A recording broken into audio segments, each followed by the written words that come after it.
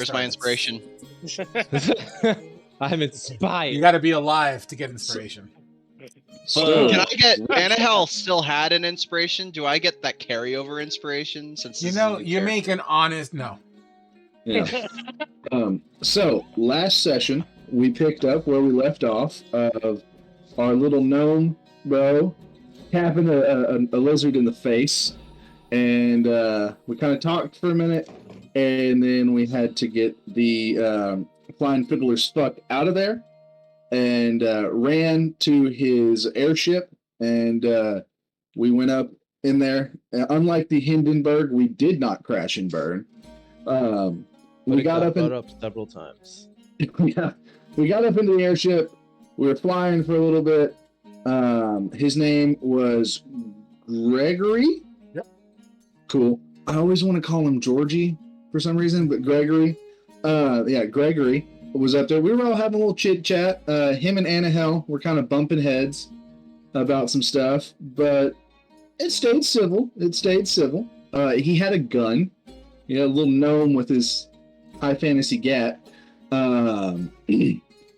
And we were all just kind of cruising, chilling. You know, the days weren't going too bad. And then all of a sudden, we got attacked by two really big, angry chickens.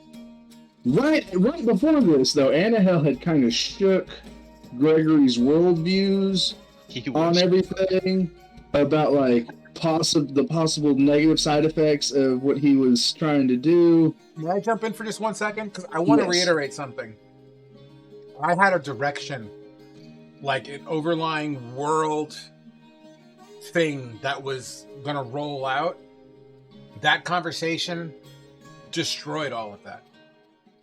just so you know, like, it's a legitimate situation. But Guys, we did it.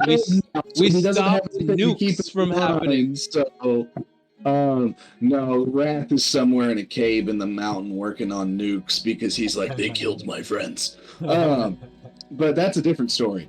But yeah, so after this, world-altering conversation that was had on our fantasy blimp, two big, angry, flying chickens attacked us. It was a real rocky situation. Boom. Yeah. We get attacked. We fight off the flying angry chickens. In a hard place. We're really between two rocks in a hard place. And thank you for the assist. You kind of tossed it up there for me. And Thermal had a cool spot where he just kept sentineling one of them, so it kept just falling. It would come up, get bopped, and then it would fall. He was playing whack-a-mole with this bitch. And then Asher and Annahel were on the other side, trying to fend off one angry chicken. And that thing just had it out for Annahel. Like, he saw she had some fancier wings than him, and he just got pissy. Was just like, no, you didn't, bitch. And attacked her, and clutches her in his big angry chicken feet, and goes to fly off. And that's whenever Gregory, who is hiding down in the bottom, like, opens up these blast bay doors and shoots out his net gun. He's got a gun. It just shoots nets, though. Not cannonballs or harpoons. Net. But he catches it, wraps it up, starts pulling it closer, and we don't know it, but our friend Annahel got a little crushed. And Thermal, after playing whack fuck with the other rock, kills it. He comes over and is like, bro, I got this. Leroy Jenkins himself off the side, just go yeetus deletus, jumps off there, manages to survive and hang on to the rock. And he's fighting with it and is trying to get Annahel out of there. He had a really clutch acrobatics or athletics check, I don't remember which one, where he's able to pull Annahel out and jump off and grab onto a rope and just Tarzan his ass back inside our fantasy blimp. And then shortly afterwards, the other rock, met its feathery demise. And that's whenever we all rush downstairs, and Annahel is no longer with us. She got by the angry flying chickens. She got crushed between that rock and a hard place. And sad day. We are all very sad that Annahel died. Gregory had a fucking wild AED in there, just ready with that defibrillator to go, and was shocking her. Someone was getting electrocuted. I think Oscar, every time he'd like bopped her, he was getting like 1 point of shock damage. I almost died from it. Yeah, like legitimately, bro. It's like I got 4 HP left. I'm sitting this down. But no, we found out with all the other stuff that had happened, Annahel got crushed and met her demise, and that is where we curtain called, was with the, There was one more thing that happened. What did I forget? After that. Oscar went to punch Thermal. Yeah, Oscar took off his gauntlets and then tried to and then aimed to punch Thermal in the face. And that's where it swung at him, I guess I should just say. And I think thematically, the punch Thermal was okay with, if I remember correctly. And by the way, thank you for that recap. Please reward yourself a DM inspiration, sir. I try to make my recaps funny, at least. No, they're enjoyable. Very enjoyable. So we'll start off there. Thermal. Because of the way I do PvP in TalRune, there's a punch coming your way from a scrawny angel guy. Thermal's gonna aim to take it right on his face and deliver one right back. Boom! As Thermal, boom, takes the hit. Thermal, wah! And goes towards you, Oscar. Thermal returns the favor after taking a second of like him wiping his lip off. Are you asking what I do? Absolutely. This is PvP, so I don't know if you were around. No, you were, because it was fucking the hell's I don't even remember his name. It was me. Yeah, it was you. Yeah. It was me and that fucker who straight up tried to kill me. Oscar is going to raise up his leg because he's like substantially taller and try to like block it with his knee. You take the shot, the knee.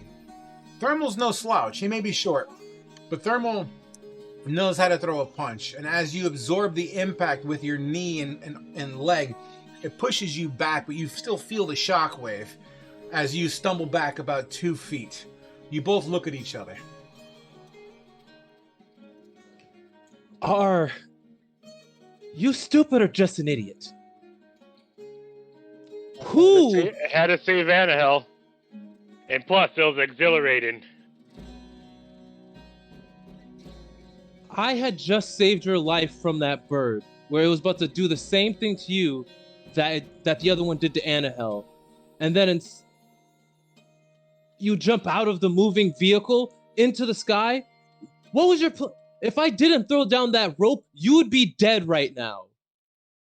But I didn't die.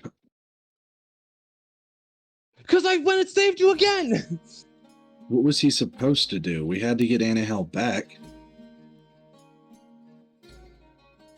There was a chance you're still alive. I understand that yes, it wasn't maybe the best decision, but we were in a very shitty situation, Oscar. Someone was going to have to make that leap of faith. Thermal just had the balls to do it. Annahel? We didn't know Annahel was dead until we got her back in here. I don't know about you guys, but Annahel's a pretty chatty person. And I didn't hear them say a single thing. They were...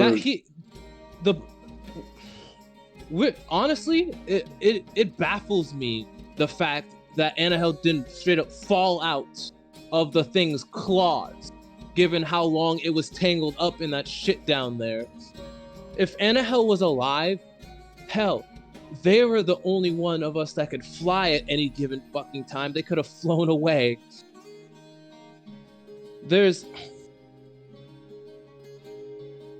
I have dealt with people that have these tendencies before, and they've always ended up dead. And I'm so sick of people dying. I'm so sick of people dying. Because every time they die, Oscar, I've lost countless friends here, but like you have to try and risk stuff to save them. Though I've lost Mithrax, Iridian, and Asher starts naming off all the fucking people in the party before everyone else here that is dead, and how they died. But you know what? We would have done anything we could have to try and save them. I get why you're upset, but you can't be mad at Thermal for trying to save someone that he cares about. And here's the thing. Here that was a one in a million chance. I'm honestly baffled that he survived. And am I upset that he survived? No. But especially given the point where apparently you saw Anahel crushed up in its fucking claws. I didn't see Anahel.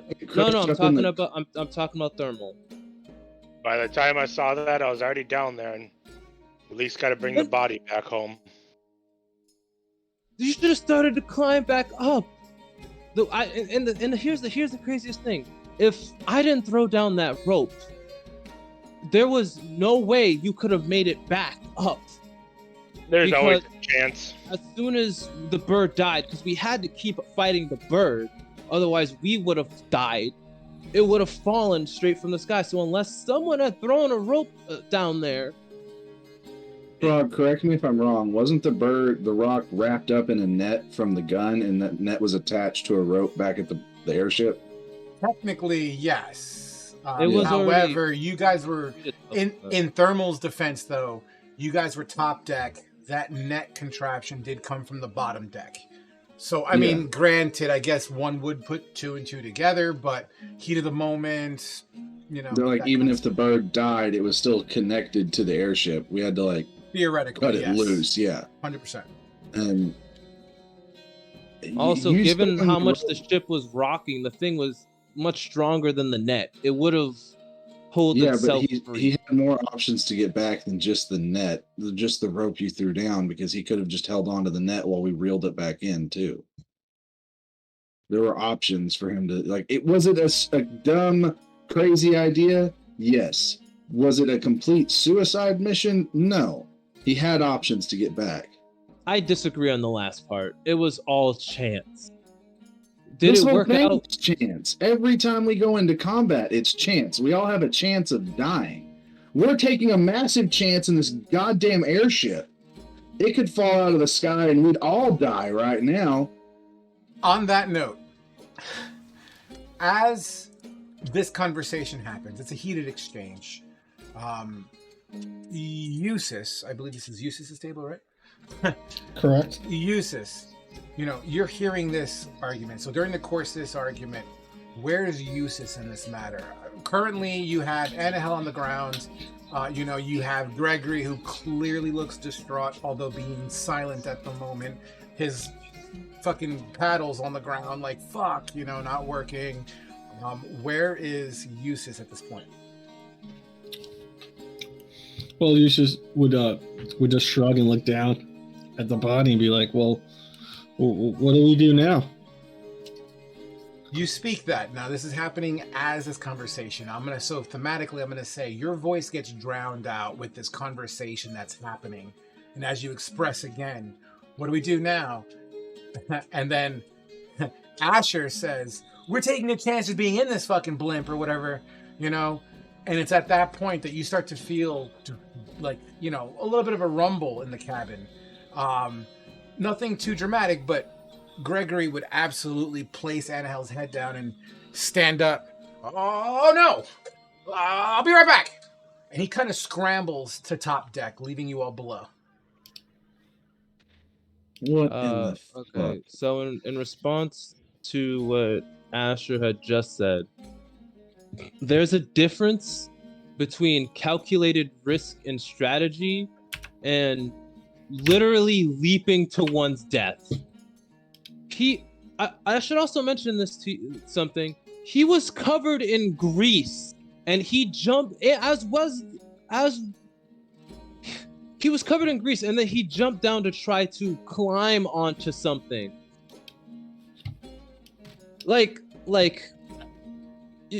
this is the absurdity of this action is it's baffling. You start to feel, once again, as this conversation is happening, right? And I'm going to give you time to finish your talk.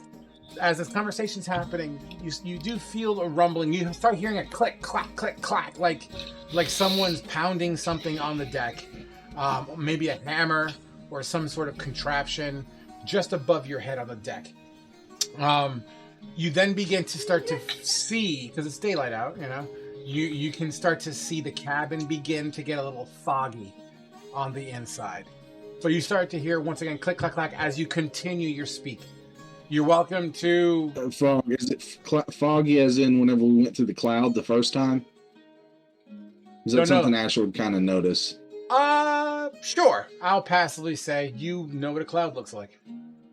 Yeah. It just remember what it looked like the first time, it happened 5 minutes beforehand. 100%. Oscar, put a pin in this for a second. We're going down again. We're passing through a cloud again. I remember from the first time we came up through the clouds. And Ash was just going to turn around and head upstairs to see what the fuck is going on. Oscar, you're still heat of the moment. You're clearly trying to reason with these people. What do you why would you use that and not this? Why not column B? You're thinking irrationally. You're kind of trying to make that point. And Asher, in haste and realization, this is weird. He kind of, I don't want to say he ignores you. He changes the subject and poof, appears up topside. Thermal, giving you the opportunity as well. Oscar is still in a very much heated exchange, primarily focusing on Thermal because, the axe of Thermal is what's triggering him at the moment. As Asher exits stage left, what's Thermal all about right now? Thermal is just going to be like, I calculated my risk, and now we need to see what's wrong with this machine, and I head up. In the midst of that, Oscar, you see Thermal also kind of in a not so rude way, fuck you. You know what I mean? I'm going to do what I do kind of thing. Clearly, Oscar does not agree with this type of logic. You, at this point, would look down at Eustace. The only person that hasn't really contributed to this conversation right now, as Eustace is just trying to make heads or tails, and, as calculated as Eustace is, strategically speaking, you look down at Eustace as if, dude, come on, give me this win, you look down at him, looking for some sort of reassurance or, validation that you're not the fucking nuts one here. And as Oscar looks down at you, Eustace, you look back at Oscar and... I would probably say, you're probably right, but you don't gotta tell anybody about it. And then I start heading up. I like how Eustace just gaslights the fuck out of him. I'm with a group of fools. I'm And Oscar just sits down and he leans his back down and just stares at Anahel's body. The color, the silvery white glow that she typically radiates, or that presence that she holds, has all but been smout. The flesh color has turned more to the gray. It almost looks like the color has been pulled out of her ass. Her wings splayed out, begin to kind of wither a little bit, leaving the silver barbs, the metallic barbs of the tips of her wings still very much present. Oscar would look at his left hand and at one of his fingers specifically, and just stare at it and grip and squeeze as he looks at the body.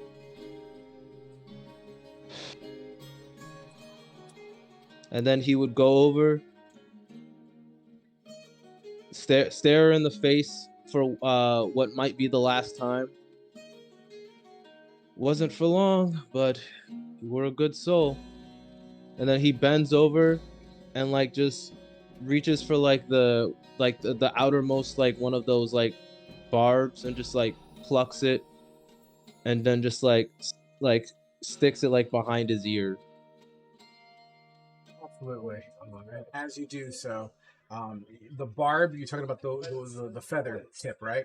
Yeah, the feather barb thing. You know, it literally reflects light, almost like a mirrored finish, right? It's a beautiful, almost, I'm not going to say almost angelic, it kind of is.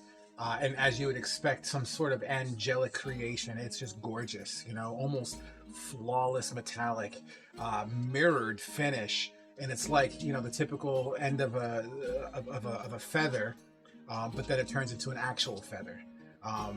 You know what I mean? So it's like a half and half metal, half real feather.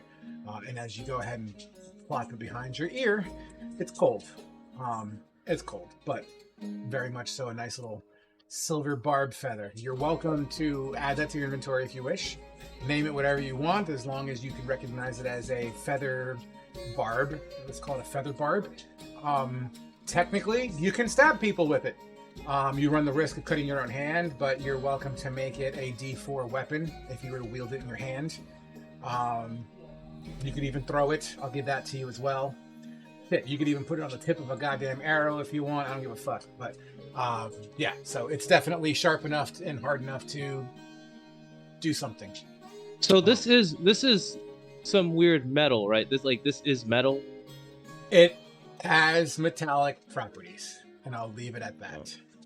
Okay. It's adamantite. All right, let's go. So, all right. So, are you? I'm plucking all these goddamn pellets. What do you say? Adamantite. Back downstairs and sees you plug Annahel like a chicken, he will probably stab you. Nah, I'm just kidding. He checks under the hood to see if that's silvered as well. No, but he would, like I said, he would just for now he would just like tuck it like that. Awesome.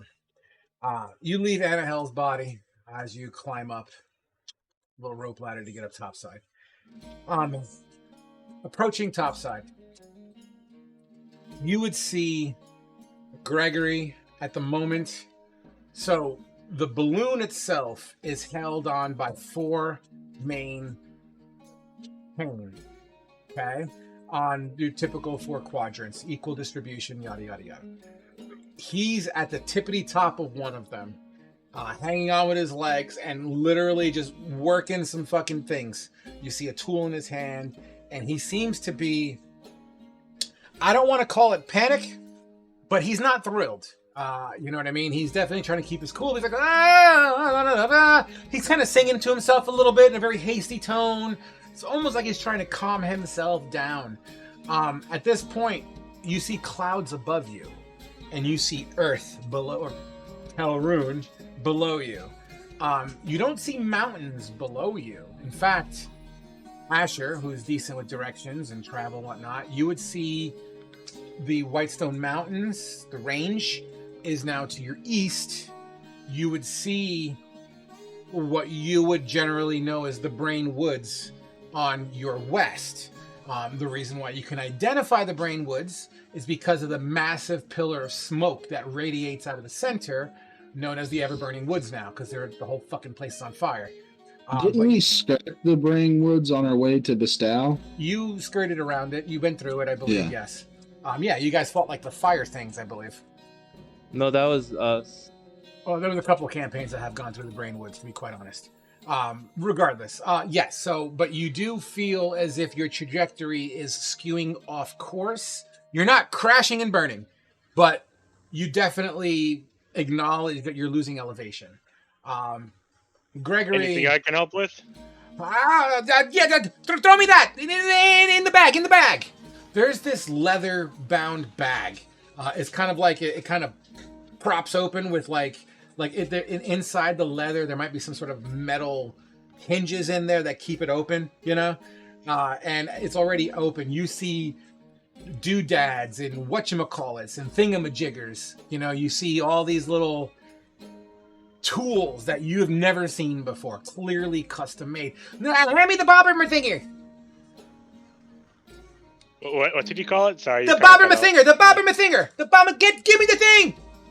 I grab what I think he's pointing towards.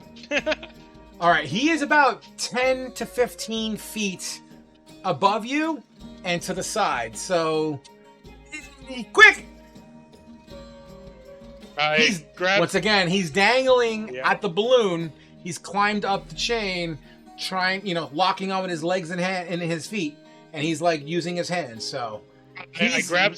Yeah, I Thermal, grab. I'll climb up there and hand it to him. I have a climb speed. Okay, sweet. I grab one of the tools, hand it to Asher, and then I go to the bottom with the tool bag in case he needs something else. I scurry up the chain. As you scurry up, you have a climb speed. I'm not going to even bother giving you a roll. As you scurry up the train, choo-choo. As you scurry up the chain, Sugar. you hand him the whatchamacallit, and he said, I'm looking for the thingamabob, not the whatchamacallit. All right, I toss it back down to Thermal. Run! And skitter back down about halfway where I'm low enough I can grab it from Thermal. Hand him another one. You hand him the correct tool. Thank you. Now, Asher, your passive perception is fucking stupid, so you're going to get this one for free. You look up, and you see the side of this balloon has this massive gash in it. And it's literally like, it's like just oozing out air. The center console that blows up the heat, the fire source, you would all realize that shit's cranked up to 11 right now. It's fucking blasting as hard and as fast as possible. You see, as you would kind of look up, and it's windy up here, so the chain kind of jangling a little bit, but you would look up, and you can see him desperately trying to repair as much he can. Unfortunately, the gash is large enough that it's technically taller than him, the gnome, and it's moving so rapidly at such a high altitude. He looks down at you. I can try and sew it. I'm a little bit taller than you. Even if you sewed it, I got the engines going. I don't know if we have enough fuel.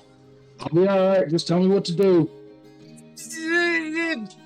Go downstairs and tie everything down. I look down at Thermal. Thermal, go downstairs and tie everything down. Yeah, downstairs. You secure this, as he hands you a rope, and he's basically telling you to tie it around that thing over there, like one of the banister posts.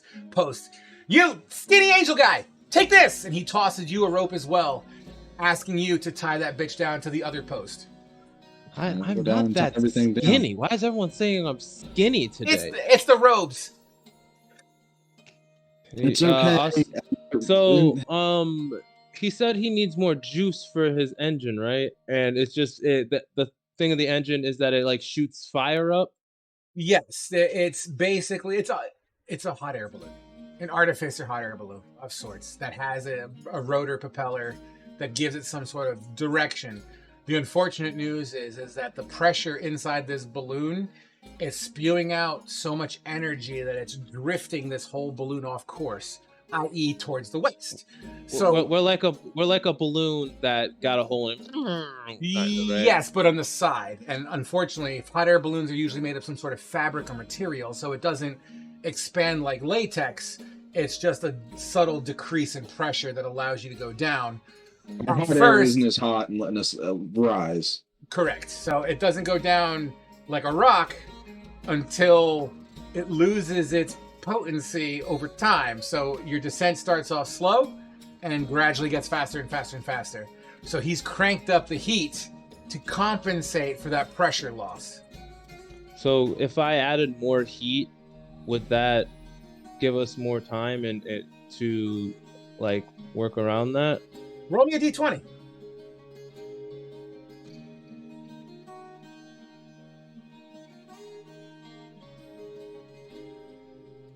I've rolled on the wrong. It's gonna take forever. I forgot I'm supposed to do it on my phone, not on my computer. Oh, it's so slow.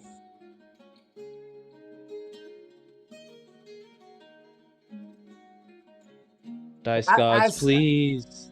As he get, do you need another minute? I got it. Yeah, no. I got a 7. 7. Okay, that's fine. I'm just spot checking something. How do you wish to add to this flame? So the easiest way is I can use Firebolt to add additional fire. I also have the heart of the thing. But I think the guy specifically said that wouldn't work with his engine. The heart of the He Remoraz said heart. it didn't I work know what for you're his talking about. engine. He just said he wasn't necessarily. He didn't really have a use for it, but he didn't say it wouldn't work. So I can take out the Remoraz heart and be like, "You owe us money." And I can add the Remoraz heart and start using Hold on. Firebolt. As you hold up the heart, his eyebrows furl up. Oh, he's scurrying down. Gimme! And he's like, "Oh," and Oscar's like, "Oh, you want it now?" And he hands it to him. He's like, "You owe us." As he hands it to him, he slams that rope. Tie this down! And he goes back downstairs. Thermal's just tying off where he said to, so. Okay. Oscar's like prepping firebolts. To be fair, you're tossing your firebolts in. I understand you're trying to help. But your firebolt in this massive column of fire, it's like throwing a match into a campfire. You know what I mean? I'm going to keep throwing matches because I don't want to die. No problem. You do so. And after you do this, you do that, after about 10 seconds, everybody that's upstairs, including you, Eustace, because you went up as well, and we'll come to you in a moment here. You know what? Fuck it. Everyone give me a dexterity saving throw. I just realized, Eustace, you're Fireboy. Why aren't you helping with this? All you do is fire things. I don't think I'll blow up the whole ship. Everyone give me dexterity saving throw, please. I rolled a nat 1 because it bounced off of Asher's literal head. Nice. 17. 8 total. Yeah. Everyone who rolls below a 15, let me know. Who passed? Who got over a 15? Eustace. All right. Eustace, you are against the banister, and you use that for some sort of support system. Thermal, did you pass? I did not. Did not. Since you guys are the ones that are tying shit down, you guys are a little bit more mobile. But as this mainly happens to Oscar, as he's tucking it, 5, 4, 3, 2, 1. This column of orange fire turns into like a mystical, like the brightest orange with green fucking twinkles. Just and it just radiates. You all get blown backwards and on your ass. You don't fall off. You don't do anything like that. But you guys get pushed back like this miniature shockwave just pushes you to the banisters. I'm not going to say Eustace takes it like a champ. I'm sure he felt it, but he was already in a secure position at the time that it happened. But you all would absolutely feel this kaboom situation. You are welcome to respond. What the fuck was that? I grabbed the rope from Oscar and go to tie that down since he isn't doing his job. I already did the tie thing. Oscar would let his have his handed wings you another one have his wings go out to try to steady himself. Asher's gonna get up and stick his head down the hatch. Gregory, was that a good or a bad thing? The fire's green now. We're not gonna crash and burn! But Can you steer the ship? one problem at a time!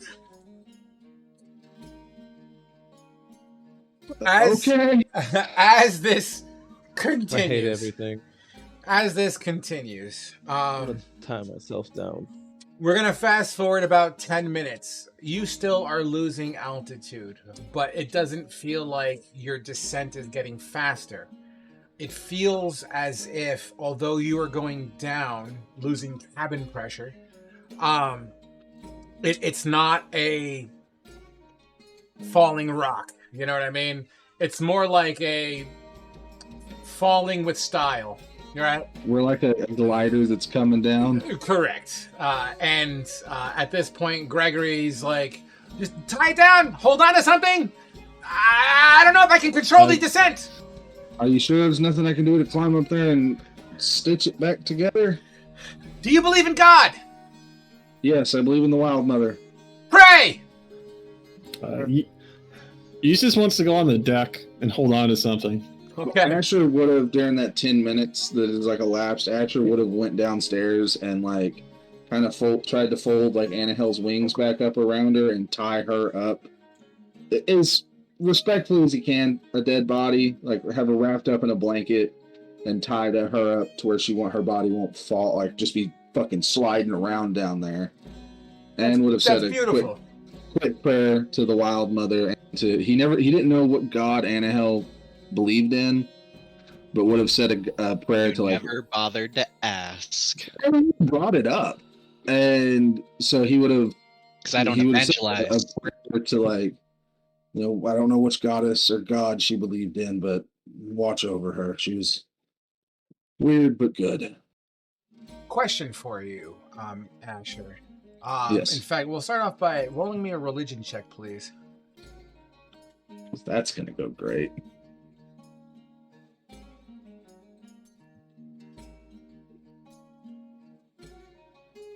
Oh shit! You know the word of God. You didn't hear that.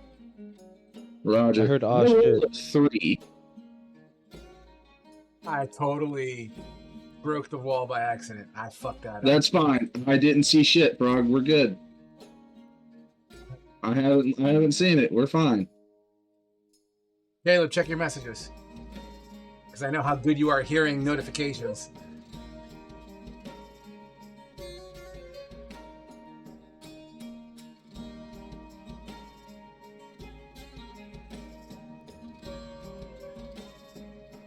Oh, do you want me to say it? Yep, go ahead.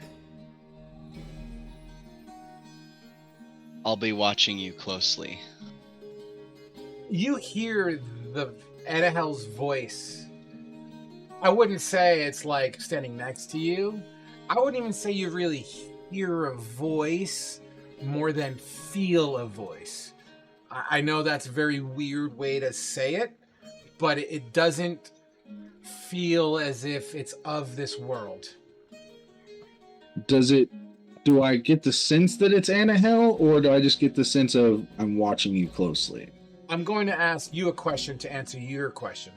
Mm-hmm. If there was a feature, a distinct visual, a smell, a moment, anything that makes you think of Annahel, what would it be?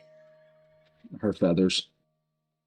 Let's say you would have this, I don't want to say a vision because that's so cheesy, but you know what I mean? Like, as you would feel this voice, you get the sense or imagery of those feathers. You smell bird.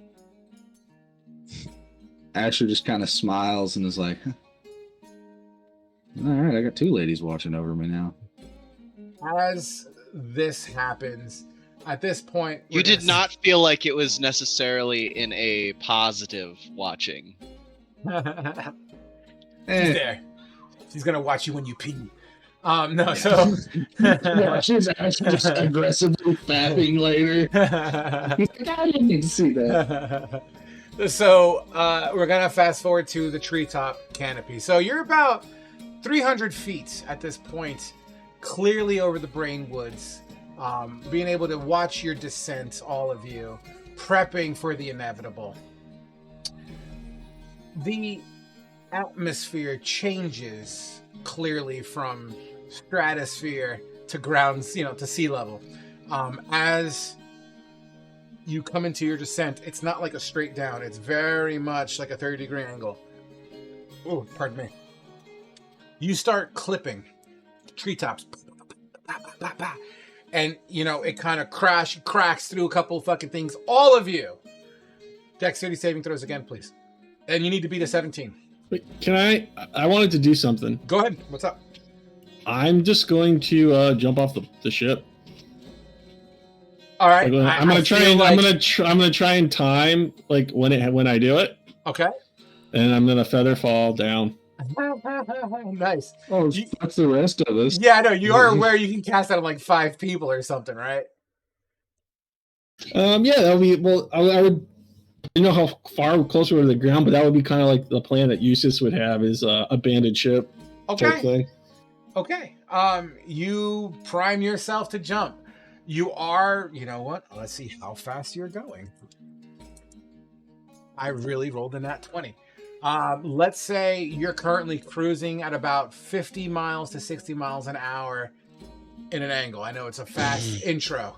You're crashing through treetops and canopies.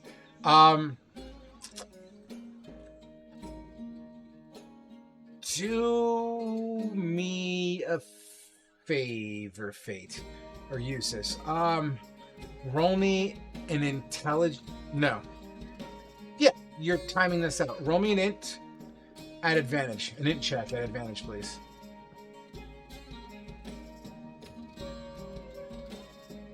Jesus Christ, where are you whipping that die at? 19. Yeah, 19. You see what you would feel as a break in the tree line. And you fucking... you pull your cord. You jump. You bail at about 40 feet, 30 feet above the ground. And your feather fall is almost like, I'm going to use the imagery of pulling your parachute. So it kind of pulls you back a little bit. Doesn't hurt you, but you begin to descent down. We'll get to the rest of the party in a minute. As you descend down, it doesn't take long to feather fall 30 feet. And you feel splat. And you are up to your knees in marshland. Everybody else continues to careen into the waters, or at least into the ground. Go ahead, please, now, and give me your dexterity saving throws. Everyone except for Eustace. Okay, so I already rolled mine. Okay, that's fine. What was it? Okay, I rolled a 12. Okay, I'm looking for 17 or above. If anyone passes, let me know. I don't think any of us passed. Okay, so Rip. When you guys slam, this is a squared contraption outside of the fucking balloon. The body of this thing smashes and it launches all of you.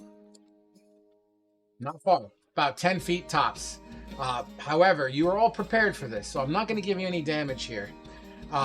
But as you launch forward or get knocked loose from whatever it is you were tying yourself down to or holding on to or bracing yourself for impact, including Gregory, you go careening, splash, body first, head first, into like maybe 6 to 10 inches, maybe in some cases a foot of water, marshy, icky, swamp-like water. And it just splashed. This amazing explosion, not fire-related, as the engine was probably killed before impact. This amazing explosion of water, bramble, and hippie doodads and thingamawatsers and all those bullshit, just contraptions flying everywhere. Asher, only because I default to your perception. In all of this, you would see Gregory flying, as he's a gnome. And he does this. Boop! And this foam, he looks like a foam football now. And hits the water and rolls out of it.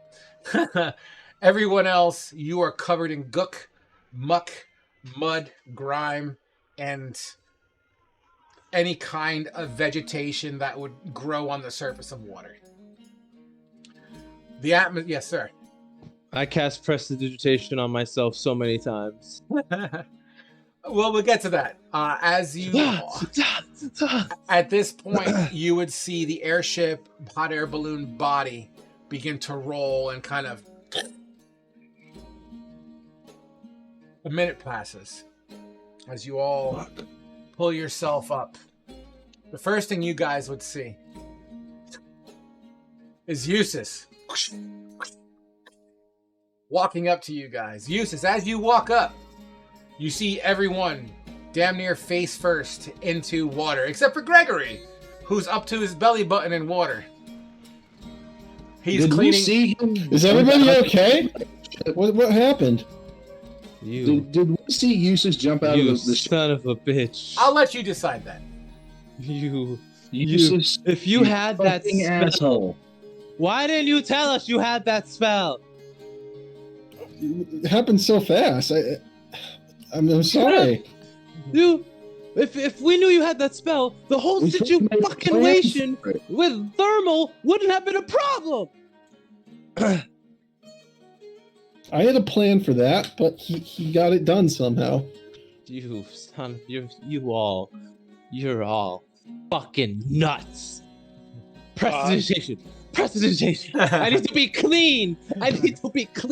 He casts prestidigitation so much on himself, like his clothes just fly off him. You see his ugly nude body for a second, and his clothes wring itself out, and then puts himself back together. Whoa, I am toned as fuck.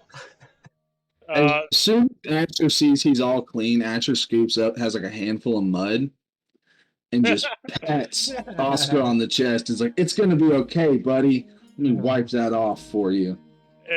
Thermal I use is actually gonna prestidigitation to make him dirty.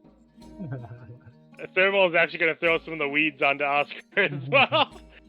Enough of that. We need to figure out if this ship can be fixed or if we're walking the rest of the way. You see a Gregory who's currently belly button deep. Damn it! Now, 1 second. And you see him kind of rustling under his clothing, you know, and he's kind of doing, I've always had a reason to use these. Boop! And he kind of presses these two buttons on his chest. And you just see him elevate to the top of the water as his shoes, you know those snowshoes that you use in the winter? Those like tennis racket shoes?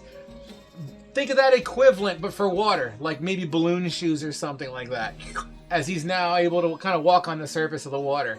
Dripping from belly button down, but he's walking. Is everybody all right? I'm fine. Thermal is walking towards the ship to inspect damage. Go ahead and get on me and investigate. Asher's gonna go try and find Anahel's body.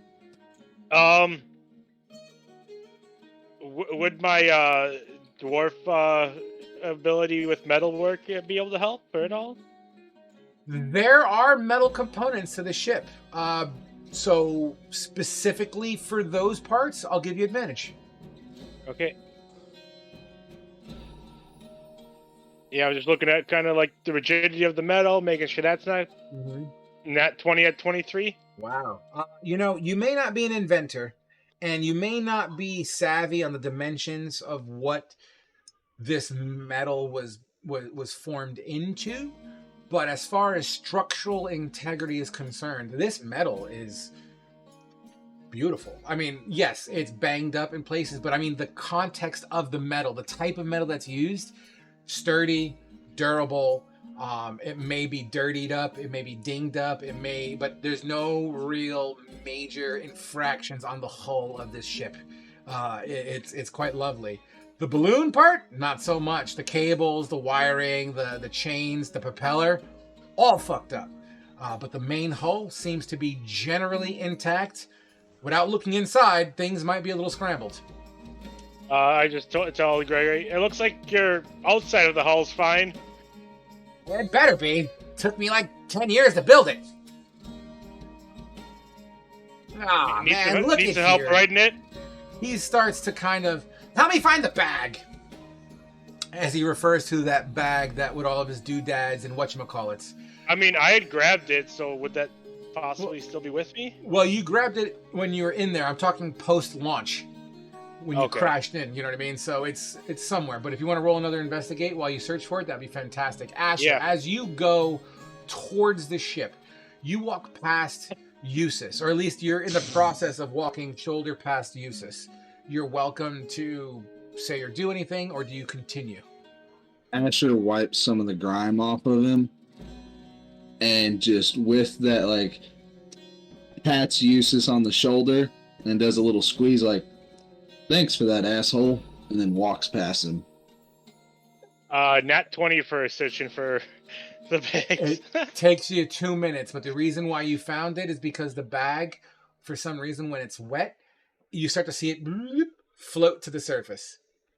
So it's clear as day, and it's like self dry on. It's just cleaning itself essentially. Yeah, this guy's pretty cool. Nevertheless, Asher, you walk past Eustace, say what you say, do what you do. And because the hull is on its side, the hatch to go inside is one of those ones you got to kind of climb horizontally into to get inside, which I assume you do. You head inside to look for Anahel's body. Roll and investigate. I'll cast guidance on myself as well. You find pieces here and there. Jesus. Nice. The inside of this whole location. 24 total. Beautiful. The inside of this hull is just tools everywhere, metal pieces everywhere, bed linen, food items that may have been stocked up. It's just rattled about. As you kind of see the piles where gravity would naturally take some stuff, you start moving things around, looking for her body. All you see is the linen that I believe you wrapped her up in, but you don't see a wrapped body. Her up in a blanket. When you pick up that blanket, that you know for a fact had Anahel's body, there's no body, but you shake out the blanket and you see 17 silvery feather tips. He really wants us to take those. Fall onto the ground. I'll kneel down. Mm-hmm. Sorry, go ahead. You cut out. Do what? All the biology of Anahel is missing, besides these silvery tipped feathers.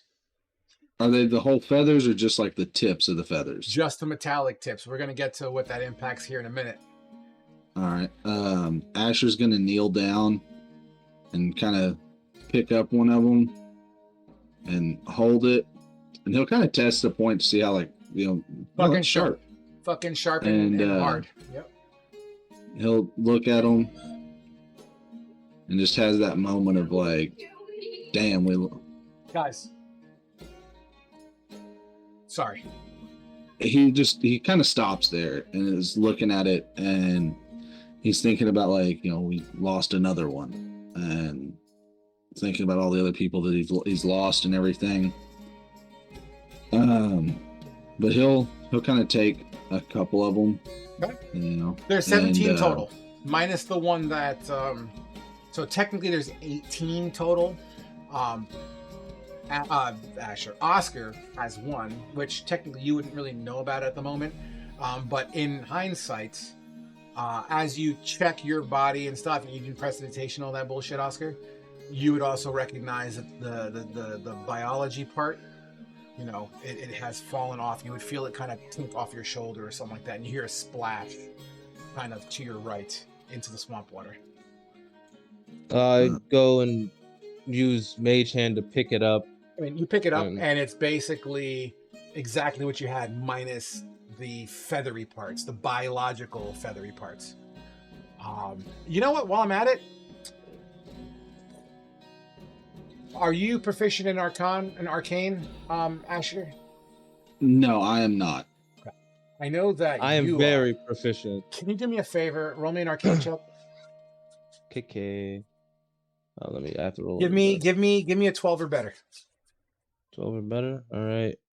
Can I use guidance on myself? Of course you can.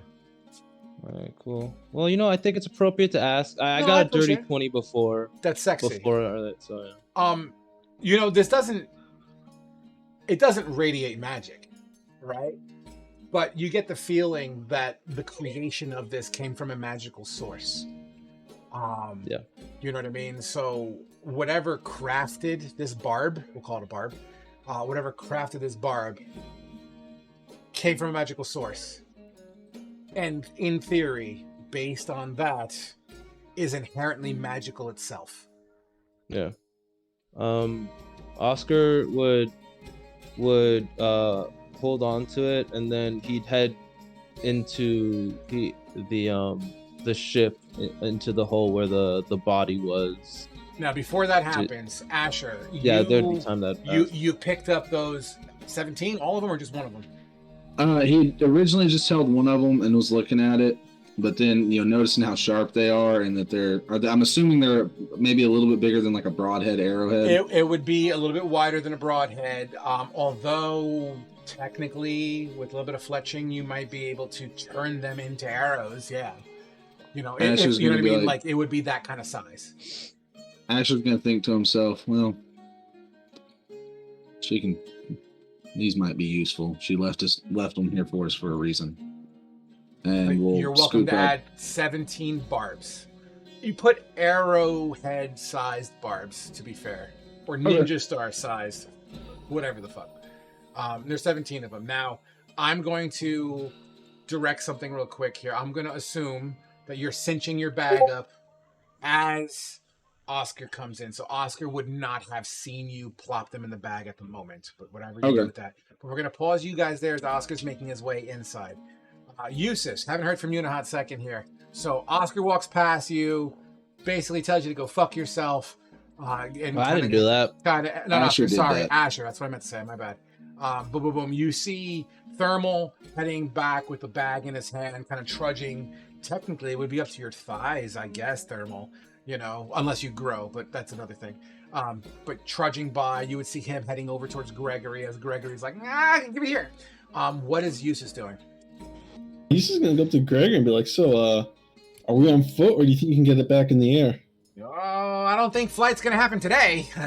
Maybe tomorrow I could try, but as he looks around, your proverbial caca, it's just like the woods here, although swampy, it's definitely like, it has a very eerie, foggy quality to it. Very, very Halloween-esque in nature. I don't think it's a good idea.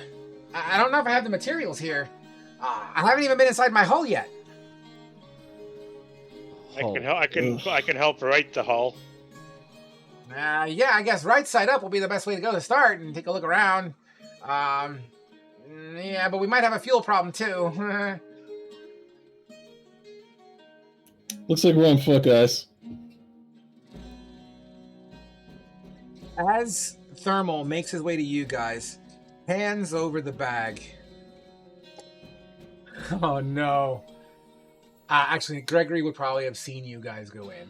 So as Oscar's making his way inside, you wouldn't want to go inside right now. If there's anyone inside, please come out. I can't guarantee your safety. Like Oscar opens it. What? Does Asher go out? Well, I was already inside. That's what I was asking. Do I hear him say that? Oh yeah, he's making it. Yeah. Like Oscar would open the door, and then I guess in that time span you could hear him say it, and Oscar turns over what now? Asher's not. Is it gonna explode? He's just gonna get the fuck out. As you get out, he's like, no panic. It's not flyable, and this is my hard work. I've been working on this is like my lifetime achievement outside the boomstick, and he kind of gets really just. You can tell he didn't like saying boomstick out loud, so he kind of my boomstick. Yeah, here, and he kind of plops his bag down as you guys have made your way outside of it, and he kind of this I don't want to call it a broomstick, but this metallic pole comes out, and he kind of goes and pushes it back down, and you start to see the ship, which inherently seems to be attached to this bag in a way, and the ship begins to kind of and starts to kind of click, and rolls in, and it begins to shape itself and gets smaller and smaller as it folds and folds and folds and folds and folds and folds and folds and folds and folds and folds and folds. Insert Transformer sound here. And then and then kind of goes into the bag, and then the bag goes. I went in there to check and see if Annahel's body was there, and she has. Oh shit! No. Shit. It's okay, Gregory. She wasn't. Her body's gone. Oh. All that was Oscar left was. That's weird. Okay, well, Oh, that's Asher. Fucking hell, words. Asher would have been like, all that was left was the 17 of the silvery tips of her wings. I grabbed those. They're in my bag. Well, I hate to make a bad joke, but I guess I'm happy because that would have been a hell of a mess to clean up. Gregory, I know. you don't get around people much, do you? Too soon. I know. I'm sorry. I'm just. This is how I cope. Okay, I make jokes. I make laugh. I'm sorry. I almost want to punch you, but I get it. Everybody deals with trauma differently. I apologize. I believe me. I may have not known her much, but trust me, she's. I will never forget her. So from the direction that we fell, would I know which way Biladar was? Yes, east of being a cartographer. So yeah, oh yeah, 100%. Yeah, and I'm just gonna give it to you off the bat. I mean, you have Asher, who's kidding me, the fucking sun, North Star, but that way. You know, so it's like literally grew up in the woods hunting and shit. He literally takes like a leaf and would be like, "Oh, that's east." Okay. Well, we better start walking while we still have some sun left. Asher would ask Gregory, "Do you have any idea where we are?" If you say the Martian swamp, I will kick you. My best guess, judging by my normal route, my best guess, Brain Woods. Can't be that far. I don't think we fell that long. I don't see fire, so... You're right, but Brain Woods is a big place. I mean, no one really comes to the Brain Woods anymore ever since, you know, the thing. Frog, I know out of the character fire. we've had some talks about like the weird shit that happens in the Brainwood, but like, is that like well enough known, like folklore about like weird shit in the Brainwood? Like you'd have a base knowledge of like it's not necessarily a place you want to be at. So, and I'm gonna actually give you guys the world map here in a hot second. Let me summon you to this table. Hold on 1 second here. It would make sense. Like, I mean, there's the giant fire elementals. There's a whole vampire base. I know. I don't want to assume, though. That's what I wanted to ask. Yeah. So I'll answer that in a second here. So, I mean, at this point, the timeline in TalRune, as far as the campaigns are concerned, have existed in some cases months. So the word gets out, especially when you have serious issues happening. And the Brain Woods, I don't know if you can see my light.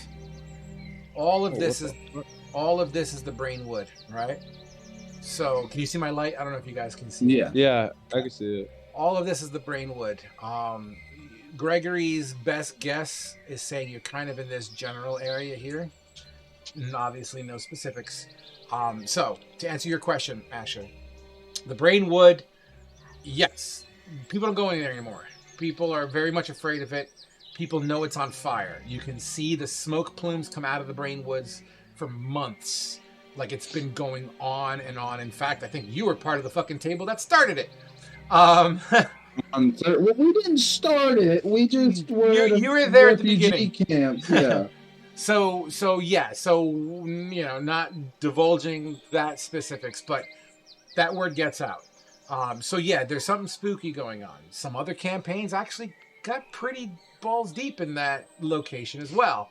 So yeah, there's a lot of knowledge floating around. Regardless of which, no one goes in the Brain Woods anymore. But you, Asher, being a hunter and being from this general area, I believe. I'm from Asher's from like the other side of the mountains, close to where like the Dwarvish Empire. Oh, gotcha. The Holy Empire's region are. He would have been like on just the other side of the Whitestone Mountains. Then give me a nature check, please. You should be proficient with nature, I'm sure. I actually know, because nature is a intelligence-based thing, not wisdom, because that makes sense. You're not proficient in it? Well, it's because it's a knowledge-based thing rather than intuition. All right, then 16, so I got a flat 16. And then do me a favor, Oscar, since you got inherently you're knowledgeable for that as well. Roll me as well. I'm giving him a roll because he's just, you know, travels. I got a 6. Okay. Asher's more of the survival side of being in nature. I'm going to go ahead and say with those 2 rolls, what I'll give you is this marshy exterior that you're currently witnessing or bearing witness to seems to be more recent months versus, oh, this has been here for years, right? Like the trees here are not generally from marsh climates. Does that make sense? Like an oak tree growing in the middle of a river. It just doesn't happen. Yeah, they're more like temperate trees, not like live oaks and stuff. Correct. Cypress trees. Yeah, so by its base surface, it looks off. Like something's amiss. Something's weird. Something's going down in Chinatown. But that's what I'll give you as far as your atmosphere is concerned. But it's just flat trees, and even the trees themselves have this withered kind of view to them. Do you know what I mean? Like in the process of death and decay, but they're still alive. Does that make sense? Yeah, they're adapting. I love you, kiddo. Sweet dreams. Oscar would look down at Gregory and be like, "So I take it the heart helped?" Yeah, we're not dead. And I take it we're not getting it back. Yeah, you see, the combustion engine that I have designed, and he rambles on scientific things, and the anomaly, and with the exponent and the exponential energy expulsion out of the thing, and it burns everything, and love you, buddy. Good night. I mean, I can give you the powder back. Good night. Yeah, I'm going to bed. Sweet dreams. Well, guys, but we're alive. We're alive. That's good, right? Yeah, it's fine. We had to do something. turned away our money. We call that the cost of living. Yeah. So, Frog, from where we are we kind of back? Like, did we just kind of backtrack towards Bestow, essentially? Bestow is significantly west of here. So back to the map. That's right. Yeah, Bestow's over here in the green area. Yeah, this map is still a work in progress. So Bestow is to the west. Yeah. Here. Beaton is here. Yeah. Mirador is here. Brecca's here. And once again, this map is still a work in progress. Okay, so we're not like super far away from here. No, you got pushed off course maybe a day or 2 tops. Okay, all right. Well, well, actually, I lie. I don't want to say a day or 2 tops, because with this new unit of measurement on this map, it's not far in comparison to where you were, right? Because before going from south to north took you guys like a week or 2. You're not a week or 2 out. A couple of days tops. Yeah, I know from going from Beaton to Mirador took us like a little bit over a week. Yeah. Well, I know Mirador is roughly that way, and I guess we should probably get moving. We definitely need to find somewhere. Need to find a place to rest that isn't covered in water. Yeah, we need to find somewhere to rest. We need sleep. It's still like, is it late afternoon now?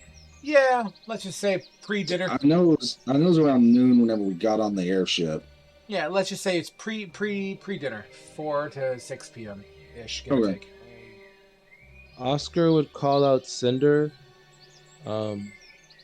and after just like looking it over once, ask her to go ahead slightly, stay like within the trees, and see if she can find a place that we can stay dry and stand while making sure to not get too far up. Does Cinder like getting wet? Probably not. We both almost drowned. So what I'll say is this: as you call Cinder, Cinder will gradually make her way up to your shoulder, and as you vocalize this command, noticing that the majority of the ground is covered in water. Cinder will look at you and just sit there on your shoulder. You can fly. Just fly it to the tree and then go from tree to tree. I get it. I don't like it either. You have Cinder in a bag, right? Yeah, I typically have her like with like my blankets and shit in the bag. Roll, just for my own measurement. Roll an animal handling. Roll an animal handling. Animal handling. She's my familiar. I know, but I'm having fun with it. I rolled on the wrong thing again. God damn it! I did it on the computer again. It'll, give me 3 hours. It should be done by then. Why is it so slow? Does it? No, it doesn't even say it in the chat. It's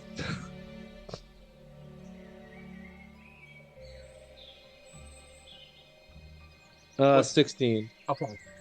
Cinder doesn't budge, but she doesn't run back into the pouch either. It's her way of saying, I would like to, but I don't want to, but I'm not going to tell you to go fuck yourself.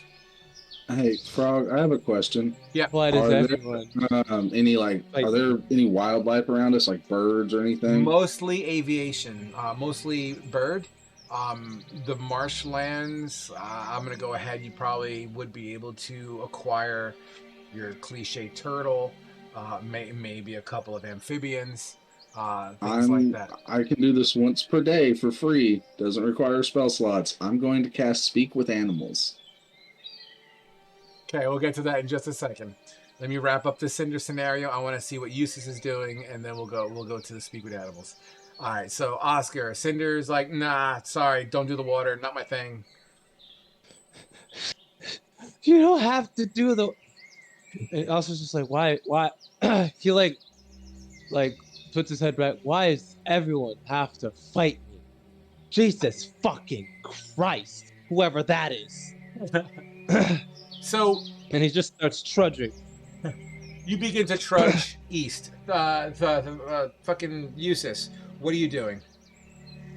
Right, well, Eustace is gonna do something. Everyone wants to figure out where exactly are we. Eustace is gonna hold his hand out, and this like black hole is basically just gonna appear in front of him, and he's just gonna reach inside, and he's gonna pull out Eric the owl.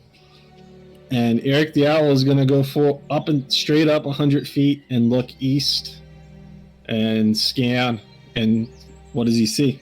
I hate familiars. As a DM, I fucking hate familiars. I can't stand familiars. I use it like once every 3 months. You know what? On Saturday, I'm getting a fucking familiar. So here's what's gonna happen. Oscar, your owl flies up. Trees everywhere. Although the withering treetops allows some scattered views below the canopy. I guess the biggest takeaway is further east, you do see thatched rooftops. You do see a tower, as well as what would be the roof of a smaller stone structure. This tower, I use the tower verb or noun loosely. It's more of like maybe 3 or 4 floors, maybe some sort of a lookout. It does seem to be made of stone. But it's also in the distance, so detail is not the greatest from this range. Is that within this forest, or is that completely it's in the forest. Outside? Absolutely. Okay, gotcha. It seems to be a couple hours that way. I'm talking owl vision distance. It's going to take some time to trudge through water to get there. Owl vision. All right, and then I'm going to just he's going to come back down and disappear into nothing, and then I'll be able to tell everyone there looks to be some structures to the east of here. But once again, I think we should check it out.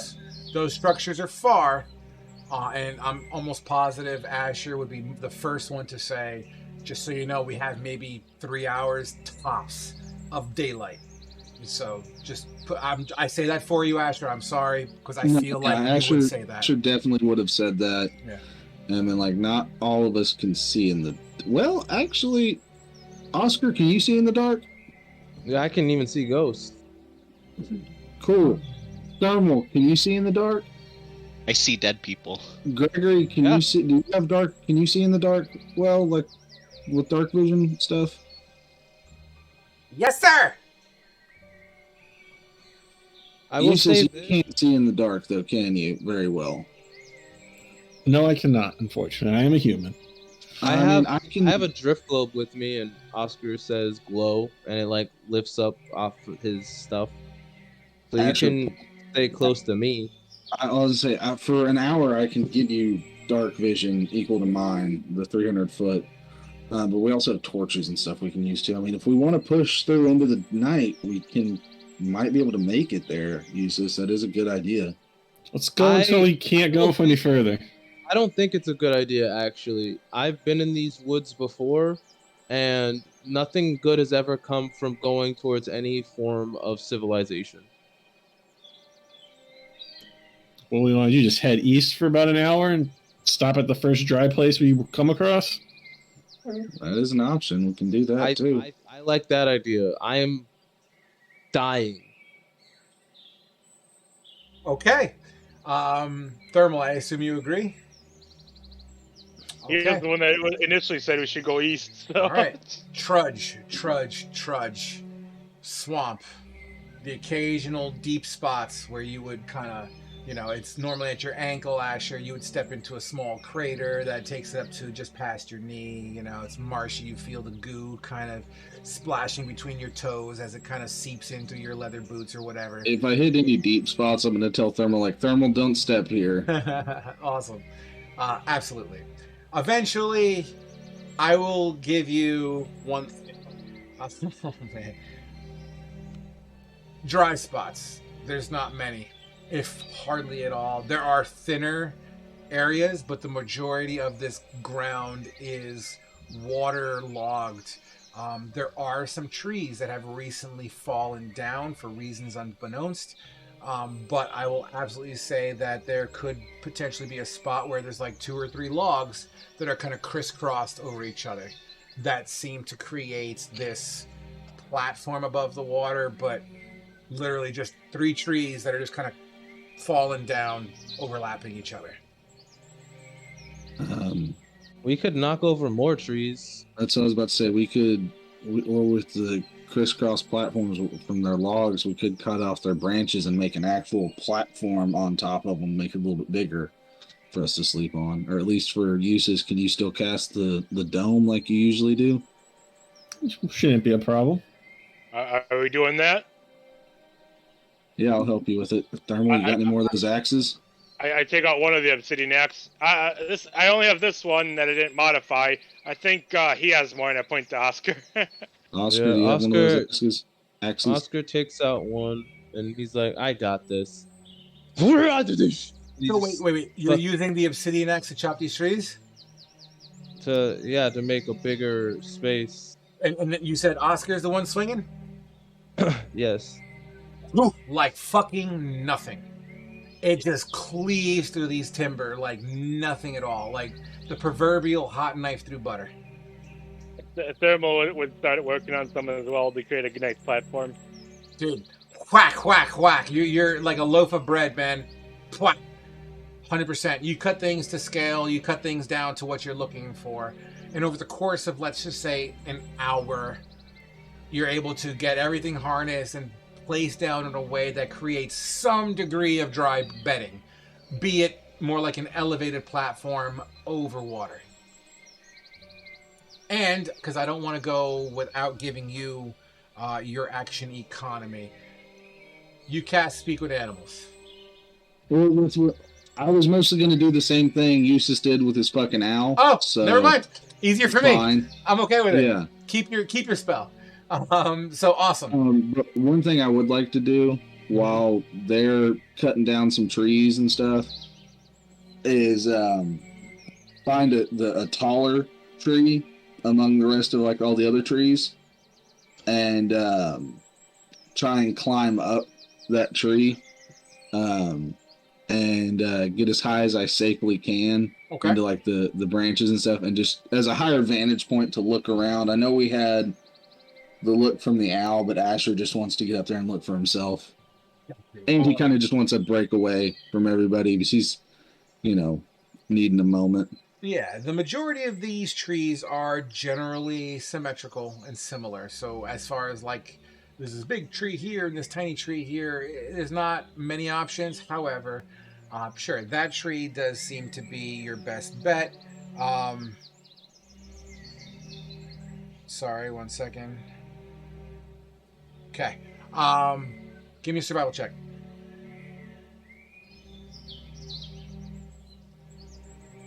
Could I cast guidance on myself? Of course.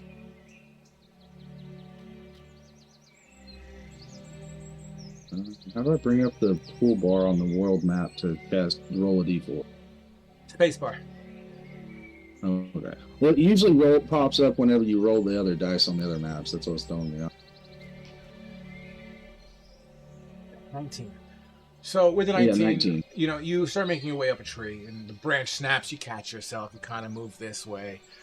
You, at some cases, as you make your way up one of the taller trees, the bark kind of it squishes. You know, the bark normally is hard, right? But like as you're climbing, it almost feels as if it was like wet dough a little bit. You know, that squishy kind of feeling. And at one part, when you lift your body weight up, your hand twists on the branch, not trying to twist, but like that's how much it gives. It just squishes and Like kind of slides. wood that's kind of dry rotted but turned into like soft, yes, like pulp. Correct. And it's awkward to the touch. At one point, you pull yourself up, and before you make your next branch, you pause and stop. There is a black, greenish, viscous goo kind of on the back side of one of these branches. It smells of sulfur. You don't touch it. You don't touch it, but you're welcome to pass around it. I'm okay with that. Or you're welcome to ... do whatever. Asher stops and looks at it and is just like, fuck! He audibly yells, fuck, and hollers down to everybody, everybody be careful. The trees have that black tar shit on it that we've seen before that corrupted that deer. Oh shit! Her reach is well. Actually, wait, no. That makes complete sense. No, I've seen it here before. Do you know what this shit is, Oscar? Yeah, remember it's some like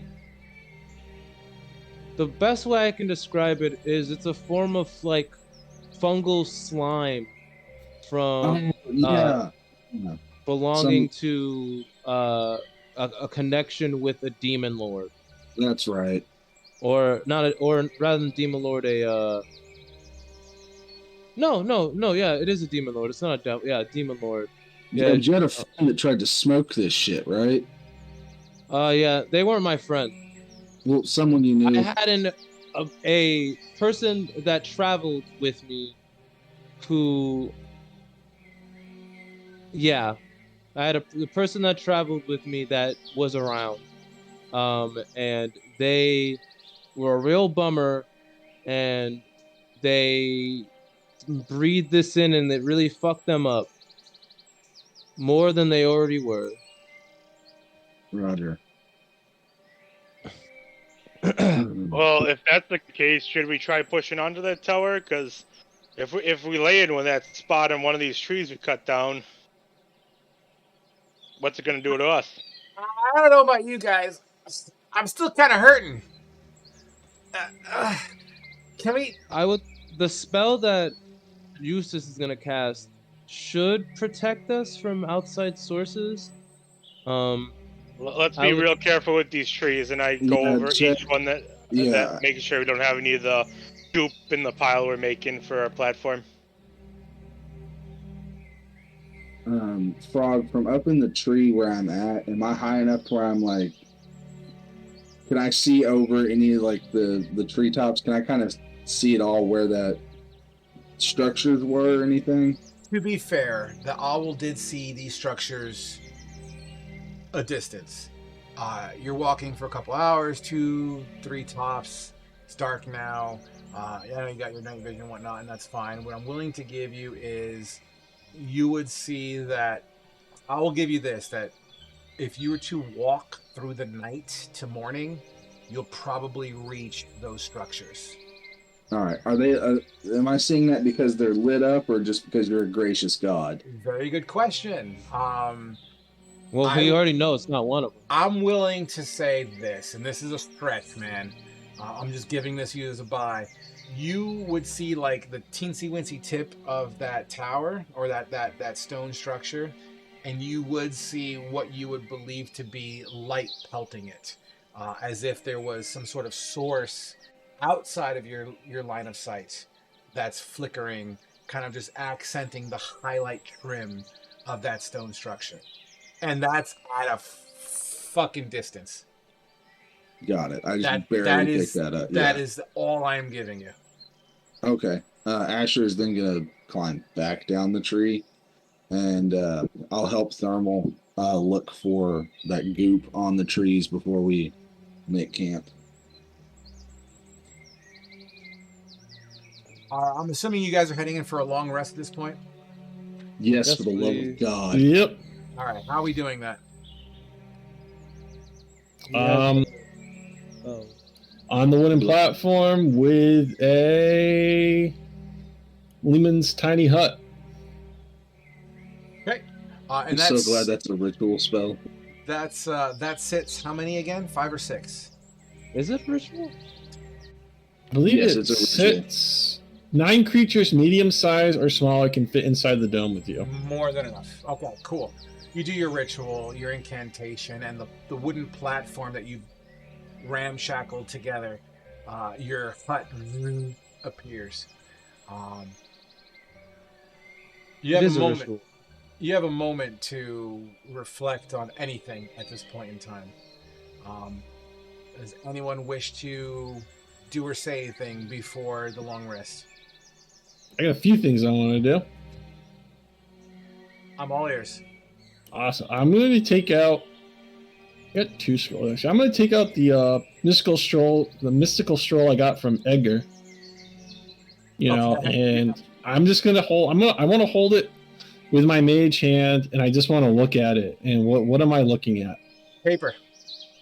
Parchment. I turn over to the other. I spin it in a circle just to make sure it's the other side too. It's the same thing, right? Blank. All right. So I'm gonna touch it now and look at it. What do I see now that I'm holding on the edges of it? Absolute blank.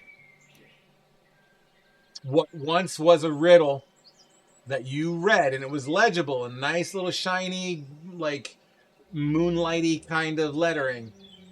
You were able to see it. But this time you hold it up, nothing.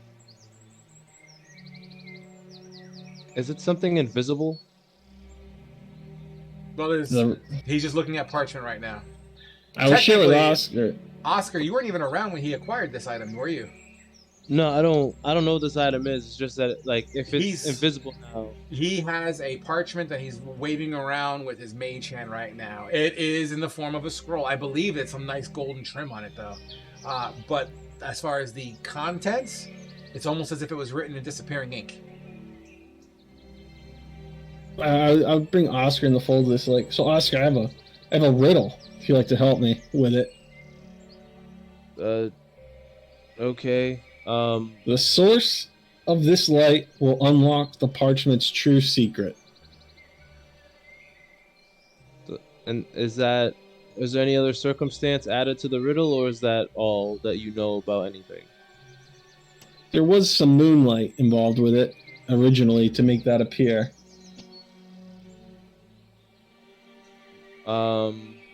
Well, Oscar would he would say glow and pull out the drift globe, and then, like, put the drift globe, like, under it. Okay. You would see the light from the drift globe pierce through the parchment, but all you would see is the parchment fibers. No lettering, nothing. Okay, and it's not invisible, so it has to be made visible. It has to be created, I guess. Well, I don't have the ability to create moonlight, only daylight. And wait, do we still have any daylight going on? At this point, it is definitely, if not past dusk, just dark. Yeah, just gotten dark. No light, please. We're trying to sleep. Well, yeah. Then You just gonna look at the sky. Is there any moonlight going on right now? The canopy, as well as the fog around you, as well as the atmosphere above, which appears at a glance. You don't see stars. You would assume some sort of cloud cover. So no, at the moment there is no natural moonlight right now. wait. So you only saw it. You saw the riddle via the moonlight, right? By the way, this conversation Correct. is happening where everyone can hear this. Asher says that it's. So wait, Eustace, you could only see it under the moonlight? Yes, but all you could see was the source of this light will unlock the parchment's true secret. Was the only writing on it when I was looking at it. Have you ever tried reading it during the day? Not yet, no. Try the sunlight. I mean, it's true. The light that comes from the moon Is originates reflected from the sun. sun. I do have the ability to create daylight. Not inside the tiny hut. You can't cast spells.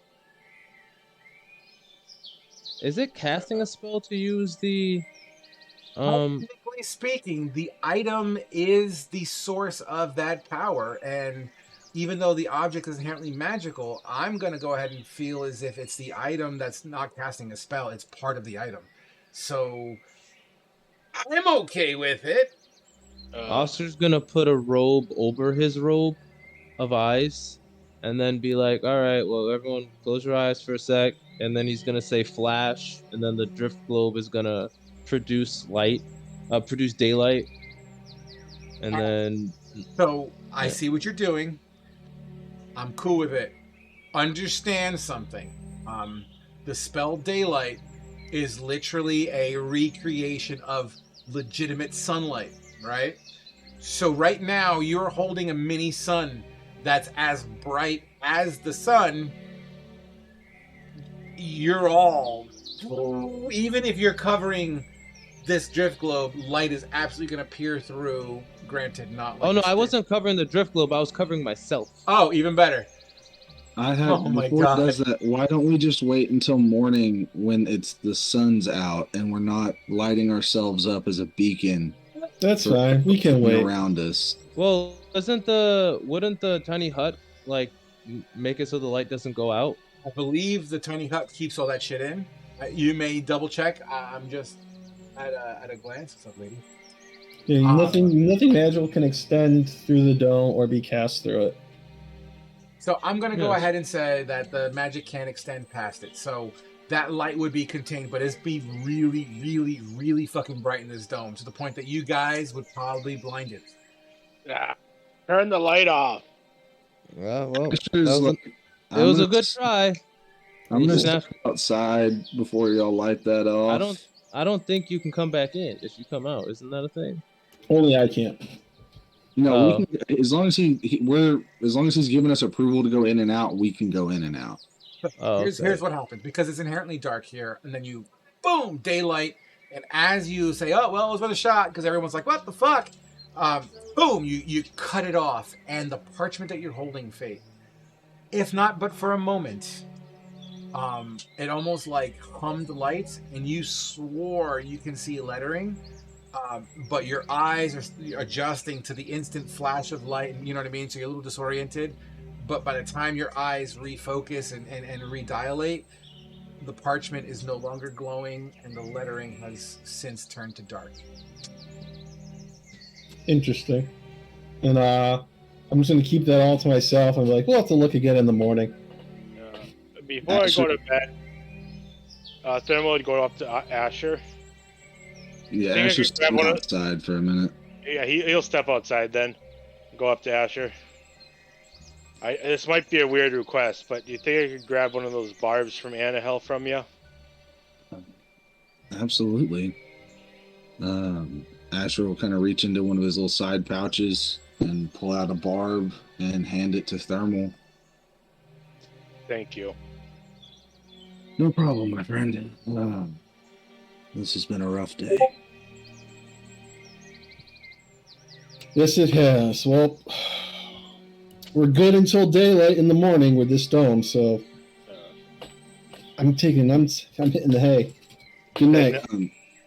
While Asher's still outside, before he goes back in, since Anahel already spoke to him once before, he'll just quietly in his head, like, Anahel, are you still watching? Always.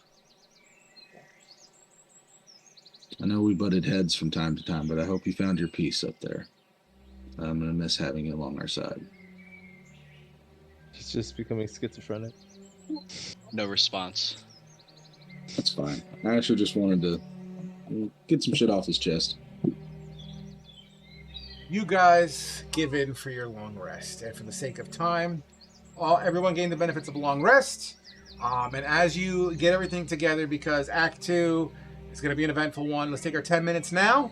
Let's get it over and done with. Let's be back exactly at 11 after and get the ball rolling, because we got some shit to get through. As I do aim to get you to Millardars, at least the gates today. So, let's... what's up? Sorry, so we're still doing we're spending hit dice for long rest, right? 100%. Okay, I just want to double check. Yep. I want you guys to feel the effects. By the way, the hut. What was the temp HP pool I would give you? Was it one D10? A D10. So you feel free to roll an additional D10 on top of your health roll, and add that D10 to temp health. I will be right back as we take our 10-minute break, dudes. I got 1 temp All right, HP. so we can use our hit dice to regain hit points, and then after our long rest, we get X amount of them back, right? You get half back, then you spend the hit dice. Okay. Yeah. Oh, boy. So I'm just gonna be at. Looks like I'm spending all of mine. Oof. Yeah, same. What's my hit die? I think it's a. Where's your hit die in D&D Beyond? So if you hit short rest, that's the best way to spend them. And then you just have all your individual hit dice. My con mod is +2, right? So I have +8 to this. And then once you take short rest and spend them all. Oh god damn it! I rolled it on the computer again. Because if you check automatically apply, you check how many you want to use, then you can hit the down below and roll that way, or like that. Yeah. So. Well, I'm up to 71 out of 75. But I have a plan for this barb from Anahel. I rolled 2 1s for my hit dice. Oof. You hate to see it, Cotton. So I had used half my hit dice before. I got those back, and then I used all of them this time. So yeah. I rolled 4d8 and got 13. Where's my hit die? How many do I get back for a long rest? You get half back. Where do I keep track of it though? Under short rest. You can't.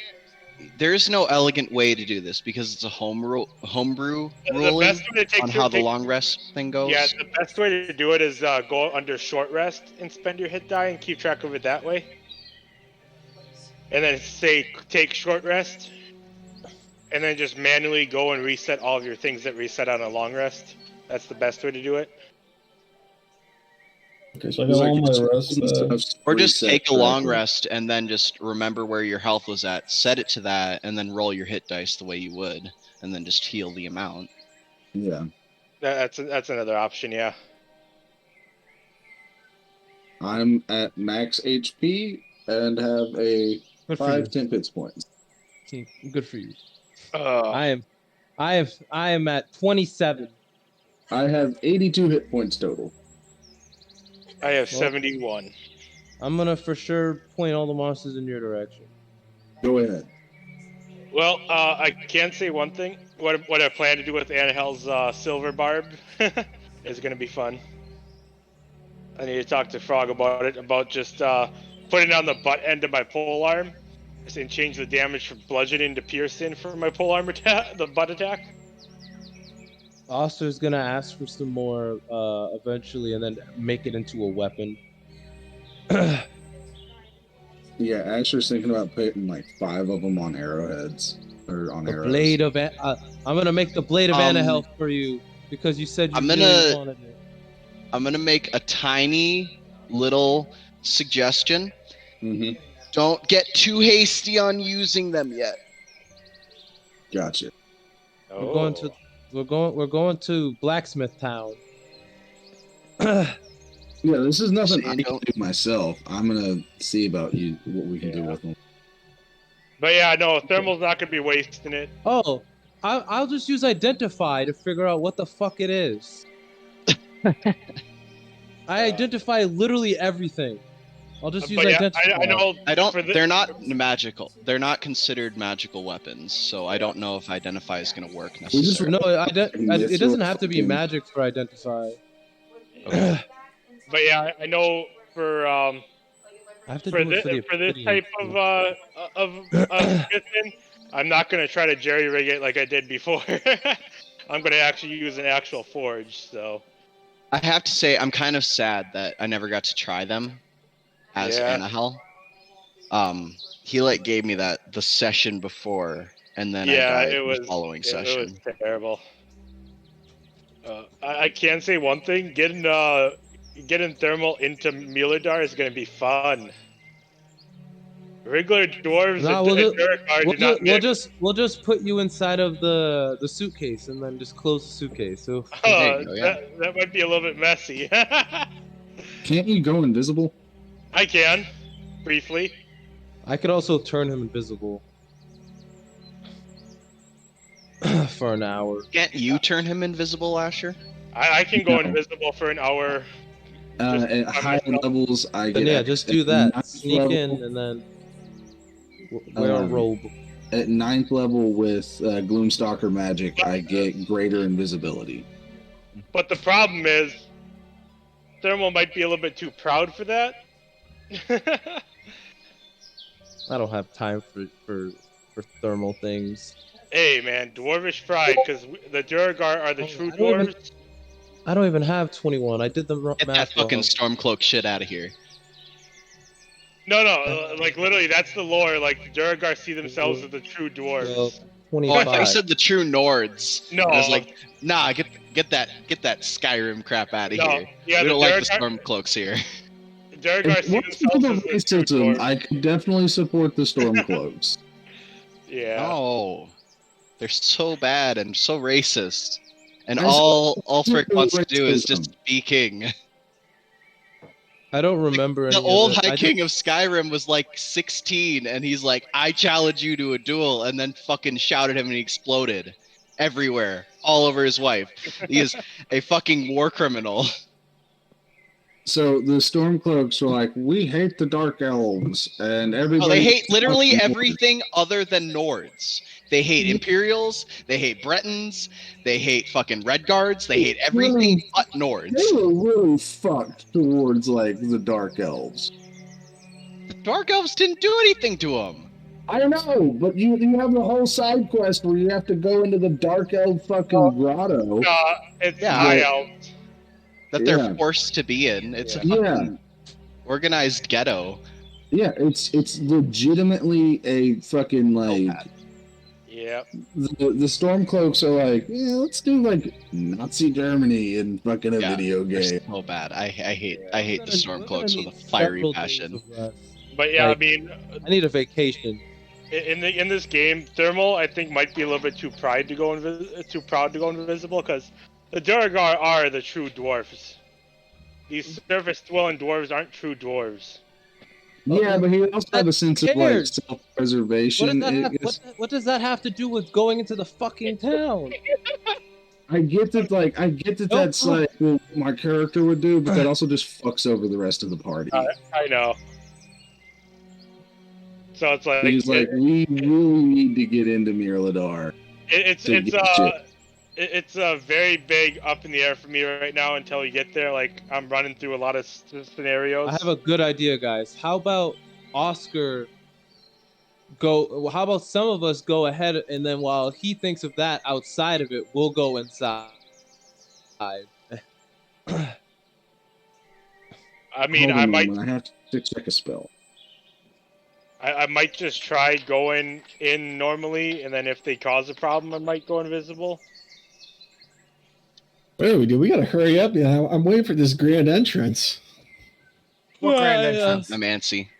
Trying to keep us What grand occupied. entrance? I was told we're gonna have theme music, like entrance music, and all kinds of crazy shit. Like it's gonna be insane. For what? Mirrodar? I got to use once yet. It's gonna Of be my like character. it's gonna be like a He thinks that I'm gonna WWE. be. Yeah, it's He like thinks the that I WWE. bought. He thinks that I have like an entrance song. What was the other thing you asked me to make Honestly, up for this? based on your character's survival rate, your entrance theme song is going to be wah, wah, wah, wah. Just gonna be a motherfucker playing taps on a trombone. All right, guys. Right. It is 11 after. Are we all green, or do you need another minute? I'm I'm ready. good. I'm good. Oscar needs a minute. Yeah, Oscar's dead. He got eaten alive in the night. Punch him in the So, face, Oscar. Kane Punch him in the wasn't here. face.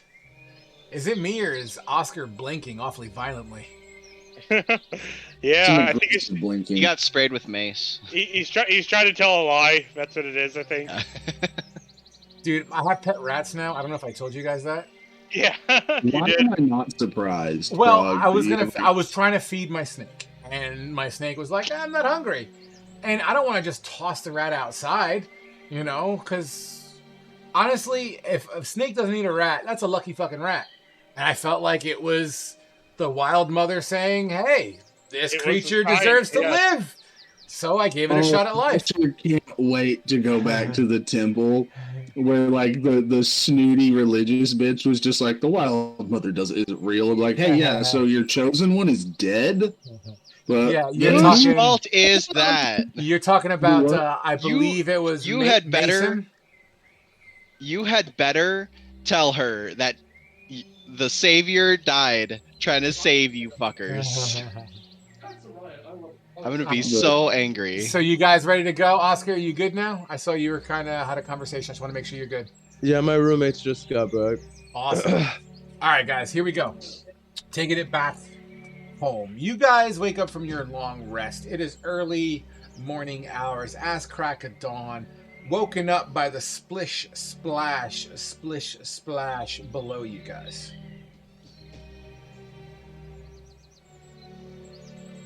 As you look below you guys through the bramble and makeshift ramshackle bedrock that you've made, that you're basically floating on top of, you peer down and it looks like the natural wildlife, i.e. frogs, toads, maybe some snakes, have found this little hovel dark spot in the water, a much safer location to hang out in, as they have massed underneath you. So the splish splash you hear might be frogs fighting over a spot on a branch that they're pushing each other into, falling into the water below, or a snake trying to get its first meal of the day, possibly a small swamp fish slithering by, carving through the water. Yes, I said swamp fish.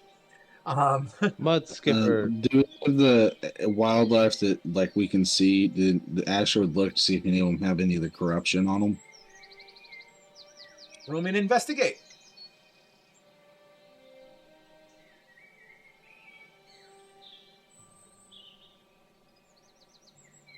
Can I do guidance on this? Absolutely. All right, trap card. At the moment, I might need a 7. at the moment, you know, you just woke up, you know, there's nothing that jumps out at you in that way. Oh, we should get a move on. Waste daylight. I want to be out of here. Let's go. Before we go out, Asher would relay that, you know, before they made camp and he saw the tar shit that the structures we saw did seem to be possibly lit up. So there's possible activity there. I don't know if we want to go and investigate it or just give it a wide berth. We need to. Every single time my former group was here and we went towards any type of structure, it was only bad things. What type of bad things? Like bad fish or monsters? Okay, let's see. There was an ancient Cliff Notes guardian version. Cliff Notes version. composed of flames. There was a cracked out lizard folk who failed to warn us that there was a giant flaming treant that came marching by.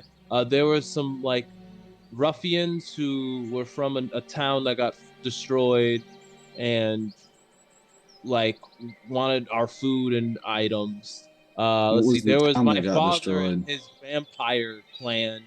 Wait, what? Uh, Hold on. Time out. Time out. We skipped a couple fucking chapters there. Your father and his vampire clan? oh yeah, he's one of the like vampire accounts. Yeah. We can't just hold on. We can't just fucking glaze over that, Oscar. What? Okay, so you Are want hmm?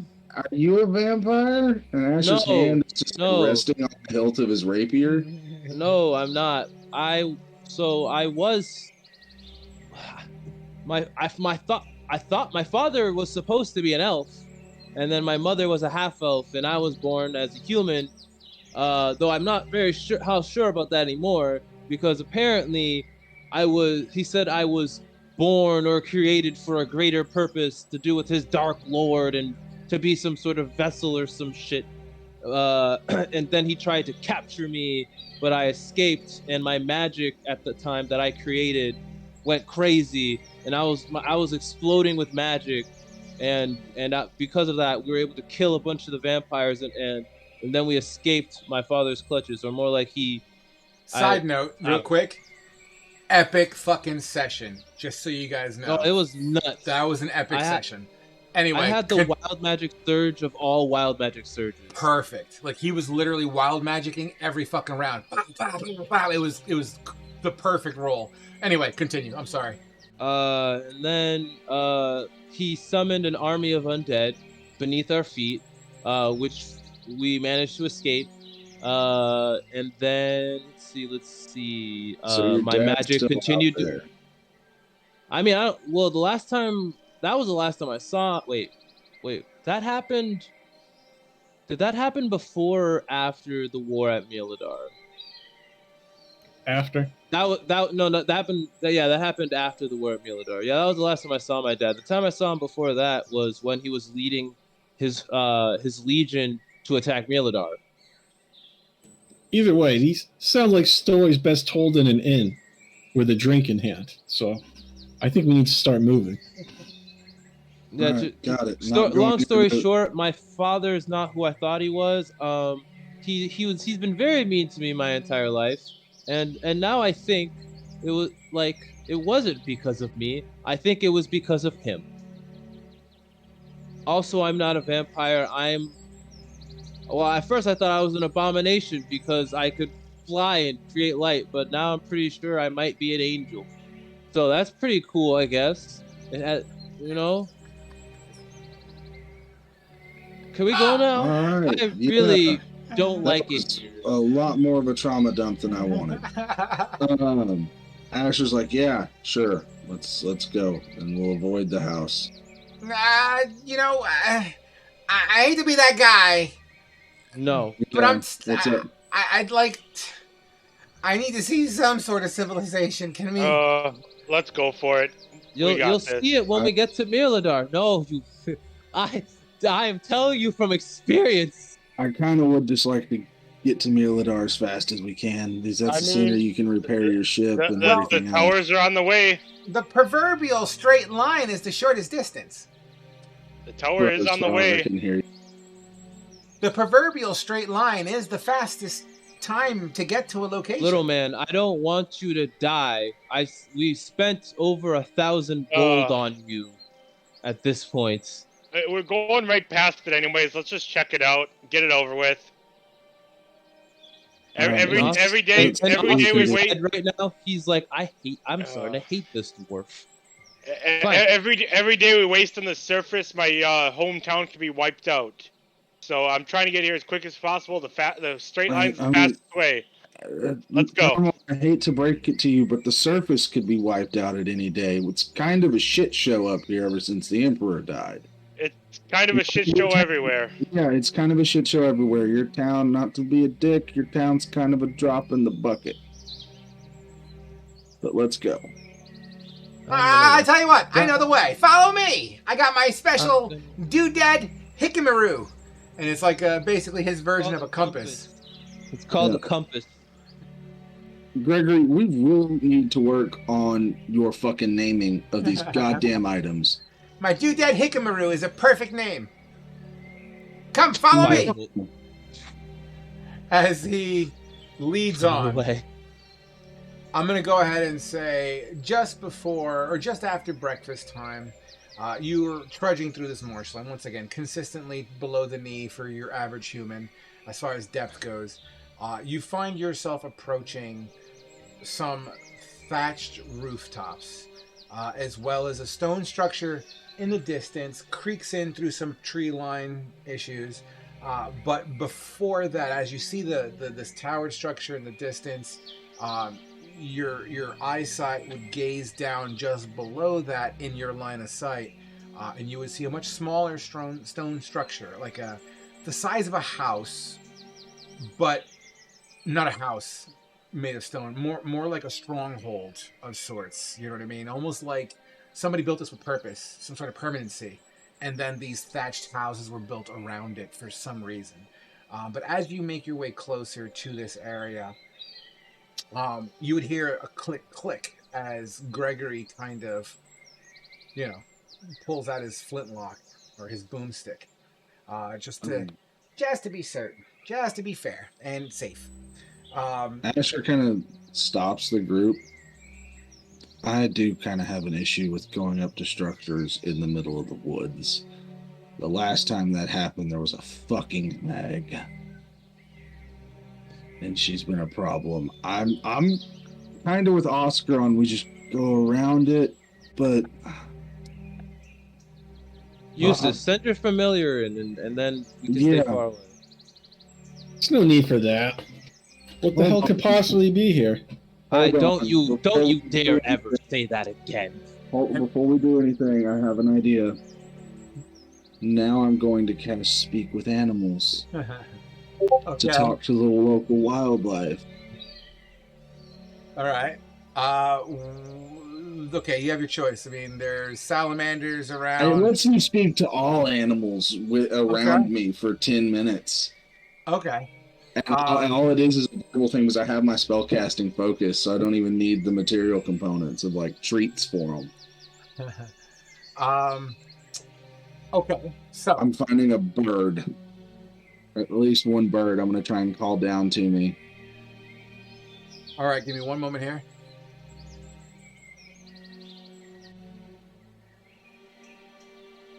Because it can tell me about its surrounding areas and any monstrosities around it. Yeah. I'm sorry.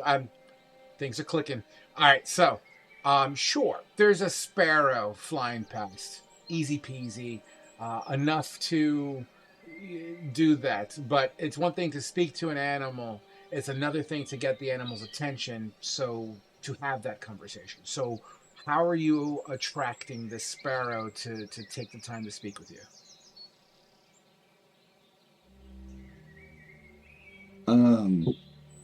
Asher just is like looks up at the bird that's kind of close by, and it's like, "Hi, little friend. I've got some," and he will take out like some fucking bread or whatever from a damn ration, some crumbled up cracker, and be like, "I've got some food here for you. I know it's probably hard to find around here, but I've got some questions about the houses up there." This creature would fly down onto a little notched branch bramble. It doesn't have the corruption on it, does it? It does not. I'm giving that because he's right in front of your face. In fact, this sparrow has like a red crop on it. The twinge in the wings are a little bit of a red, but the majority of it is brown. Definitely looks to be a male bird at your best guess. You know, color usually indicates male in that species. Yeah. Oh, that's a crested lute. Thank you. Are there any monsters up ahead? Any in the weird structures, the weird stone buildings?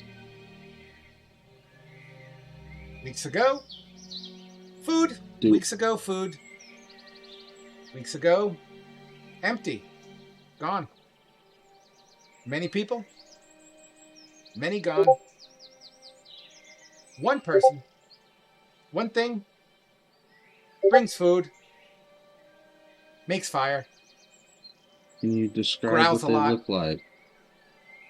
2 legs. Technically, I'm the only one that can understand this, Oscar. 2 legs. Comprehend languages. 2 legs day. Big monster night.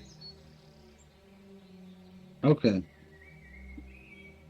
No. Thank you, little friend. And I'll hold out my hand for the food for it to Cracker. eat. Cracker. Cracker. Mm-hmm. Cracker. Whoa. Whoa, bird. Whoa. Whoa. I hate to say it, Frog. Despite your amazing NPCs, my favorite performances from you are always the speaking with animals. Yeah, it's like the worst, but alright. Whoa. Asher's just gonna let the bird, eat its food and then fly away. Flutter. That crested lute was really racist. Asher will relay that about what he told him about the. So we probably want to avoid this unless we're looking for a fight. The Sounds like a werewolf. Yeah. I don't know. Asher would have relayed what he said and everything about the monster. All I know is all this moisture is making my gadgets and gizmos and hijamajiggers get rusty. I need someplace dry. If it's only one creature, we shouldn't have too much of an issue as long as they're not here at night, it sounds like. I still don't know how I feel about it. It's the shortest distance through. It's not that much further just to go around. At this point, everyone...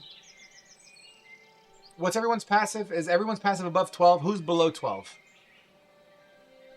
Mine's 14. Mine's 10. Okay. I'm at a 10. So, you know what? Only because, once again, Asher is built for this. Legitimately, that's his character arc. So, Asher, you hear the familiar screeching of a sharp projectile screaming through air as it clunks down in the water near your feet.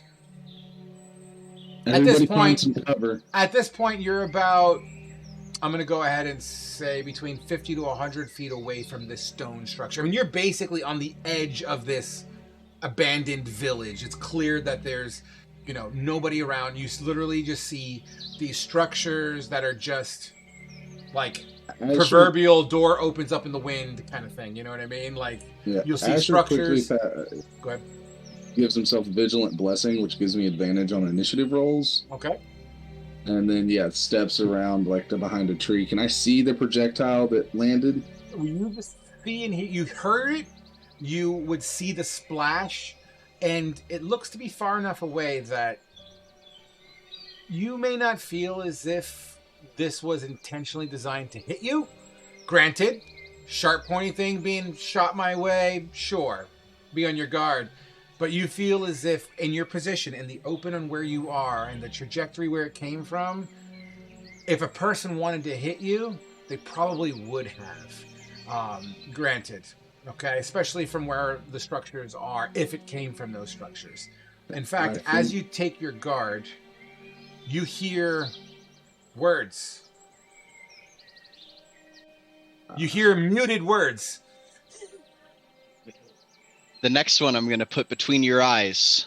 Turn back and don't come back. And that's a feminine voice. Of course there's going to be a woman. The werewolf attacking us. Who?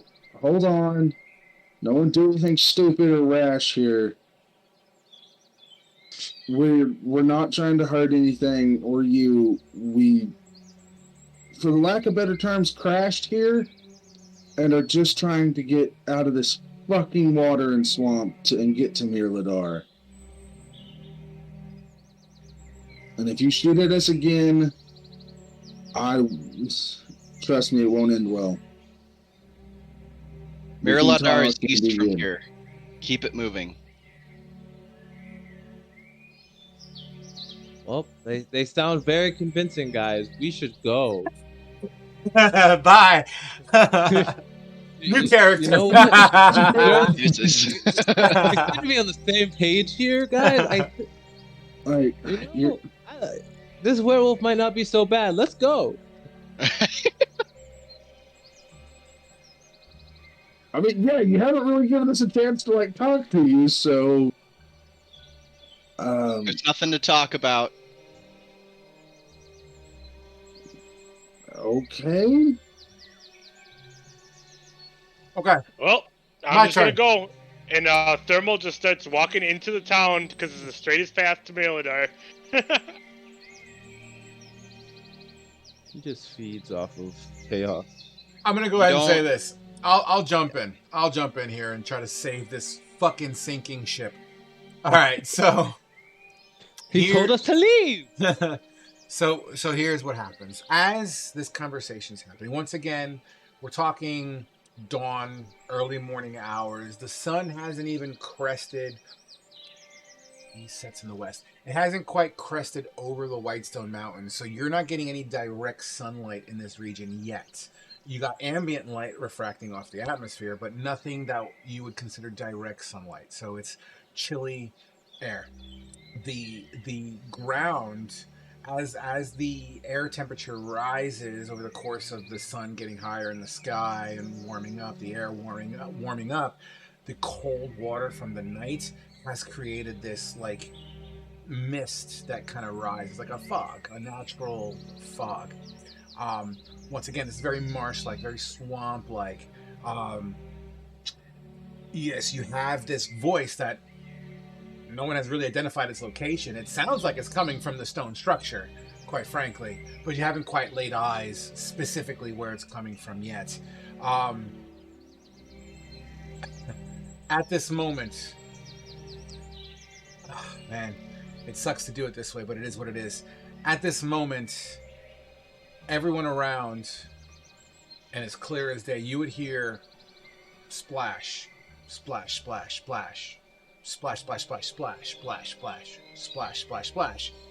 These splashing seems to be ambient, coming from around, as if all angles.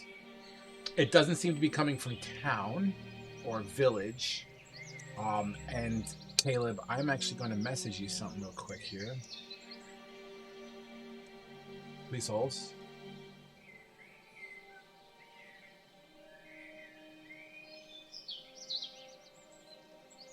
Pardon the spelling.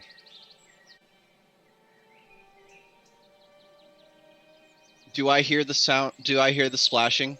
I mean, this is proverbially your home. I don't even know if I use that word right. This is kind of your squat. So I'm gonna say you've been here long enough, and are. I don't want to take away your thunder here. Let's just say the reasons why you are here. You have taken into consideration the reasons why you're here. So you're welcome to interpret that however you want. Because, yeah. So I do hear the splashing. Absolutely. Okay. She's saying, "God damn it! You woke them up. You're gonna have to find cover now." Sorry, you went really robotic for me there, Caleb. What'd you say? I heard, "God damn it, you woke them up. You're gonna have to find," and then it sounded like you were fucking a toaster. Find cover now. All right. Well, shit. Don't shoot at us. And Asher's gonna take off. Into the town. Run! Thermal kicks it up into a sprint since he's already heading that way. Gregory goes, "Oh shit, oh fuck, oh shit, oh fuck, oh shit, oh fuck," as he's kind of walking into town. I blame you, little men. Little men. It's at that point. I'm gonna cast Major on myself while I'm running. You have plenty of time to do that. I'm okay with that. As you make your way, well, that's not right. Please hold.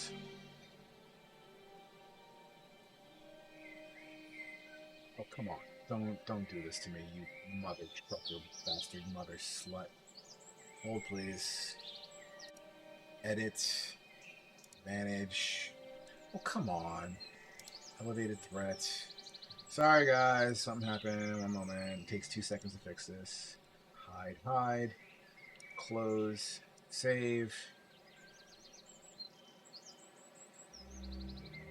Thank you. Run. Okay. Please, everyone, roll initiative. And let me change this up, guys. 15. 15 for you. I lack a set of dice to use. Natural 20 for a 27 for Asher. This is the first time I've rolled above a 10. I'm gonna roll by I got a advantage. 21. 7 for thermal. 7 for thermal. Thank you. And then what'd you get in person? I don't have a set of dice on my Tailspire, nor do I have my corresponding mini. Well, you can roll through D&D Beyond. Yeah, roll in D&D Beyond. Is that okay? All right. Yeah. All right. Honestly, we've been doing. I prefer D&D Beyond myself. 13. Okay. See, because it automatically Well, links 13. into it. Yep. Gotcha, okay. Beautiful. Do we need to turn off the Tailspire extension for D&D Beyond then and just keep rolling in D&D Beyond? That's what I did. I think that's only for initiative rolls, though. Because it broke. Yeah, I mean, a couple mine has sessions been broken ago, on and Tailspire, got so rid of I've it. just been using D&D Beyond solely, so... I'm okay with either one. Yeah, I never I'm down fudge for either one. rolls, so I don't think there's really a point. So here we go, guys. I'm going to go ahead and get this map started here. I'm going to take the liberty of placing your tokens because I don't want you guys to get the surprise ruined. So please give me a moment while I change the board. Enough surprises in my life as Oscar. Oh, Everything's a surprise. You were a surprise. I see, out of character, I knew what Frog was going for, and I was like, yep. Yeah, you fucking worst people at taking the bait. He can meet us anywhere. It doesn't have to be inside of a. You know my trauma, Frog. I explained it why we shouldn't go here, and I was right. Every time we go to a place, something bad happens. I'm gonna say all I'm gonna say is it really sucks that the cleric died at this point. Uses. We had 3 really big fights in a row and we're out of spell slots. There was nothing I could do. There's only one thing to do. We're gonna have to kill one of you guys, not me, and then they could be a cleric. I mean, Asher is technically a cleric. A better cleric. And remember, Gregory is also with you guys at the moment too. Well, just so you know. Yeah. I mean, if Thermal dies, I already have some ideas that I've mentioned to Frog before. So, I can continue my cleric dip after level 8. Well, technically, you guys wouldn't be there. You're on your way in, so you guys would technically be in this general area. Although Asher would probably be faster. I'm gonna leave you guys. My base movement speed is I 35 think I'm the feet. fastest. What's your base movement speed? I'm just placing you. So I'm not sure if you took into account I started walking that way. It's fine. It doesn't. Okay. Honestly, it doesn't matter. When you see, I'm actually curious to see your reaction. So I'm gonna set the scene, and then I'll move the map. You make your way towards the stone structure. As this voice of concern tells you to get closer, Caleb, what does your PC do at this point? You see these people running towards this abandoned village. What do you do? For those who have the high passive perception, you can hear the whistling, that same whistling of that projectile that initially hit down next to your feet, Asher. that same whistling, but this time it's being aimed into the trees and kind of in around the swamp area that's kind of outside of the town. You would hear a bolt hitting flesh and the sound of as it continues to lurch forward. Oh, I think I know that sound. Now, are you revealing yourself at this point, Caleb? No, I'm still kind of hidden. All right, please hold. Hide. I'm going to hide your token. Just let me know when you need me to reveal it. Okay? Okay. All right. Are we on a different map? No, I haven't moved you. I haven't moved you to the appropriate map yet for reasons, because I dramatic effect, because I can. So that takes care of that. The rest of you make your way towards this stone structure, and as you, on guard, take yourself. I'm not gonna say you're backed to the structure, but you're in front of it. There is like a fire pit sort of in front of the stone structure, smoldering. Probably from the night previous. Maybe there was someone that was using it or what have you. It doesn't matter. But you are in the yard of this stone stronghold. There are slits in the stone structure. Thank you, Caleb. There will be stone structures, like slits in it, that are easily accessible. This stone structure looks older and unmaintained. Some of the vegetation has grown on it, but it's still very much usable and has the appearance of being used. But as everything's going on, you look over your shoulder, and Asher, once again, leaning into your perception, and everyone else would eventually see this, the mist, the fog that's there obscures much of your line of sight. So the depth that you have is not the greatest, but as you kind of, you're sizing up the situation, you see the silhouette of a humanoid walking towards you. You would then see another silhouette. And then out of the fog, another silhouette, another silhouette, another silhouette, another silhouette, and you look 360 and you see a whole bunch of silhouettes that are no longer silhouettes and become noticeable, that you see these zombie-like individuals, kind of. Like the undead we saw in Mirador. And here's the map. Boom. Campaign players. Summon players to this board. Let's do it.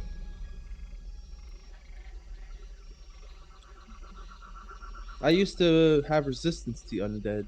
I don't anymore. I used to be able to blow up a bunch of them really, really fast, but I don't anymore. Let me know when you guys load up the map. I'm in. This is very chaotic. There's a lot of. They got sticks. The only reason I know where mine is because I have glowing wings. Everyone's character should be in this general area except for the new guy or girl. I don't see Asher anywhere. Oh, there he is. He was like hidden behind some shit. I found him. By the way, I figured out the toggle cutout box, the N key, allows the game to take away stuff so you can see your characters better, by the way. So you don't have to keep on moving shit around. Interesting. Cool. So, Asher, true to form, you're not one to be ambushed. So you see your situation, and honestly, you look around, and what once was 10 now kind of looks like 20. A couple more seconds pass, now it looks like 30, 40, 50. At this point, you're out of fingers and toes as you just see these son of a bitch humanoids walking towards your direction. Asher, you win the roll. You go first. Seeing this gaggle of fuckheads right over here, by where like the pot is boiling on the fire, I'm to the left of the tree, right next to a bonfire. Yeah, you're right here. Oh, there you are. The guy's pretty much directly in front of Asher. I'm going to take aim at them with the point guy with my longbow and take a shot at him. Which ones? These ones or these ones? The ones you were at first. These ones by the cages? Yeah, the point dude right here is the guy I'm targeting at first. This guy right here? Yeah. That bird fucking lied. Alright, get it. Liar ass bird. Racist and Does a alive. 19 hit? These are zombies. It absolutely does. Cool. For 11 points of damage. Wow, zombies actually quite hardy considering what they are. 11 points of damage. Your arrow sinks in as it continues to lurch forward. They are very hardy. Shoot it again. A 17 hit? 17 absolutely hits. Alright, this will be for 2d8 because of Dread Ambusher. Got it.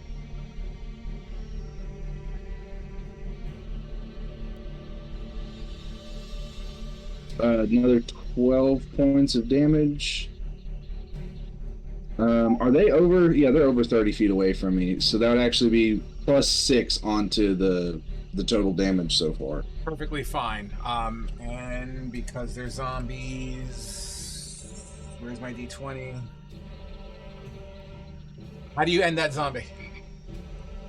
So the first shot like hit him in the chest, and the second shot just like goes through between his eyes. Get it. Awesome. And literally, you hear a splash, but because of the dense cover and how thick the water is, the body just floats there. It doesn't seem to move. Would that be your turn?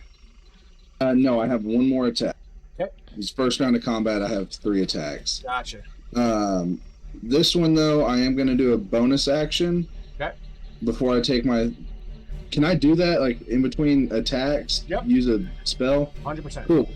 I'm going to cast Hail of Thorns, and then shoot the one that's like holding something. That one. Just make sure I get grids on these guys. Okay. This one right here. Yeah, it's got like the weird turban on its head. Yep. I think it's a turban. I'm gonna shoot that one. Get it. Natural fucking 20 for a 29. Sexy. Obviously, that absolutely blasts So, it. it's gonna be for 3d8 plus 2d10. I need it to make a dexterity saving throw, and the one beside it to make a dexterity saving throw. DC 14. Both of them fail. Awesome. So that's gonna be another couple. Have you guys held the tab key down to see how many zombies there are? A random frog. Yeah. Yeah, I did. Guys, I think we need to kind of relocate very quickly here. What happened?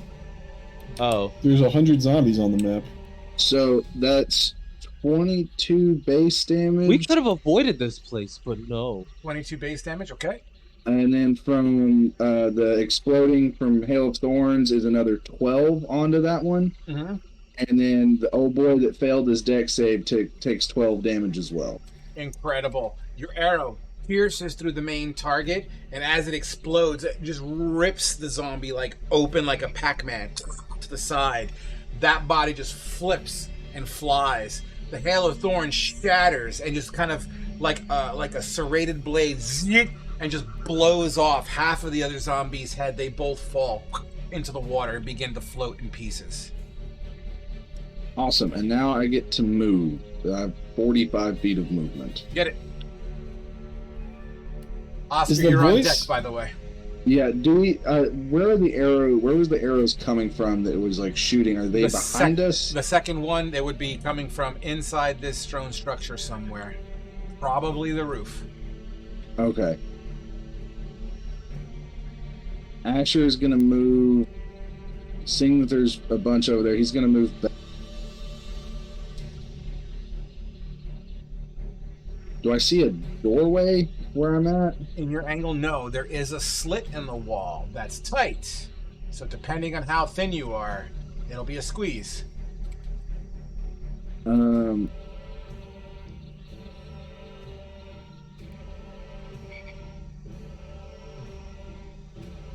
not trying to go inside the building. Understood, but if you want to tuck in that little crevice or at least put your back to it, I'm cool with that. What I'm trying to do is get to like the corner of the building. The building. What do you mean, like Where, right like, this- here? Yeah. Okay, go ahead.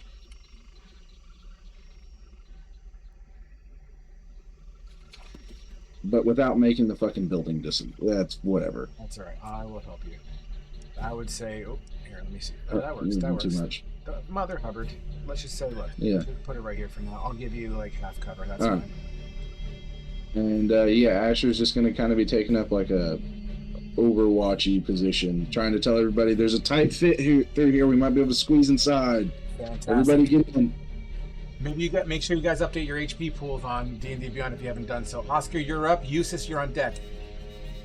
Oscar, hearing that there's a way not outside, is gonna head that way. 5, 10, 15, 20, 25, 30. Can I see the way in? You were right in front of it before you moved over to where you were at. There's a crack in the wall right here. Once again. Okay, so never mind. No, Asher took up a position to like cover everybody while they go into the hole. And there's an opening just on the other side. Is there another opening? Look through the crack. Oh, there's an opening on both sides. And there's a zombie on the other side. Asher didn't know that. He just told you where to hide. So are we going in here? Or like... Probably, yeah. Get inside. Okay. I'm going to...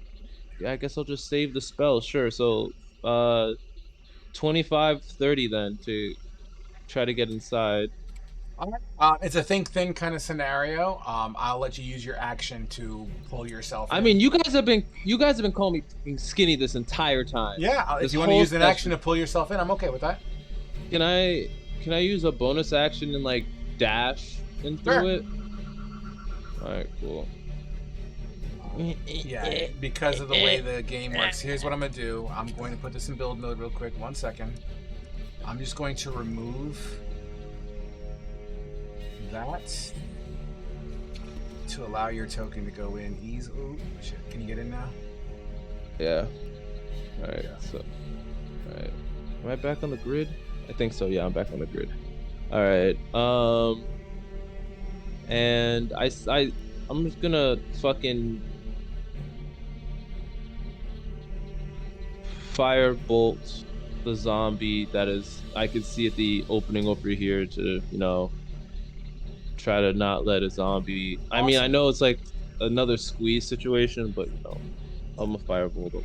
Yep. Oh shit. Yep. Go ahead.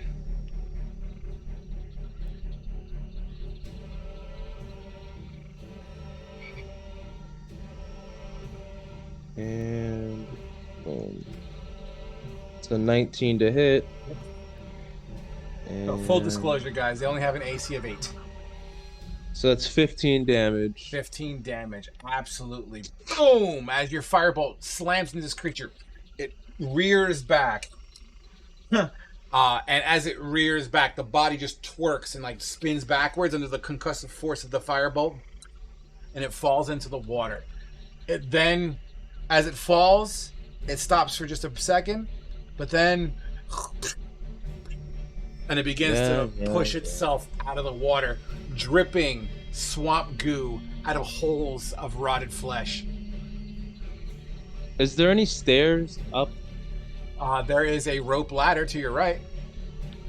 All right. I just used so that was 30, 35, 40. All right. 45, 50, 55, 60. So I'm at the ladder. Okay.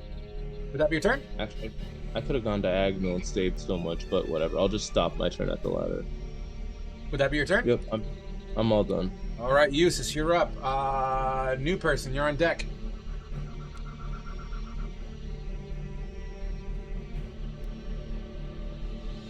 All right. There's my movement. There's no way.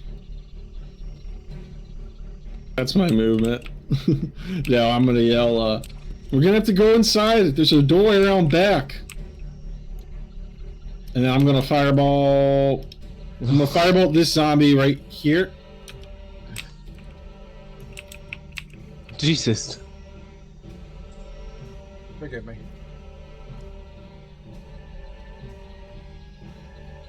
Okay, fire bolt or fireball? Oh, bolt. There's like a big, massive rock in your way, kiddo. Does an 11 hit the zombie, or did you send me I missed? What I'm trying to say is I don't even know if you could honestly even hit that zombie based on the structures and where the rock protrudes out.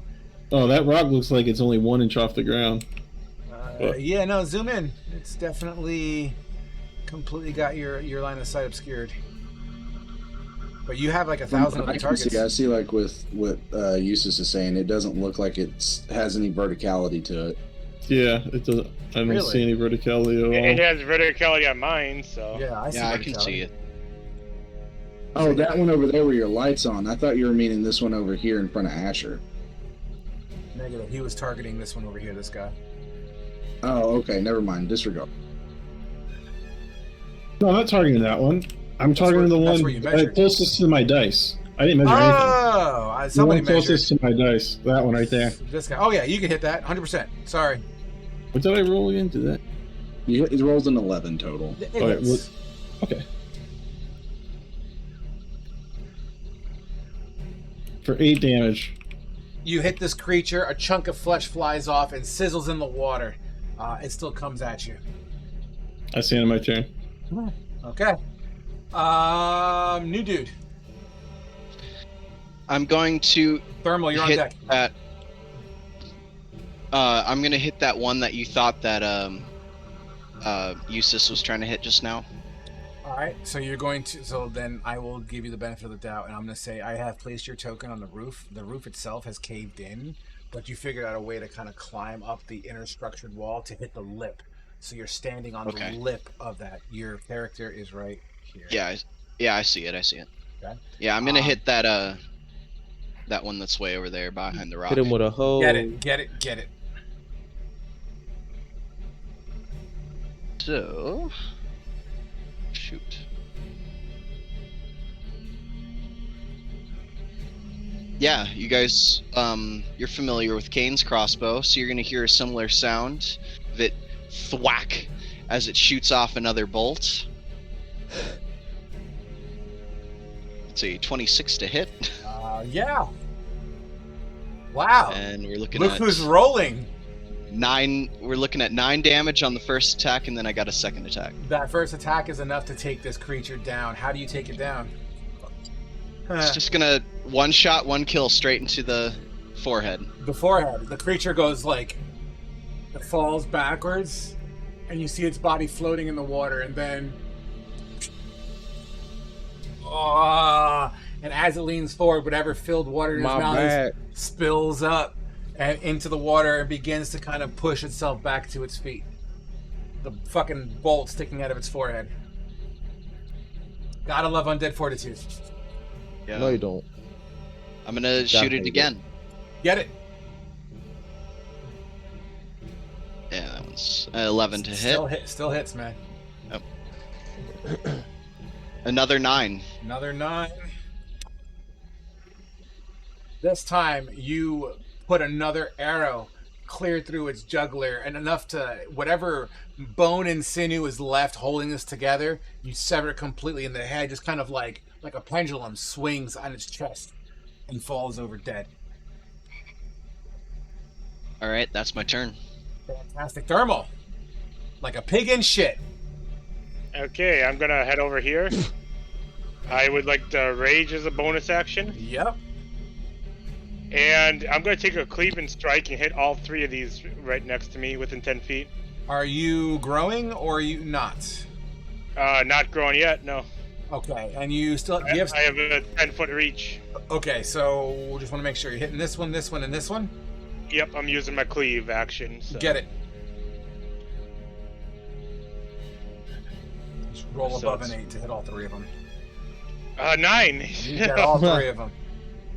And this damage is for all 3. Ignore the D6s, so... Okay.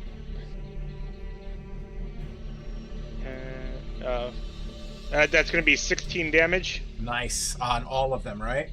Yep, all 3. As you whack through all 3, how do you finish them all off? I just take the right through the torso, right above their legs. You sever them. Oops. You sever them in half. God damn it! It's not what I wanted. I should do it one at a time. You sever them all in half. Their pieces fall into the water and begin to drift off. Would that be your turn? Yeah, just you hear a dwarven battle cry going on, and that's my turn. Absolutely. Did I not put Gregory? Oh, Gregory's right here. As Gregory is up, he's going to move over to Eustace. What do I do? What do I do?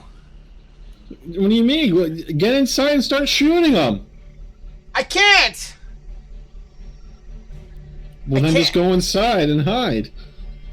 He's gun shy. But I want to help. Then shoot them. You don't understand. I may have created something evil. Now's not the time for moral dilemmas, Gregory. Either shoot him or get inside and hide. I might have something. You shoot him or give one of us the gun and we'll shoot him. I might have something. Hold on. As he reaches into his pouch for his action, like his bag, it opens up and he's kind of digging into it. You hear clinging and clanging and jingling and jangling. That takes us all to the zombies. For the sake of time, all the zombies move at the same time.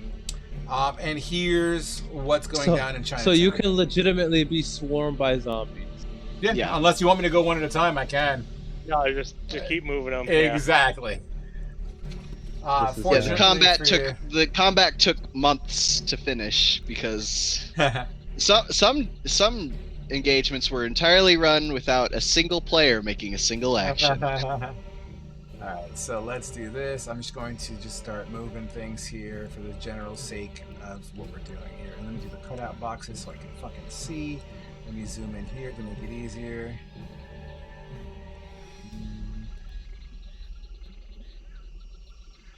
Kasploosh. No one listens to me. This is what happens. We're swarmed by zombies that may or may not be connected to my father.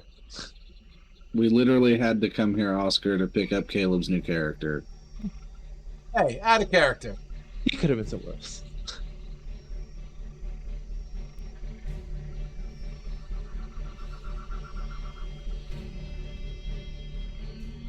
Hey, Frog, while you're doing the moving, I am going to be swinging at one that comes near me. Just giving you a heads up. You want me to just roll it now, or? Yeah, roll it now. I got an 8, but it's a nat 1. Roll a D100 for me, please. Yep. Did you become a zombie? That's a straight 70. You have to give me a moment here. I'm just moving on my show. Yeah, not a problem. I figured I might as well do it now while you're moving everything, you know? I'm just moving it. I'm moving it in bulk.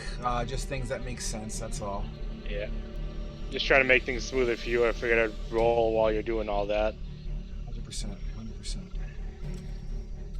Oh, I really added a lot of fucking zombie, didn't I? Oh, yeah.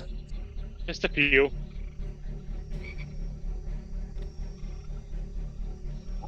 As you hear splish splash, let me roll your D100 real quick here. You die. Oh no. Wait. Fumble table. Sorry. A good DM would have had this open by now. Effects. Critical table. Okay, you rolled a 70. That is a melee. You lunge past an enemy, exposing yourself to his attempt. In melee, an enemy you are attacking is able to use their reaction to perform an attack of opportunity. You are attacking anyone, doesn't matter, so it doesn't matter. Alright, cool, you got lucky. That being said, you do have 2 zombies going for a grapple on you there, Thermal. Okay, I get advantage, yay. Yes, you do.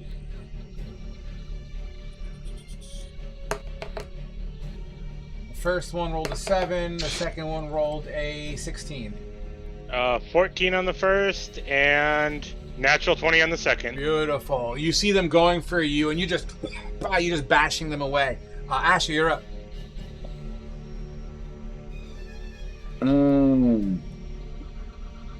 seeing that the zombies are getting a little bit closer to my friends over here, and I see like some of these dudes have stabs. Are they Flavor. okay? They're also missing arms and flavor. Okay. Flavor. I tried to get the idea of like they're all looking sort of different. Yeah, all right. The whole town was turned into zombies.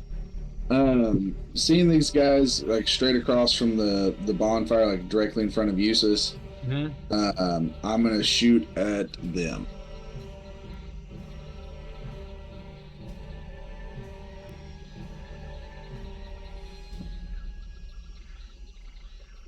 .23 to hit. Yep.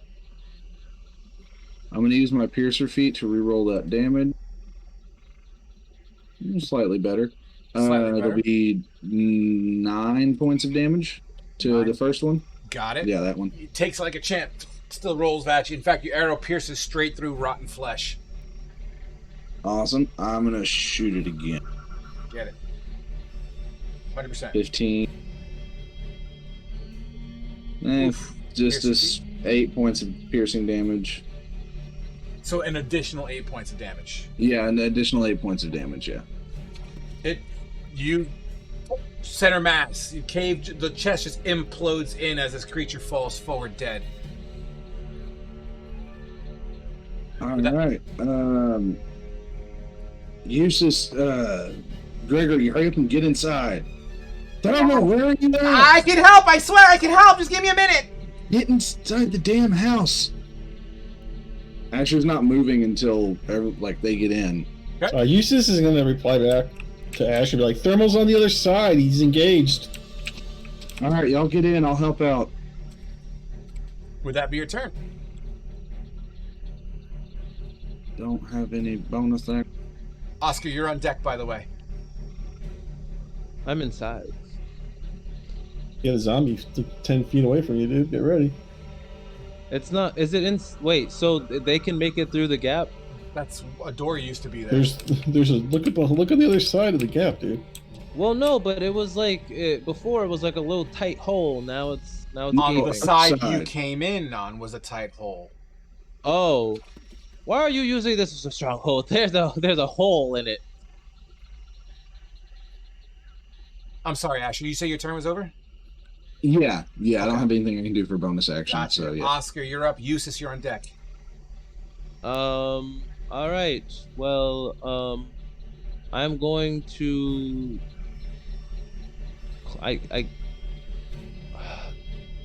Yeah, I'll Be right back. Fuck.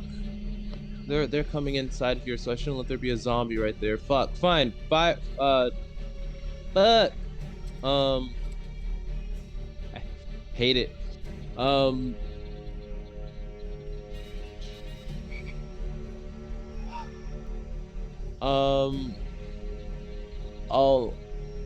firebolt again. Get it. I could do more damage with something else, but I don't want to get near it. That's a 23, so that hits. For 9 damage. Bolt takes a chunk of flesh. It's barely standing, but it's still coming towards you. Fuck that. I'm climbing up the fucking ladder.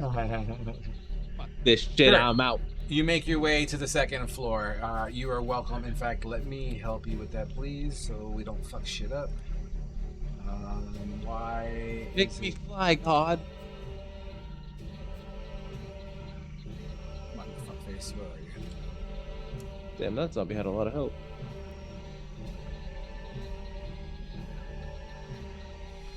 All right, you're on the second floor. When you get up there, you'll see a female standing on the ledge. There's no roof. The roof has since caved in. So it's exposed to the elements up here. It does seem as if it's been squatted or lived in here, at least for a couple days, maybe weeks. But you do see an individual who has appeared to have climbed up the side wall where the ceiling would be, and has perched up there, who's currently like clocking back a crossbow, getting ready to fire a next shot. Why are you living here? This place sucks. And then I will. Can I climb up too?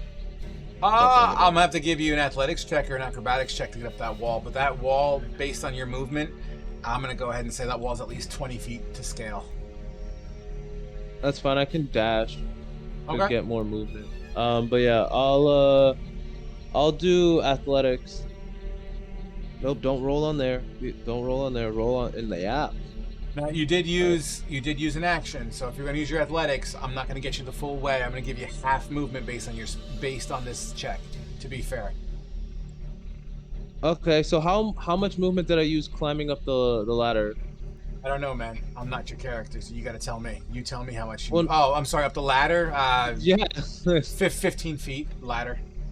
Okay, so that means I'd have 45 feet. I walk over here with 10 feet, and so I have like 30, like 5 feet left. So I'd get just shy of the top if I That's do fine. well. That's fine for me. Yeah. All right, so athletics, I got a 14. Okay. It's notched in old wood, old stone. I'll get you on the wall. So you're in the process of climbing the wall. By your next turn, you'll be at the top. All right. Okay, I'm all good. All right, Eustace, you're up. I already rolled, but I'm go right to this little gap right here. I put my hand in it. Firebolt goes out, hits the guy in the doorway on the opposite side. 13 Absolutely. for 17 damage. How do you kill it? Actually, I just throw a ball, and my black little firebolt just rips right through and just keeps going off into the distance. The spine being evaporated just puts no support in its frame, and it just kind of tumbles in flesh and bone in that spot.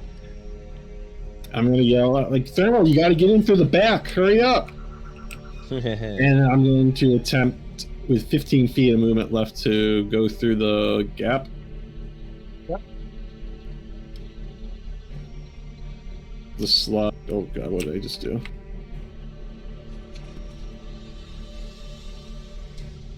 My character's gone. Really? What the fuck did you do? No, you didn't. You're right here. There you are.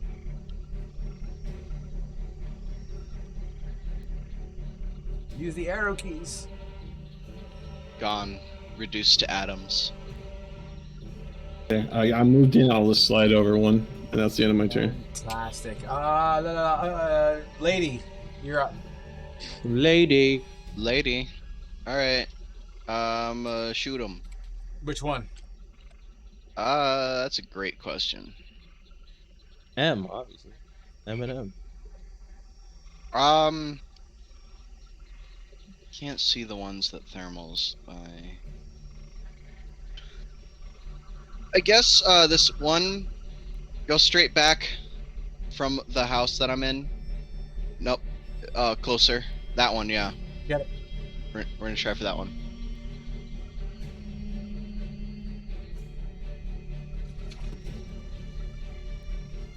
Yep. 12 to hit.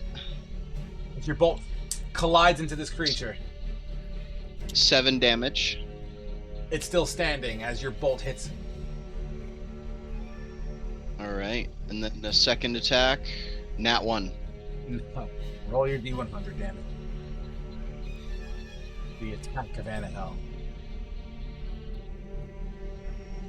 Who? 67. 67 on a ranged attack. 67. Oh no.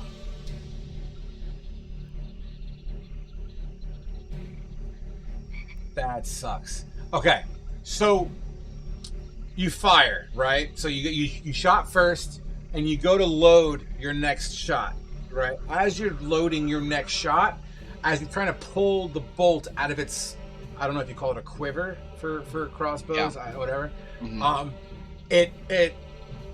The bolts are shorter than the top, right? And the top itself is kind of, I'm just going to say it's a screw on, whatever. So it's something that locks it in place. Unfortunately, the bolt feed, where it comes out of, it's all discombobulated as it shakes as you're trying to. So you're trying to like weasel your way and trying to fix the jam, so to speak, is what we're working at here. So you need to use. You must use the rest of your action in this case here to organize the ammunition in this case before you can make another range attack. So Cool. essentially, you sacrifice this attack to fix your fucking quiver. Cool. All right, that's not the worst thing that could happen. No, but I want to get you on the board some more. Would that be your turn? All good. Yep, that's it. Thermal. Okay, Giant Smite, going big. You're going big. GM tool size, one size or two? One size up. Whoop. Gonna be cleaving the 3 in front of me again. Technically, you can cleave 4, I believe. Or does it only do up to 3? I think it's only up to 3 for the attack, if I remember correctly. So. Okay. So gonna be cleaving the 3 for 15. Absolute hits. It's gonna be.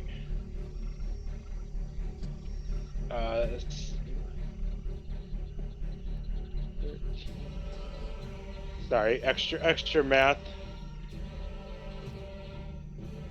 So that is gonna be for. Come on. 18 damage. 18 damage, more than enough. I did roll their undead fortitude. They all failed. So the first set of 3, bink. Your second set of 3, bink. You're just chopping through rotten and dead flesh. Okay. Since I got rid of those. Character by accident. Ah! Thermal. Boom. You're back on the board. Then I'm gonna just do some moving. You were here, technically. Get inside the tower. What are you doing? Wait, he made himself huge? You Or made yourself large? large, yeah. Would I'm that gonna be your move turn? to there. Yeah. All right, Zombie's turn. We're gonna do this in sections here, so we'll do it like this. We'll start from. I don't this think side. Greg went. Oh, Gregory, you're right. As Gregory once again digging into his bag, I got it. You see him hold up this saucer-like contraption, and you see him squeezing it and twisting it, and he places it on the ground, grabs his bag, and runs into the building.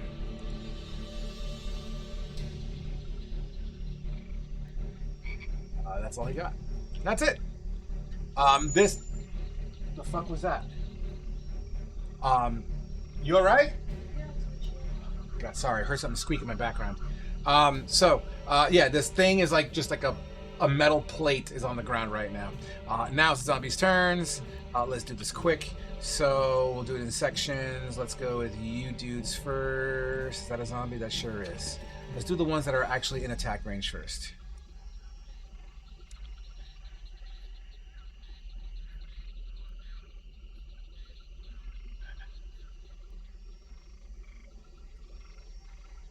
Boom. Those are the only ones in attack range, so let's do the rest now. So, For that first one that moved, 11 damage on it from me, Frog. I'm sorry? The first one that moved into my range, 11 damage, and it's 10 feet away from me. You smash it in the head, and although it takes it to the water, unfortunately it stands right back up. Okay. Yeah, I'll put it right there. Okay, here we go. So, quadrants. So, here we go. You, quadrant. Moving you guys.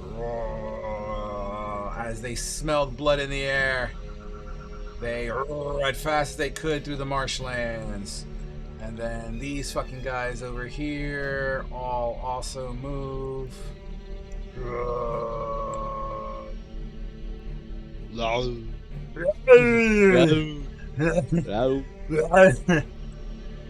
And then this quadrant here, they're gonna move. Whoop.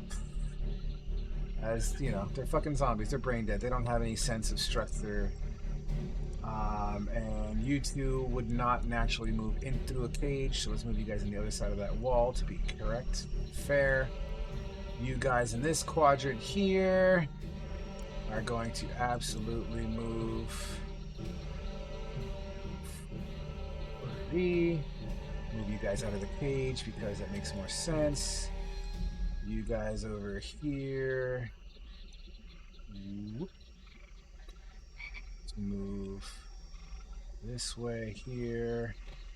And then you guys in this quadrant back here are gonna fuck you, you whore. You guys over here are going to move. So many Zambags. Yes. They're in the trees. And this, and Yeah. how many people are inside? They are right the now? trees. Oh, I missed these groups back here. I feel like there's not enough people in the building. I need douchebag fuckings. There you go. Cool. Fuck it. There they are. They're zombies. They clutter. All right, cool. Asher, you're up. You're up, Asher. Oscar, you're on deck. Asher seeing that Eustace and Gregory got into the fucking hole, and that there's a doorway on the other side. Okay, Frog, Greg is just barely inside the doorway. Would Asher still be able to? Would he still be able to get in through that way, or am I gonna have to go around? By definition, you can pass over gnomes because they could pass through you without penalties. Okay. You know, so I'm gonna go ahead and say he's small enough. I'm okay with it. And honestly, if you didn't, Right. you're in a bad shape if you don't. So yeah, go ahead. Kick them through. Fucking. So I've got 35 foot of movement. Move, you dumbass. That should get me to just the other side of him. Okay. Is that a zombie? Yes! Kill him, please! I don't want to Asher's die. just like, I am tired of this fucking bullshit. And he pulls back the bowstring, but there's no arrow in it, but it starts glowing this like bright foresty green color. And I'm casting Guiding Bolt at that bitch.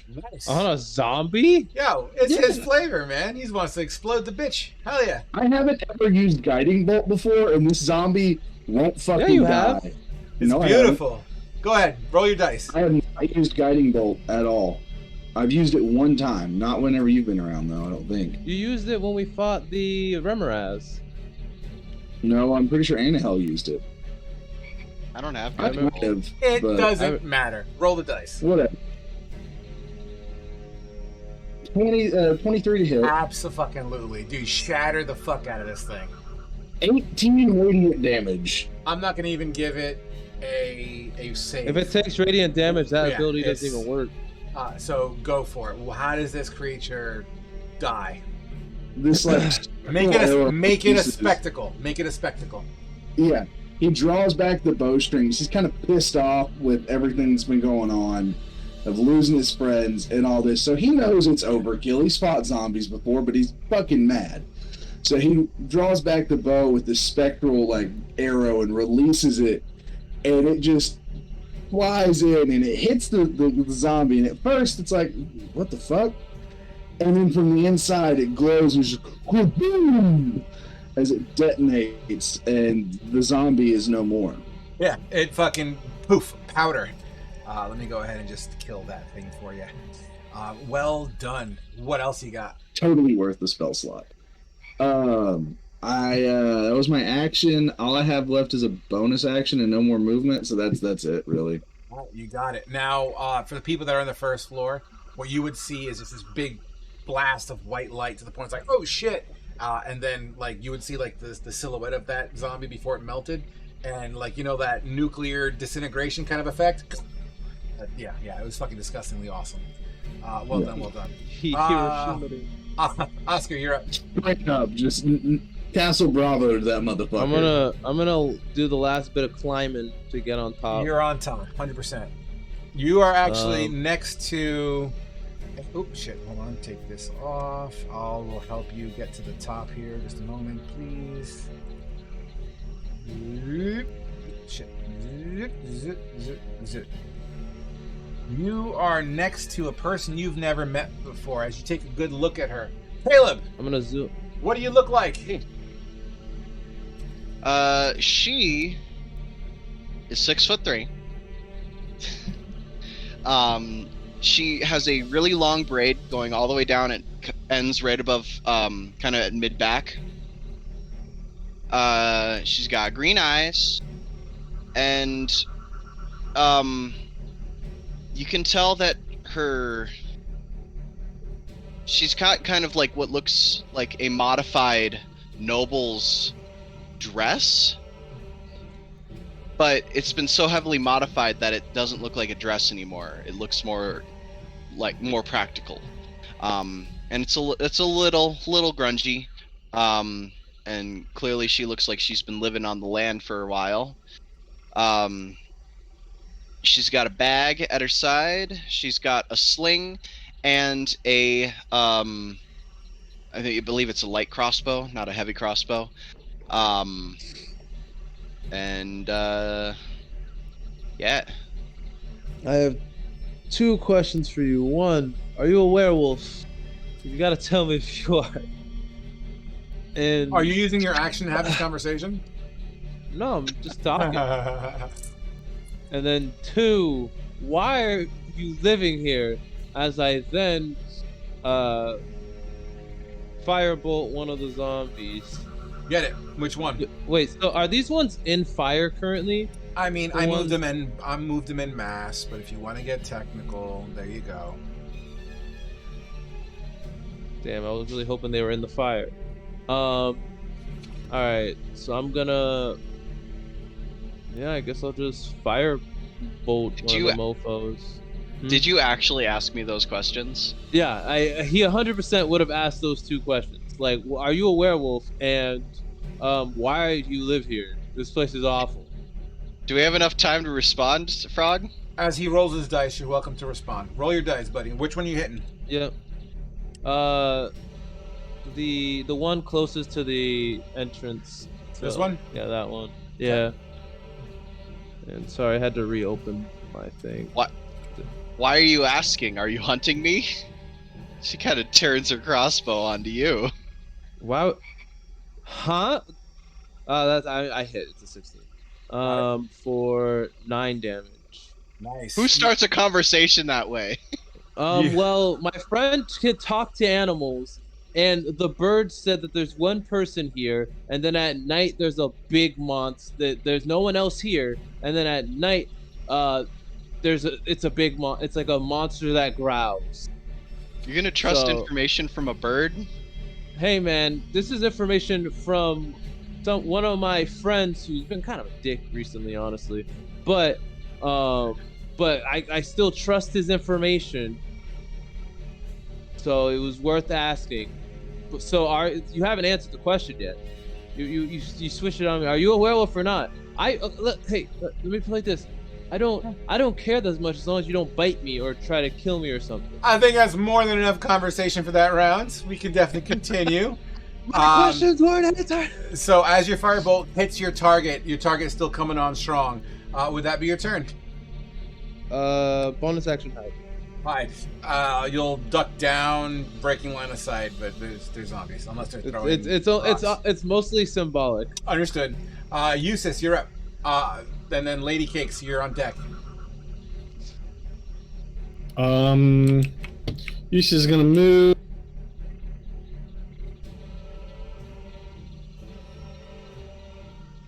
Eustace is gonna move right here, and he's gonna hold action to firebolt a zombie if it comes to the opening. You got it. Lady, I'm assuming that's your turn. Yeah, and I'm gonna yell for Thermal, hurry up! Thermal, you'll hear resonating from inside the structure. Hurry the fuck up, Slowpoke. Lady Cakes, you're up.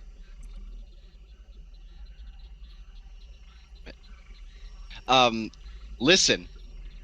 Anybody who comes up to anybody and asks that kind of question is asking for trouble.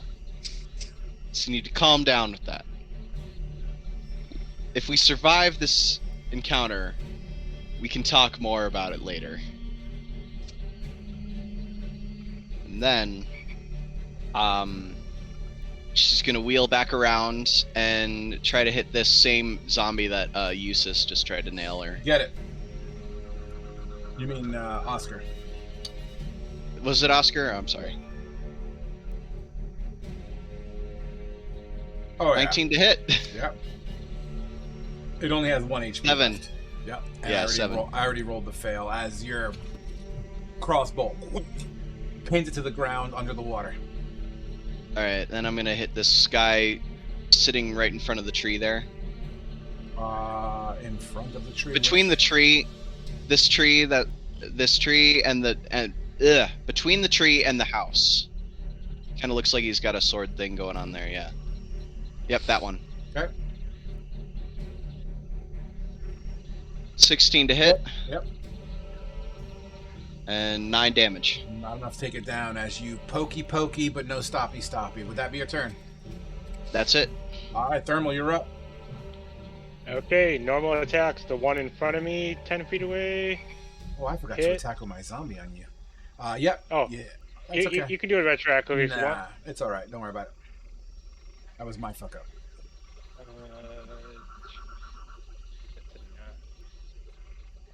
15 damage on that one. Oh wait, sorry. Hold on.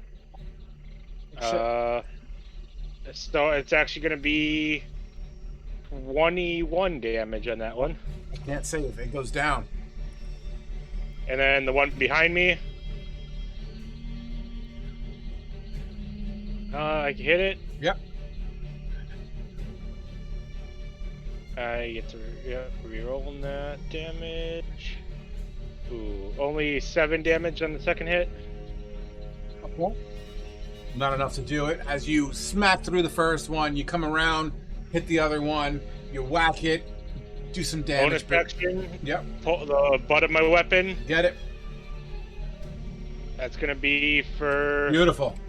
7 damage. And I failed. You take the butt end, and you play fucking T-ball with its head. Its head flies off and smacks into the stone structure. And it goes clack, like a fucking bug on your windshield. Sweet.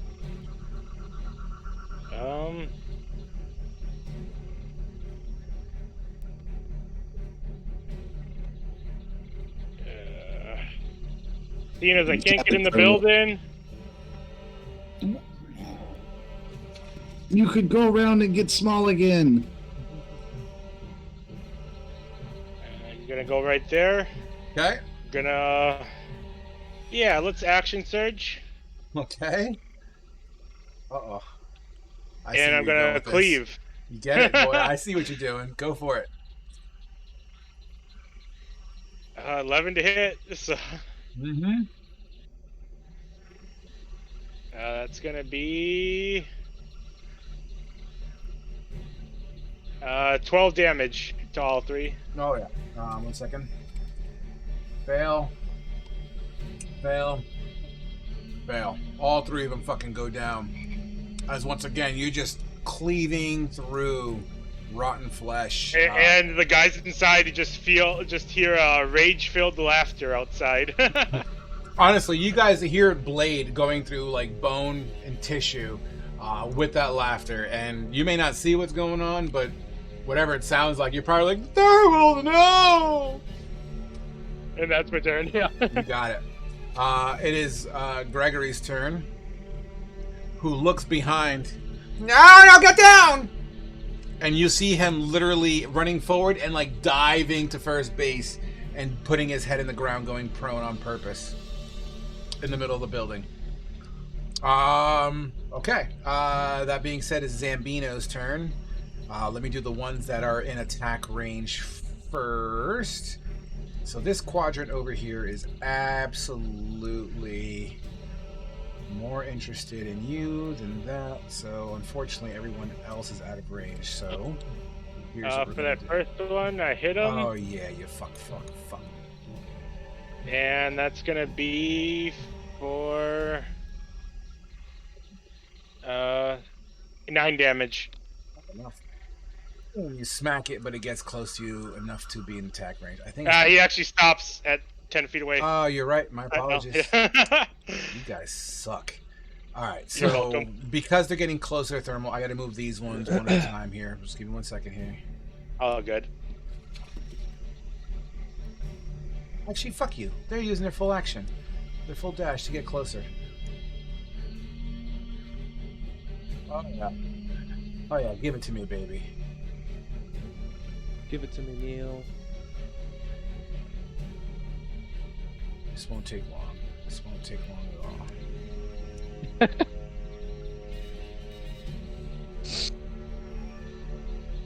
Oh, no. Okay, looks like the rest are just going to have to fall in from behind. Yep. Alright, cool. The rest should be easy to follow suit. Damn trees, get out of the way.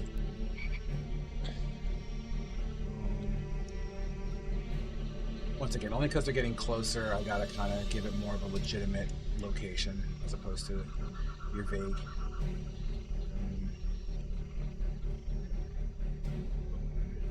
Thermal, I think you might have fucked up. Honestly, I don't think Thermal's in as bad shape as you think. Two sessions in a row, he's about to die. Oh, no. Let's go. Why do I have 3 of these fuckers stacked up? Stop it! Thank you. So my wingspan is 76 inches. Oh, the rest I could probably, well, actually no, because these guys would be coming this way. What are you talking about, Oscar? These guys would Possibly. absolutely come this way. These guys would absolutely come this way. These guys would absolutely come this way. Honestly, these guys smell blood. They would go that way. Blood. Blood. Okay.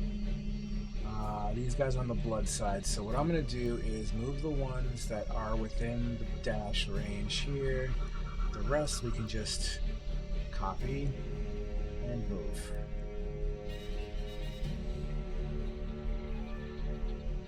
And they would move generally 40 feet in that general direction.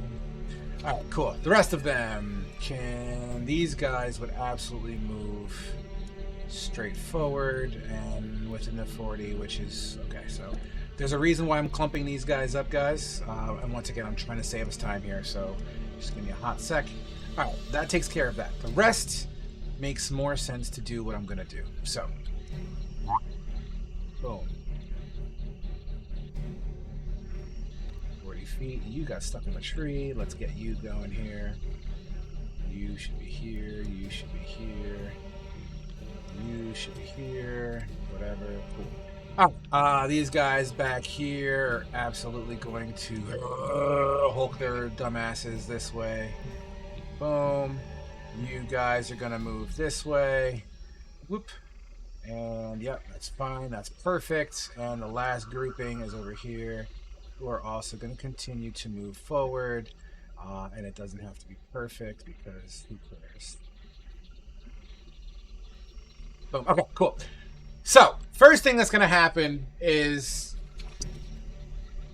Gregory's held action.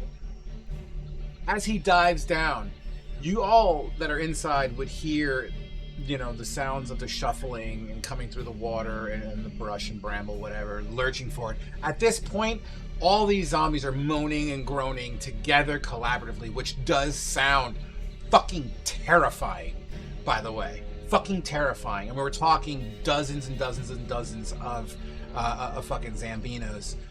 At this point, I'm just going to make one roll to represent what's about to happen. Okay. As he dives down, get down! You hear beep, beep, beep, beep, beep, beep. Boom! As this landmine gets triggered by one of these zombies that gets stomped on.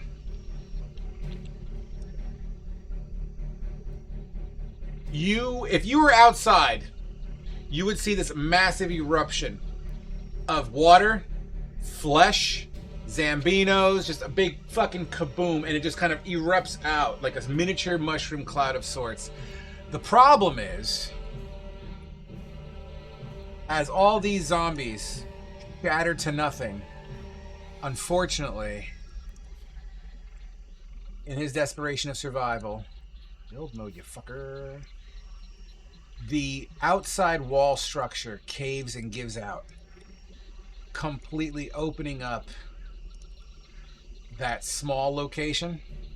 That little hole in the wall is now significantly not so small. It actually shreds apart some of this shit too. Asher, as I'm actually no, because they still gotta do attacks on fucking dipshit over there. Alright, boom. That should be good enough to represent the hole in the wall. Actually, all those dashed. Remember, it's the only one. That could One get of in them, on I think hit. one of them got in with a regular attack, so I'm trying to give him a regular attack on you. Okay, not a problem. Let's get on the board. Doesn't matter. A 9 to hit. Ain't gonna happen. No. As you feel just like a hand on you and it slides off. Alright, now, Asher, you're up. Gregory, that didn't help much. It kind of made things worse. I'm sorry! What'd you say, Frog? I'm sorry! So now there's just this big ass opening in front of me, right? Yep. Fuck. I see the rope ladder hanging down though, right? Yes.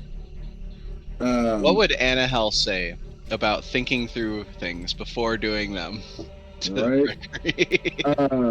Asher's gonna yell at Eustace and Gregory to get up the damn rope ladder, that they're going the wrong way, and then turn around and just I'm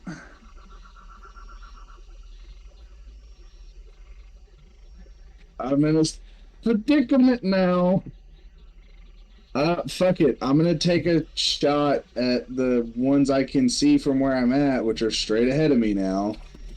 Is it like a open and clear line of fire, I'm assuming? Straight ahead? That was just made? Yeah. Oh yeah, 100%. Like shooting out of a cave. Well, the dude literally straight in front of me. Okay. How far away would you say that is? I can tell you exactly how far away that is. Yeah, I forget how to do the measuring thing. You're looking at roughly 65 feet, 70 feet.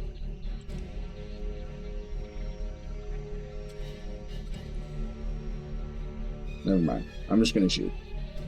Good. 17 hit. Get it. 10 points of damage.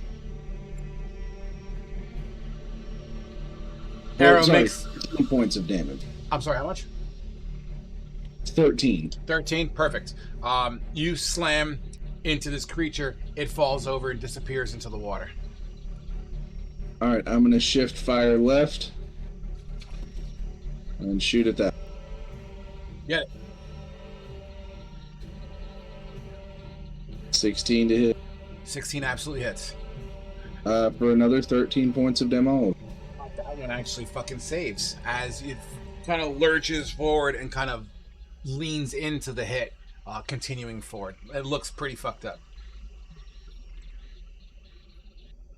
And fucking tastic. I mean, granted, they're dead, so I guess they all sort of look fucked up, but...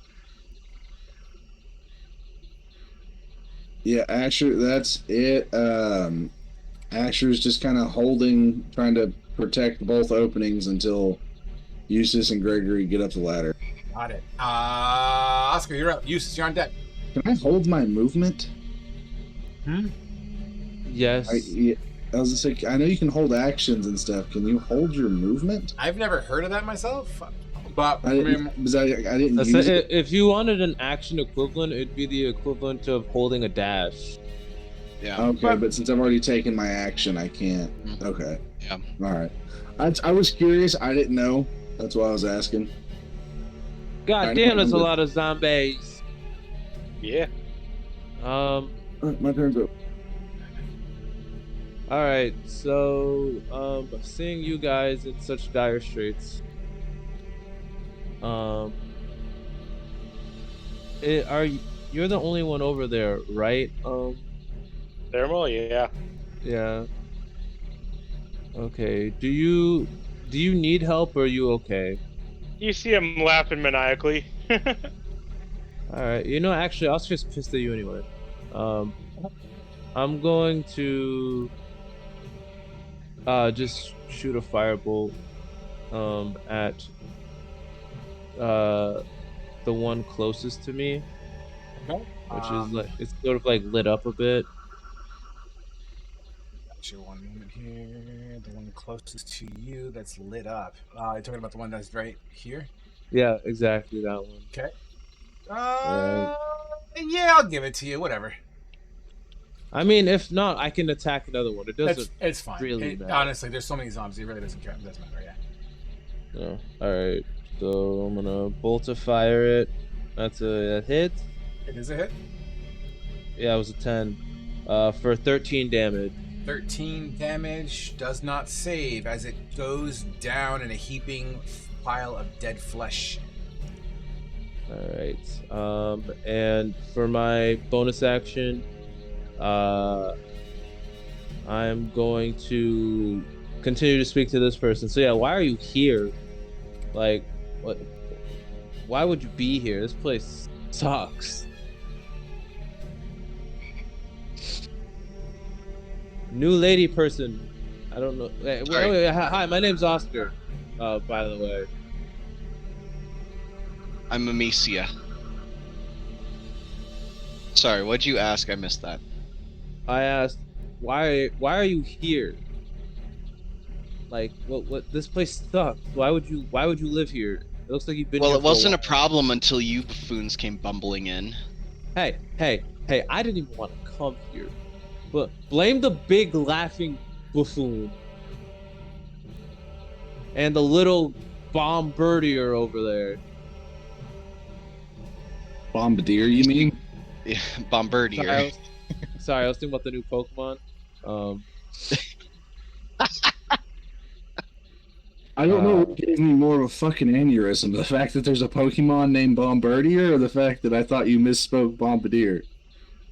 Talking about I play good games. Both are correct. Best selling franchise in the world, but whatever, homie. Alright, conversation good? Yeah. Moving on, Eustace. Oh my god. I can't believe I'm about to do this. Pokeball! How bad is it in there? You're gonna be 20 feet. Oh shit. It's a lot of Zambades. Zambadinos. You move it once you make it? Like... No, you can't move it once you make it. You gotta start from the point that you want it to hit. That's fine. It's thermal? Yeah, I think that missed him. That just misses thermal. So there you go. I'm gonna be honest with you. Regardless if I save, I don't think. Go roll your numbers. Let's. Oh yeah, because you need to do 5 plus the damage, right? Yeah. Yeah. So if he rolls, 33 damage. There's no way in fuck I could save that. So they all die. So wow, where'd the thing go? I can see which ones. Basically, it stopped on this one, and it clipped everything below that. So, why don't you explain what happens, buddy? I just go. I come out the corner like real quick with this bolt in my hand. I'm like, "Damn it, thermal!" And I just launch it, and it massive explosion just incinerates everything. You deleted. Yeah, I know. Thermal dies too. Thermal got deleted. The wrong ones. And I move 10 feet back inside the tower. So you're fireball. Hurry up, thermal! It doesn't blow up like the conventional landmine that you had seen before. This is more of an instant incineration. And whatever is in there that was once flesh sizzles to powder and burns. The water that's in that area evaporates instantaneously, and as everything clears up, you see the water rushing back in to fill that void, as it just leaves this steaming, heaping pile of smell of disgusting swamp water and rotten flesh. Thermal, you see a flash, enough to be like, fuck! As you look back, it's just clear. You move back in, you fucking pussy. Absolutely. Would that be your turn? Yep. Amicia, you're next. Thermal, you're on deck. Amy. Don't call me Amy. Amy. Like push him off the ledge. Just, whoop. I still have wings in this life. You don't. Yeah, but you know, God can do something about that. Yeah. What hath been given can't be taken away. I'm gonna hit this zombie by the rock over here. That yeah, that one. Got it. Make it so. 13. 13's a hit. 10 damage. 10 damage is just enough. But a nat 20 says no, he's not dying as you cleave through it, but the creature kind of looks up and cocks his head up at you. Shooting again. 27 to hit. Yeah, dude, go for it. 9 damage again. Not a pass this time, unfortunately. Yeah, so it fucking... Down. You double tap it. Pop, pop, yep. And it goes down. Would that be your turn? And I'm done. All right, Thermal. I'm gonna cleave 3. 18 to hit for sure. Yep. 25 total. That would be 9 plus a d6. 11 damage on the cleave for 3. 3 fails as they all get once again chopped in half. Plug the hole, Thermal. Plug the hole. Bonus action. I'm gonna hit one with the butt of the polearm. Get it. Which one? This one up here? Sure. 8 to hit. Just hits. That's gonna be 8 damage on that one. 8 damage. Clap. You hear bones shatter, but the arm that shattered just flops in like just a fleshy heap, but it still is moving towards you. Okay. Would that be your turn? Oh, hold on.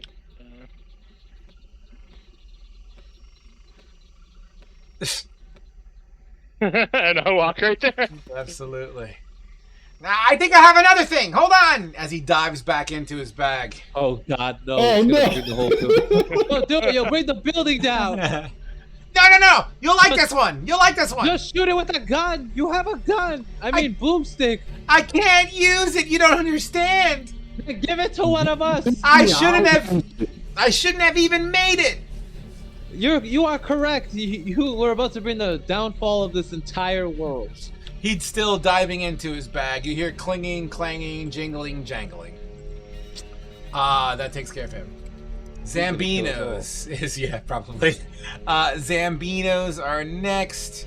The ones that are within striking distance first. Fuck it, 40. Do your stupid shit. 9 to hit. Yeah.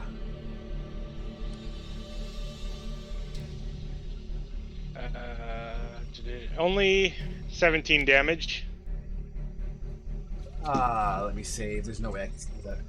Oh, with a nat 20 though, tells me to go fuck yourself. Well, he stops at 10 feet from me, so. Gotcha. He's definitely hanging on by a thread, that's for sure. As you crack through, bending its body, yeah, unfortunately, not enough. So, boom, boom, boom, boom. Almost there, dudes. Just doing the quadrants right quick.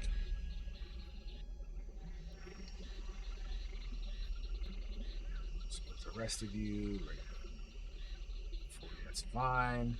Alright, so you guys are free and clear over here. Let's just move you back into the fray. Boom, let's take you guys. Oh, come on, don't do that to me. Don't you fucking do that. I got a good plan here. Oh. I think it might be time for a new spell to go off. We literally just need to climb up the fucking ladder and then we can snipe them from the top. Like, Jesus Christ. Nope. We're just gonna watch them all die, miraculously, one by one. While we have to do nothing. It's gonna be great. I wish there was a way to combine token movement together. That would be really helpful.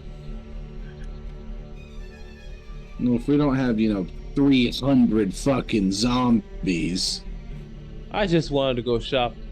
Alright, this is what we need to have happen. Forgetting to go shopping this session. Thermal, on your turn, I'm gonna hold my turn, and on your turn, I need you to move into the gap, and I'm gonna cast something in front of you. And then we're gonna watch everything just walk into their death, because they're dumb zombies. Oh, I forgot about the back door. Asher? Yeah. That's Sure. why I was telling you to get the fuck upstairs. Oscar, get Oh, what's down up? here. That shit. The zombies are down there. Why are you down there? I thought you'd be the first one to run away. That's true. That was awesome. Asher, you guys. Sorry, Why aren't I'm you doing the up ones. I'm doing the ones in striking distance, or at least the ones that are relevant here properly. And the rest of them are just going to inch forward. And these top 4 would probably just flutter around here. But they're a humbling mass of shit, so I'm just going to move them around this little area because that's what zombies do. Is it really only us still up on the second floor? Correct. Yeah, Asher's trying to get Eustace and fucking Gregory to go up the goddamn ladder, but they're like, no. It's You just can at least take solace in Someone's gonna knowing die. that at least I am as smart as you, Oscar. You know, I mean, yeah, Someone with it's just you and Amy up there. Asher could go up the damn ladder. He's just trying to fucking knows he can hold his own better than Eustace and Gregory can. Yeah, and Thermal's been putting in his work. Oh, I left a zombie You know what, Amy? I feel a kinship with you. It's called common sense.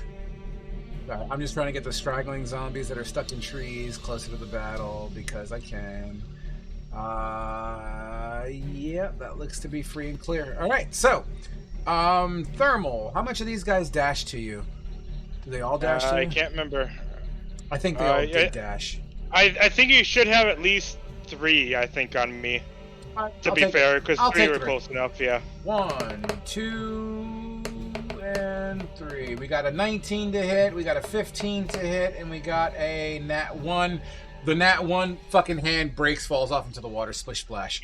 2 will hit. 2 will hit. 15 is my AC, so. Got you. So 1 scratches into you for 3 points of scratch damage. The other one bludgeons you and slams on you for 6. Ooh, a total of 4 damage, yeah. Yeah, you got it. That's all right. You laugh now. You wait. We're getting there. All right, cool. That takes care of Zambinos. Asher, you're up. Oscar, you're on deck. God damn it. Eustace, y'all need to get up the fucking ladder. Clear a path. Clear a path. Just pick up the tiny guy and just go up the ladder. The ladder is literally right beside you, Eustace. You're standing in front of it. It's right there to the left. Asher was like, God damn it. Can I go and pick The ladder's right here. No, it's not. The ladder's right here. Whenever you had Oscar go up, it was over to the left of us right there. Negative. It was right here. Okay, well, son of a bitch. So, I'm going to shoot the one that's right beside the ladder. Okay. Yeah, that one.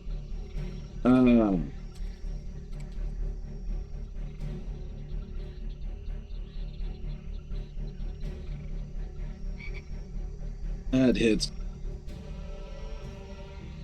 12 points of damage because he's within 30 feet.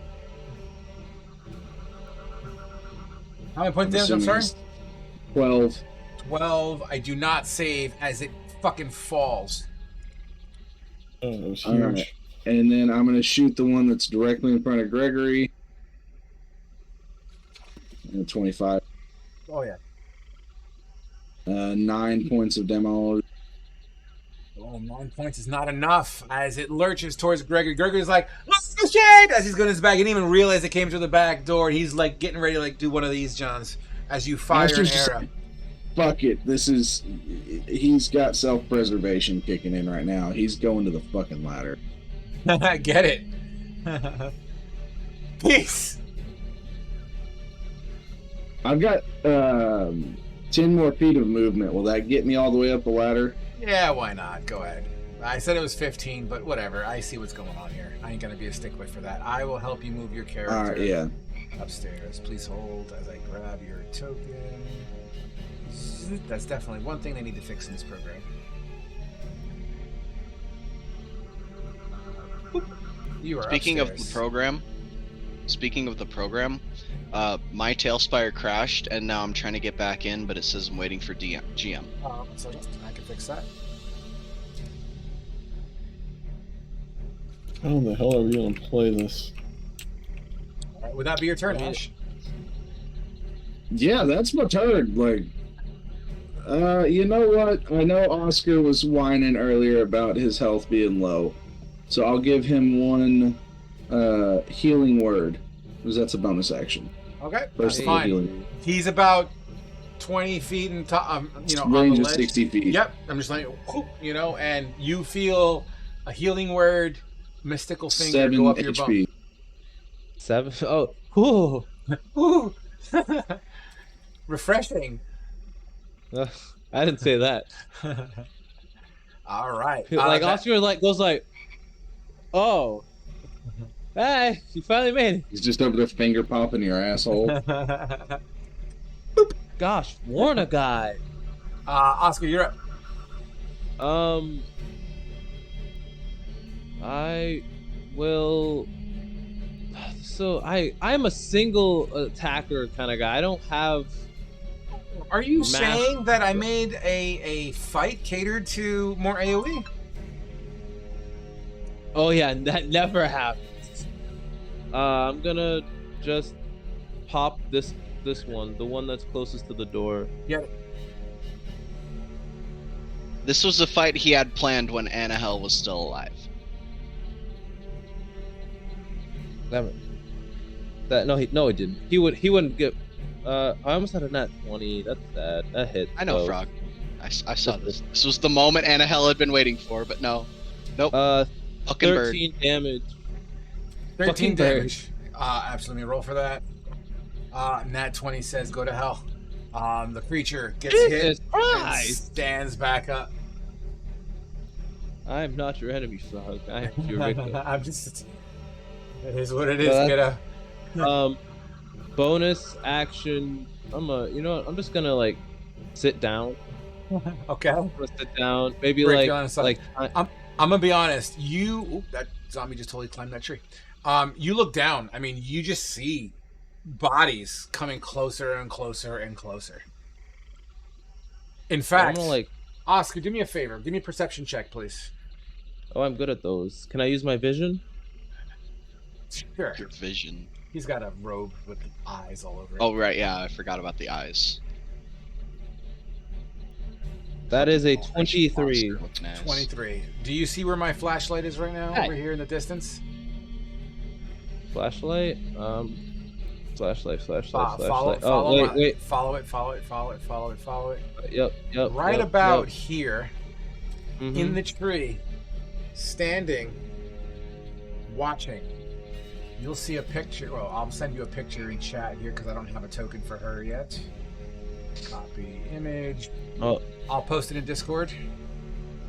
You'll see my ominous father's figure. newest You'll see an ominous figure. Campfire talk, elevated threats. That kind of looks like that, but standing in the tree, as if she's been there the whole time. Oh, you didn't put it in general. You put it in. No, I put it in campfire talk, elevated threat. Oh, she. 1. Oh, she. 2. Oh, well. Yep. Look, that's a lady vampire. So that's what you would see. Would that be your turn? Does she see him? Like, are they looking staring into each other's eyes? Yeah. She just gives a sad wave, like hi. As you wave hi, the eyes would glow red, and you just see those two predator eyes staring straight back at you. You know what? Wouldn't be the first time. Guys, vampire. So dad might be close. Oh wait, you don't. Yeah, that's not a good thing. How can you tell? How can I tell that there's a vampire over there? Because I can see her. Would that be your turn? Yeah, that's all. Cool. Eustace, I already see what you're doing. Go ahead and give me some rolls, buddy. He's either a vampire or a necro douche. Necro douche. 25 damage. If you rolled under a 20, I might have been able to survive. Unfortunately, it does not pan out. Did you actually get the guy in the doorway too? I got every one of them.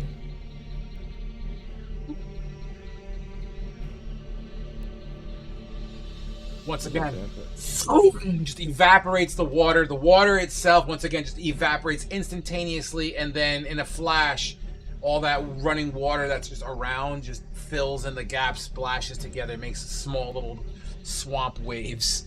I had the ones on the inside too. Did you? Okay, thank you. I think I just killed Gregory. Yeah, Greg's dead. Yeah. Oh, yeah. Sorry, Greg. We hardly knew ye. We hardly knew ye. You know what? We stopped the end of the world, guys, and he wasted our item. Would that be your turn? I'm gonna move to the steps. I'm gonna yell for Thermal to plug the gap. I can cover you. I got a spell up my sleeve for it.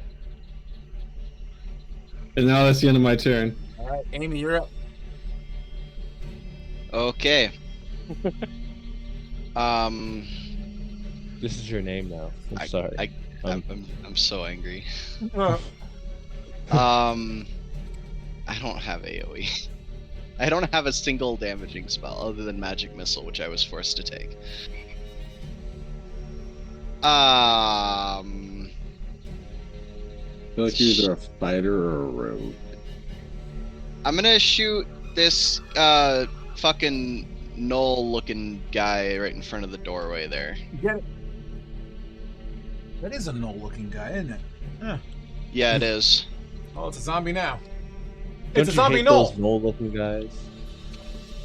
One of these They would things probably like not that. like another. Oh They my would god. probably like that.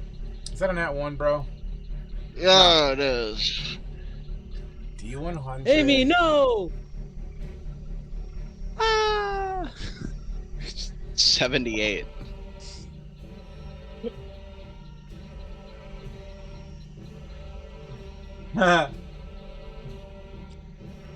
Do I fall down? Now you gotta make a new character. I really don't want to do this. Give me. If I fell, it'd be a very me- interesting way to engage give- another aspect of the character. Give me a dexterity saving throw and beat a 12. Okay. Dexterity saving throw. Or you 9. can choose. You fucking failed. Wait, Okay. but Oscar's right there. I have a you- +4 to that particular save, and I still As fucked you it up. fucking you the because the roof is caved in, right? So the structure itself is not structurally sound. It would be condemned in the real world. One of the blocks that you're leaning on slips out. It dude, you fucking tumble forward. You know what? This is gonna be good. You tumble forward. Do you have any way to break your fall? The giant dwarf underneath her. I could create a thunder wave underneath me that'll cushion my fall. They did that on Mythbusters. I could try to grab her. No, that's too much. Plus, thematically, this is gonna be cool. You fall. Fuck it. Let's just call it 30 feet. As you tumble down, roll me 2d6, please. 2d6. Yep. Watch, I'm gonna get the nat 20 roll on these two. Jesus Christ! What'd you roll? I can't see it. 10 damage. Wow. You take 10 points of smack, boom, boom, bang, bang damage as you splash into the water in front. Oscar, Amy took a dive. Amy, no! Thermal. Do I lose my action? Do I lose everything? You rolled a nat 1, It doesn't say you. A failure throw. It doesn't say in this that you lose your action, so I'm gonna say you fell. It doesn't specifically say it. So what else do you want to do? You are prone. Do I get my action? Well, your action was to shoot. You got attack. your nat 1, so Yeah, but I got my extra attack. I mean, if you're that desperate, I'll give it to you. Hold on, let me just. Yeah, it is. And it is an action-based thing, so yeah. If you're okay with it, sure. Go ahead. Action surge. But remember, So you're prone. as she falls, her survival instincts are gonna kick in, and she's gonna. As she falls, she's gonna be screaming, and then that scream is gonna turn into a low guttural roar, and the hit all of a sudden in front of or next to Thermal, and I guess Gregory might also see it. It's gonna be a large, hairy figure. Oh, sitting on the ground. You're a druid. Not well. I guess that's close enough to werewolf. And yeah, I can't do anything else, but that's it for right now. Side note, or unless I can spend my movement to stand up. Sure. I'll give you that. Okay. That's half your movement. Yeah. So and then you still got 15 feet. Real talk. I have the ability to create morph characters. If you are feeling like you want to spend more on a token, you could actually create your. I've already got it made. I've already got it made. I just don't have the money for it. Where you can bloop bloop and swap between transformations. But for now, all right, cool. We'll worry about that. We'll worry about that later. Is there anything else you wish to do? As once again you and you do your little morph thing. Get inside! Get inside! I didn't hear you. Be like, oh no, Amy, no. Oh wait, she is a werewolf. No, I don't have anything else to do. All right, next up. You still have 15 feet of movement you could use to go inside. I'm not going. She's gonna be right there. Thermal, you. It's exactly where she now wants to be. Ooh, actually, I got some. Hold on. I'm going to move this token to the side and replace it with this token for now. All right, perfect. And you know what? I'll even give you command temporarily. GM tools, player permission. Gotcha. Okay, cool. Thermal, you're up. Yeah. Okay, cleave attack. Get it. 16 to hit. Yep. Remember, their AC's only 8, so go ahead and just get the roll going. I trust you guys. I knew it was going to be a numbers game, so that's why I'm giving you all the numbers ahead of time.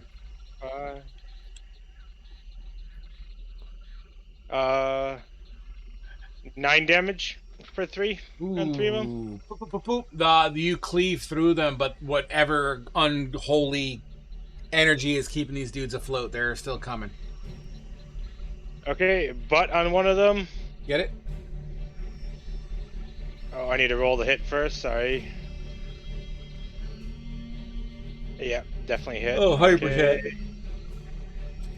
That, and then the damage is 8 damage on one of them. Enough to kill it, and I failed my roll proactively. Bang! As you crack. And then, yeah, I'll take 4 opportunity attacks. Ooh, well, technically 5. I can't move in the building. How tall is it in there? That first floor is 15 feet, but the hole that was blown is only 10. Okay. I'm technically a 10-foot character, but okay. Yeah. You can get in there, that's fine. So the first attack was an 11, the second one was an 11, the third one was a fucking 11, and you said there was a fourth one in there? Yep, a fourth one. Fourth one was 16.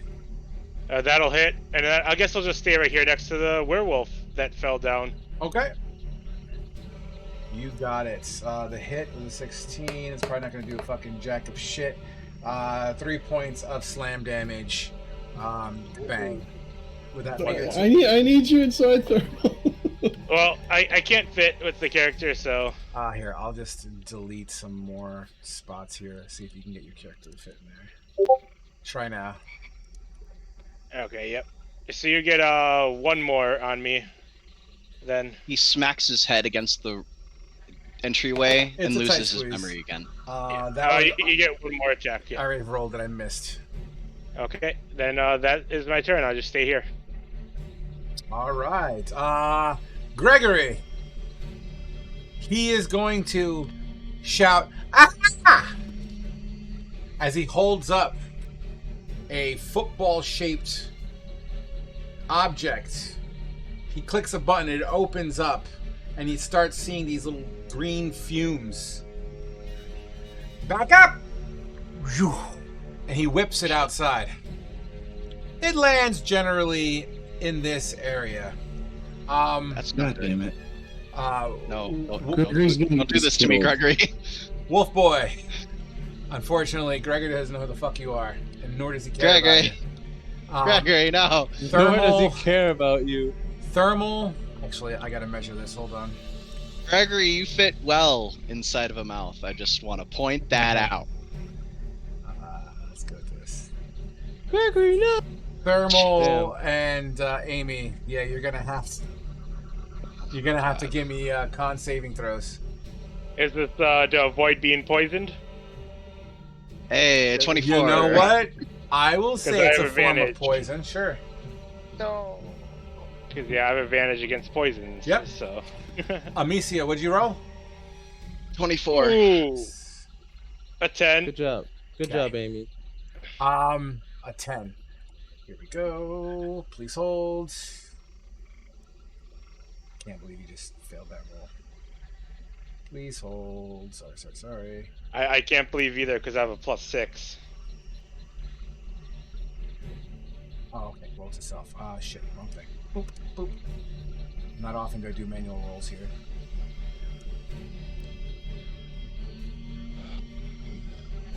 Fucking roll. Thank you.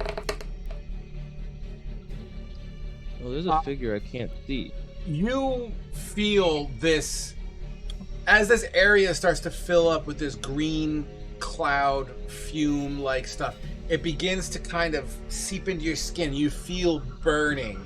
I'm gonna say, Mr. Werewolf Boy or Girl, you dive instinctually under the water, and as this cloud just kind of radiates over you, you start to feel like a poison burn all over your flesh. For half damage for thermal, that's 15 points of damage on thermal.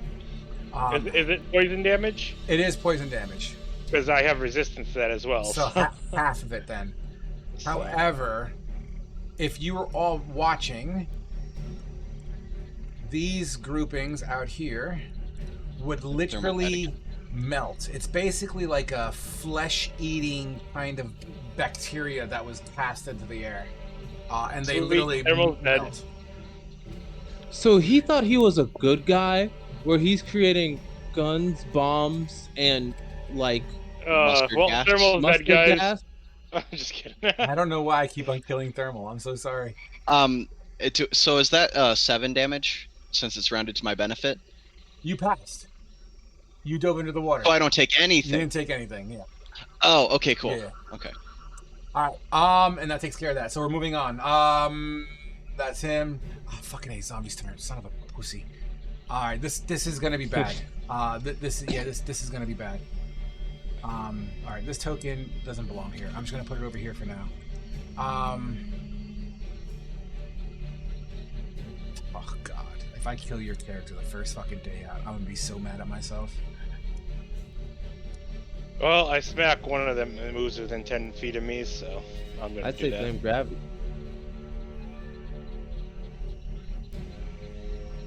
You gotta get inside. What does it look like? Can someone like share the screen so I can see it? Because I guess I don't have that model. Even though 11 damage to one of them, Frog. Working on it. Yep. I just wanted to Can't give you a see? heads up, so. I can't see you, and you're a new You can't animal. see me. You can't Yeah. see me. Yeah, Oh. Is it see is it me just now. is it just a ghost token? yeah, it's a ghost. That means See me your now. Add-on didn't work. Whatever you added. I'm right there. Or whatever you didn't add. I got it. Yeah, so you are a werewolf. So you lied to me. Wow. I didn't say anything to you. Wow. It's not a good way to start a friendship, Amy. Just You guys intruded into my home, brought the zombies onto my place, blew up my wall, tried to get me with mustard gas, and kicked me Mustard off the gas. roof. So, I didn't kick you. Kicked yourself off the roof.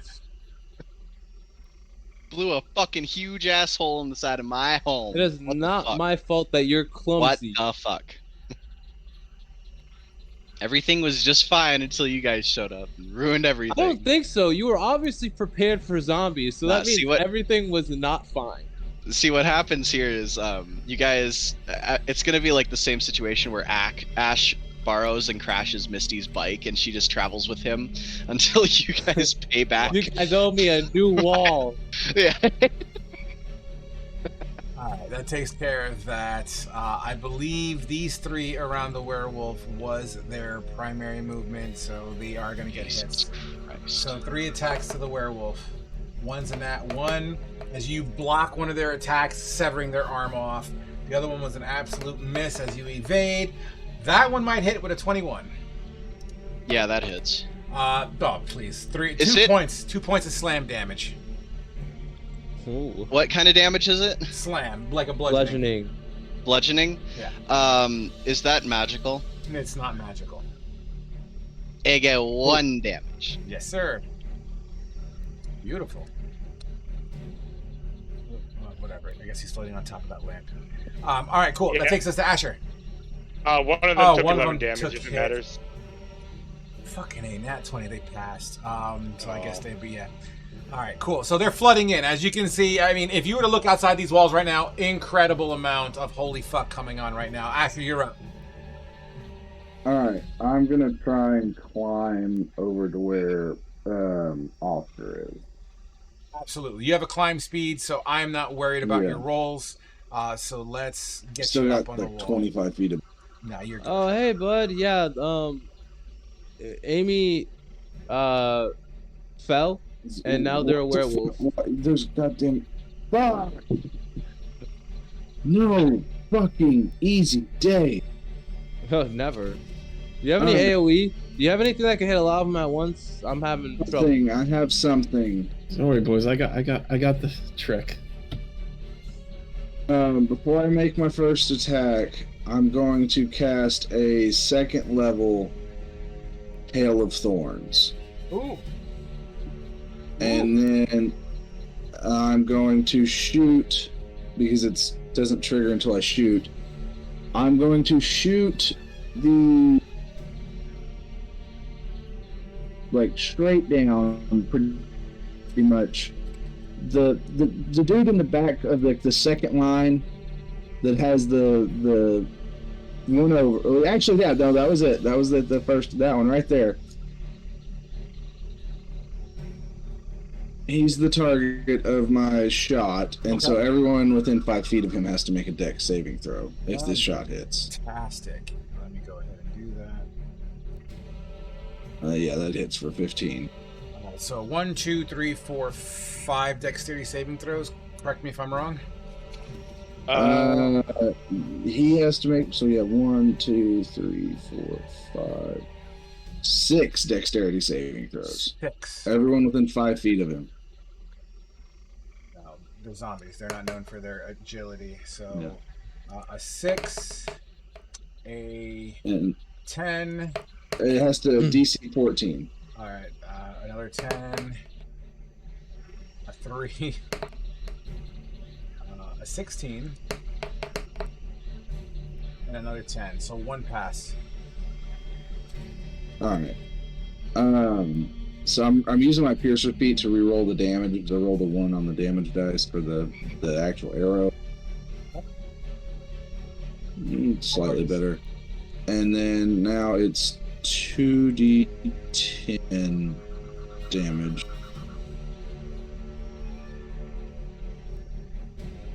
So, is he? Yeah, he's more than 30 feet away from me now that I'm shooting straight down. 100%. Right. 30 feet just to the floor. All right, cool. So, homeboy, the primary guy, takes anyone that failed the dexterity saving throw takes 10 points of damage. All right, hold on. That's 5. 1 second. Dead. Fucking dead. Dead, and then the 5th one actually survives. So one of them will stand back up. What is the main guy? Doesn't he take more damage? The main guy? The main guy took 19 points of damage total. That's if he failed his dex save too. There's no way he's gonna pass anything. So he's instantly dead. So that takes the blast. So he gets shattered. The shrapnel shreds everyone around.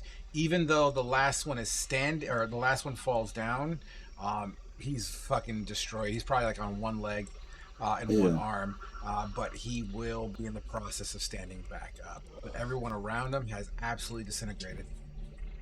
Cool, and that one that just stood back up, I've still got my other attack. I'm going to shoot him in the face. Get him.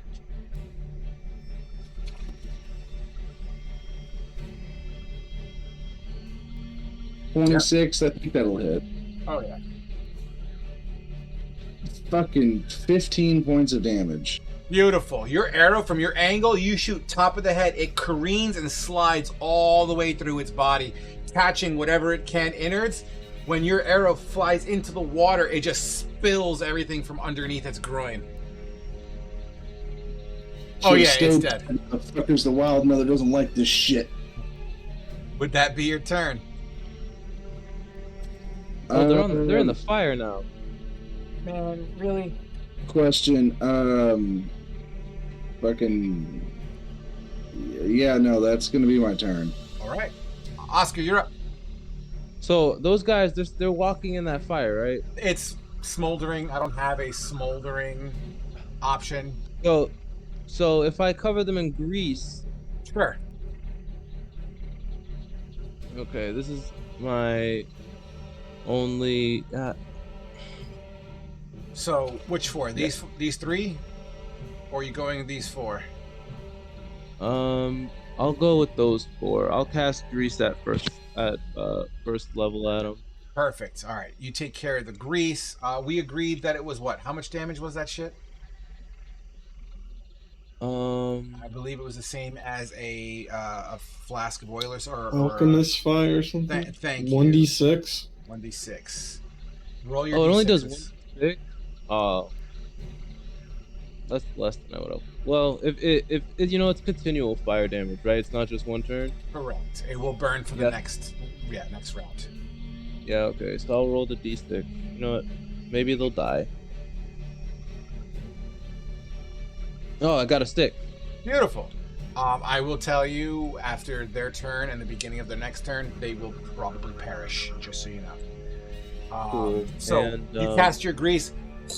They're walking fire bombs at this moment. Cool. And I'll lower down a rope a bit. Okay. Towards the front or the inside? Towards the front. So towards the werewolf. Actually, you know what? No, I wouldn't do that. Who am I kidding? They're a werewolf. Well, no, it's just like they turned into a werewolf. Thinking about it, like I don't. But they were reasonable. Fine. I'll lower down the rope. I'll lower down the rope, and I'll see what happens. They try to bite me though. Their ass is going back down. Absolutely. Amicia, you would see a rope dangling just over your shoulder. It is now Eustace's turn. Alright, Eustace is gonna go 10 feet up the ladder. He's gonna call out the zombie in the back to Thermal, and I'm gonna tell him I got the front door, and I'm gonna yell to the druid, you got 4 seconds to go up or get in, or you're probably not going to live. And I'm gonna hold my actual action until Thermal until I see what this creature does. My rope. Okay. You do so. Next up, we have Amicia. All right. She is going to attack. Well, actually, sorry. Beginning my turn, I gotta make a save.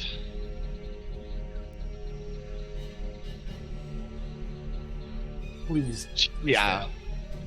No, it's, Please. yeah, it's a 4. So, seeing the overwhelming odds in front of her animalistic mind, I think she sees a path of escape this direction. And I'm going to exit out of one person's thing, so I'll have 1 attack of opportunity at this point here. Actually, I see 2 attacks of opportunity, to be honest. Oh yeah, you're right. That's a miss. And 18 to hit. Yep, that hits. So 1 slam attack for a mere 3 points of damage. Halved, so it's just 1. By the way, that's a cool sight to see. Just a werewolf in the middle of an ocean of zombies. That's fucking dope. So then we're gonna go this way, and then this way. That's gonna be another attack of another 2. Alright, that is a 22. Wouldn't it just be 1? 22 Where's the second one coming and a from? 17. 17 hits. 22 hits, so 2 hits. Oh yeah, 2 hits. 3. Ooh, and a 7. So 10 additional damage. Total or halved? Total. You can do the math with your halves if you need to. Okay. If you were to have it, it would be Just do 4. 4? Yeah. Are you sure? Because half of 3 10 is divided 5. by 3 is 1, and 7 is 3. Okay. Alright. So we got 5, 10, 15, 20, 25, 30. What are you doing? So that's another attack of opportunity. Would you roll for your save? A 4. Okay.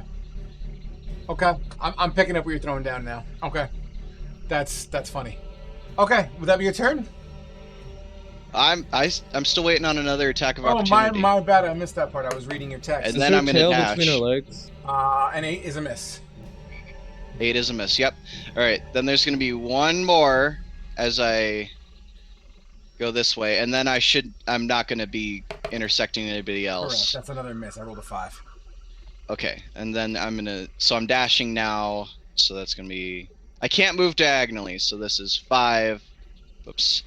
10. You could pick up your token and draw the line if Okay. you need to. That's fine. Okay. We're going it this way. That's where I get to by the Okay. end of my turn.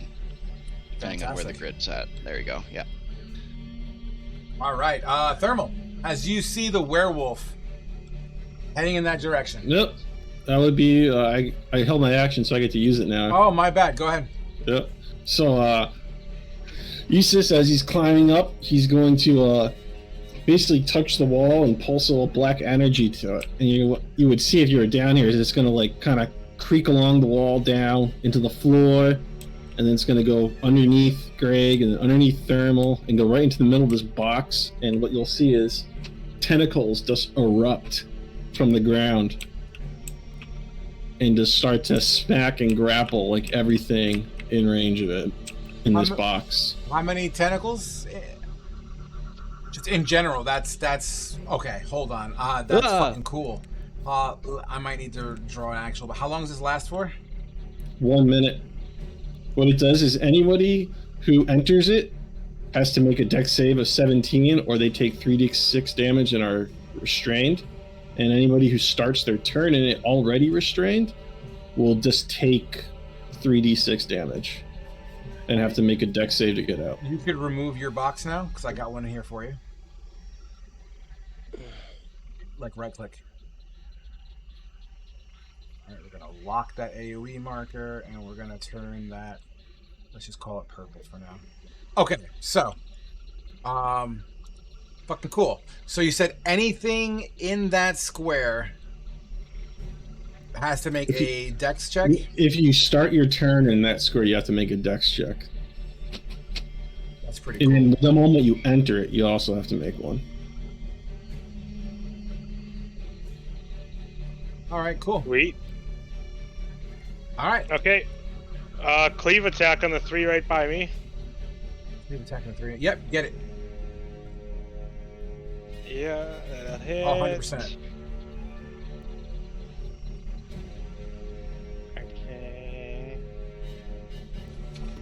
That'll be 13. 15. 15. Wait, I have to roll a d6. Sorry. 19 damage to those 3. Oh, I couldn't even save. 1, 2, 3. They're gone. Backdoor thermal. And then I'm gonna move to the back door, which I'm not sure if you just have to shrink my character a little bit because you said it's 15 feet in here. And God dog it. Just here. Can I move that works. Yeah. And, Perfect. now that door in the And- back, you will not be able to fit through. Oh yeah, I understand that. I'm just guarding it. And that'll be my turn. All right, you got it. Follow up is Gregory's turn. Yeah, move aside, and you see fucking Gregory start hauling ass up the ladder to safer. Watch, he's gonna throw something that kills me. Just yeets He just it right shoots at with me. his gun. Yeah. He's like, I won't shoot these. Oh my god, what is that? That takes care of him. Zambinos are next. Oh god. All right, I'm not gonna Come on, waste. zombie. I'm not gonna waste time. So here's what I'm going to say. All these zombies are brain dead. They are all, at least the ones that have line of sight on that entryway. That's where they would naturally be drawn to go. And they will be doing it as fast as possible. So anything outside of 40 feet, I'm just gonna make a roll for. So, oh god, dog it, dude.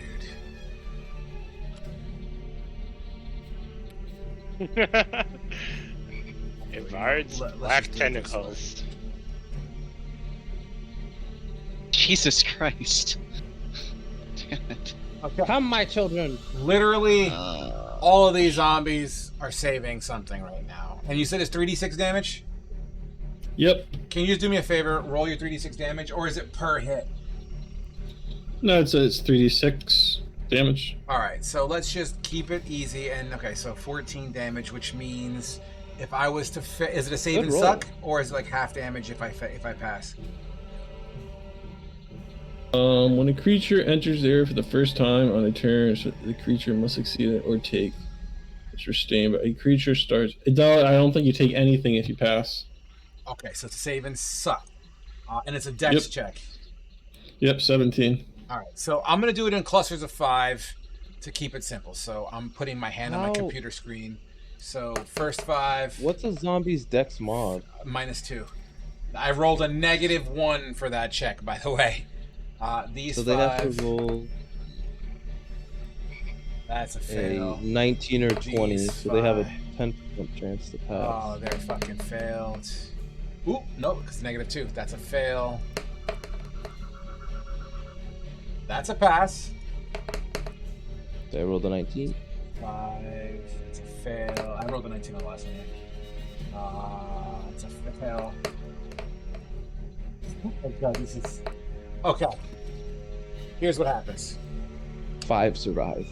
5 survive. As all of this is happening, all these zombies are trying to move in. You just see these black shadowy tentacles just ripping shit apart, like walking, just bodies fucking flying, fucking back and forth. Like you ever play Teenage Mutant Ninja Turtles for Super Nintendo, and you can kind of like do that shit to the Foot Clan?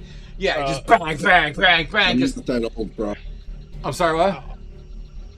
I'm not that old for Super Nintendo. All right, whatever. I'm old. I'm just imagining throwing a toy into a garbage disposal. Like for those that ever played World of Warcraft, that Cthulhu boss, whatever the fuck, with the tentacles and the big mouth in the middle. Well, these tentacles are just fucking slamming, bah, bah, smashing everywhere, chucking bodies, and literally all of them, The blender.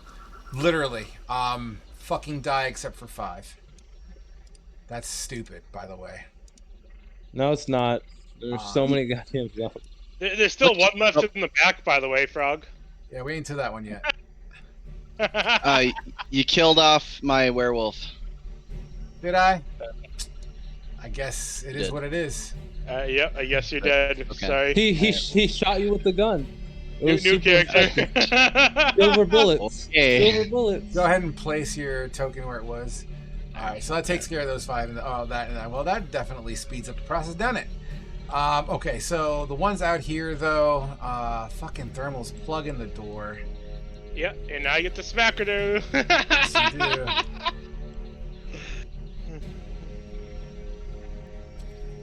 It was so nice of you to cluster all those zombies together for me, by the way, Frog. Right underneath there. You're welcome. 9 damage to that guy. He's alive, but no, he's getting pushed past. He with stops everyone. 10 feet from me, so yeah. Yeah, but his friends are gonna pass through him, so it really doesn't matter where I Okay, place him. yeah. But yeah. So for all you at home, this was supposed to be a shopping episode. This was supposed to be a slice of life anime, We're- but then we're- it turned out to be not. We're We getting were there. supposed to make it to the gates of Illidan before the end of the night Hey, session. you know what? You guys would have been in this town a long fucking time ago. All right, so next up, Asher, you're up. Alright, seeing this nice juicy target of fuck-knuckled zombies trying to go inside the damn house. The one in the back, like, center, dude, where he's got literally all the other guys within 5 feet of it. Yep. Asher's one more time. Just a first level Hail of Thorns. And going to shoot him. Get it.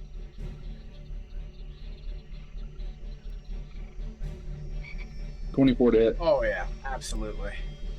They need to make a DC 14 strength, deck save. All right, first one was a nat 1. Second one is a nat 4. Third one is 13 minus 2 is an 11. Fourth one is a 10 minus 2 is an 8.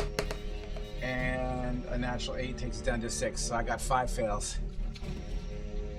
Well, that was depressing. I only rolled a 2 on the damage dice for the Hail of Thorns. Ooh. So, main dude takes 15 points of damage. So, nope. Fail. Dead. Got it. Dead. Everybody else just took 2 points of damage. He erupts and absorbs most of that impact. Some bones and sinew kind of splash around, but He no was a fat crazy. zombie. Yeah, he was a boomer. And then old boy that looks like he's got like a chicken wing in one hand. He's a The cook. white He's a guy cook looks zombie. like- Yeah, that guy. He's getting shot in the face. Get him. He's actually a null zombie. He's a null cook zombie. 14 to hit. 14 hits. A null. I'm re-rolling that damage with my Please. fierce. That's not bad. That's 12 points of damage. On top of before, he actually fails just barely. As he goes down. He's dead. Would that be your turn? Asher is just like, why is it always fucking zombie hordes? And yeah, that's his turn. You got it. I mean, this is where I told you there was an undead horde. Oscar. And I agreed, I didn't want to come here. Yeah, we were on the same page, but we just let the short guys dictate it. Whoa. Goddamn. Now we're being so- ableist. Yeah, push him off. So Frog. Yeah. Could it the 3 that are alive? Would they happen to be part of the bunch that I set on fire? I think they're gonna die anyway because they're in the thing. They're Yeah, gonna they're make gonna another die save anyway. again. Well, maybe they'll die. I'll of tell fire. you what. I'll give you a coin flip. Roll me a d20. If it's evens, I'll let them be the fire guys. If they're odds, they're not. That's odds. Sorry, guy. No worries. I'm gonna pull my rope back up and then hit one with a firebolt. Yep. No need to waste a good rope. Oh, Oscar, at the end of this, What's up? I'm going to need to refill some arrows from you. You You son bitch! I gave you so many arrows. I literally use arrows for every attack, and my each quiver only holds 20. I only have 40 That's arrows at a 6 time. damage. 6 damage. That's enough to at least do a save, and that's a fail. In just this little bit of combat, I've used almost all of one quiver. That's good. That means it's a good combat. Would that be your turn, Oscar? Yep. All right, Eustace, your back door is knocking. I'm gonna hold my action. He's knocking at the back door. Should I let him in? Clench your ass cheeks, Eustace. Clutch him. My turn's over. I'm holding action to cast a spell on the backside after these zombies have to make a dex save. Okay. Just remember, if it's a level, like you lose the spell if it's a level spell. If you don't, if the thing doesn't come up. So, Yeah, so do I make the save on your turn or their turn? On the start of their turn, they have to make a save. If they start, when they enter or start inside of it, they have to make a save. So they don't save just yet. Okay, so you're holding a spell currently. What's the spell? I need to know what the trigger is. After this is over, I'm gonna flame orb. You're gonna. Oh wow! You're gonna go bowling. He's going bowling. Wait, but this lasts a minute though, doesn't it? Yeah, but I mean, there's nothing. Yeah, Once these two die, I need concentration to flame orb, so I'm just waiting for their turn to go, so then I can flame orb the back door. So yeah. Okay. I'm okay with that. That sounds exciting. As you do so, Amicia, you're up. Well, now she's not in any immediate danger, so I think she's not running anymore. She just goes home. Yeah, yeah. Charge into the tentacles, Amy. Charge. The thing is, she's not as dumb as the fucking zombies are, so I don't think she'd do that. But I don't have an intelligence score. Werewolves have an intelligence score, yeah. I mean, they would know where the back door is, so. Yeah, that's what I'm thinking, but I'd have to dash to it. That's a lot of movement to get up there. I got a cool picture of Amy incoming, by the way. But continue. I'm sorry. Of character Amy or werewolf Amy? Because character this is still werewolf Amy. Okay. So I think we got 5, 10, 15, 20, 25, 30, 35, 40, 45, 50, 55, 60. And that's my turn, I guess. You got it. Next up, then, we have Thermal. Okay, I'm going to be playing, I think it's called croquet, you know, where you hit the ball with the mallet? Just right in the doorway with these zombies. Get it. Yep, that'll hit. 10 hits. Ooh, 18 damage plus a d6. I can't even fucking save it. Don't even bother. Okay, I'll save the d6 for my second attack then. All right, boom. First zombie drops. Second zombie absolutely hits. Gonna be 8.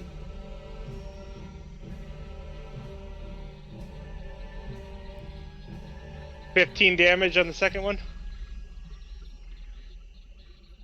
Fucking fail.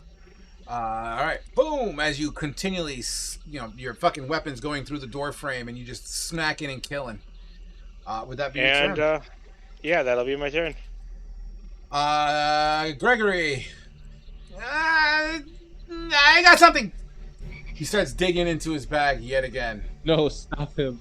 Stop him, please. He looks at the hole in the ground, and he looks like he's getting ready to drop something downstairs. Oh, there's a downstairs? I didn't even see that. No, I'm downstairs. Yeah, he's on the second floor. Oh. Yeah, right on top of Eustace. Gregory, stop throwing shit. We have people down there still. That's his turn as he's holding this device that looks like a football. Like we all know about Gregory. He's all about He's got a tactical nuke. He's got a tactical nuke, and he just drops it down there. Gregory equals zombie. Zombies are next, and go ahead and do your little fucking shebang. Oh, I'll drop a Oh, so did the zombies in the front fail their deck save? Yeah, they're gone. There's no way they can. I'll even, 13 damage to one of the zombies. Yeah, that's a 10 and a 10. And yeah, they're fucking deadskis. But hold on, he had a hold action, so go ahead, use this. Hold it up. Yeah, I'm gonna drop back down. I'm gonna flame orb on top of.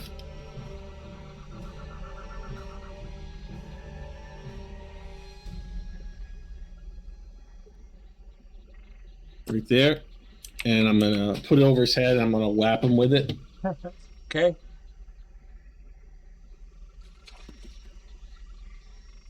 It's only level 2 spell. He's gotta make a DC 17 on Dex. Gotcha. And take 11 fire damage. DC 17. I actually rolled a nat 17, which brings me to a 15, so I fail. Yep, he takes 11 damage. 11 fire points. That does not, with a nat 1, does not make it. He's fucking burnt up to a crisp. And that would be the end of my turn, except the flame is still there.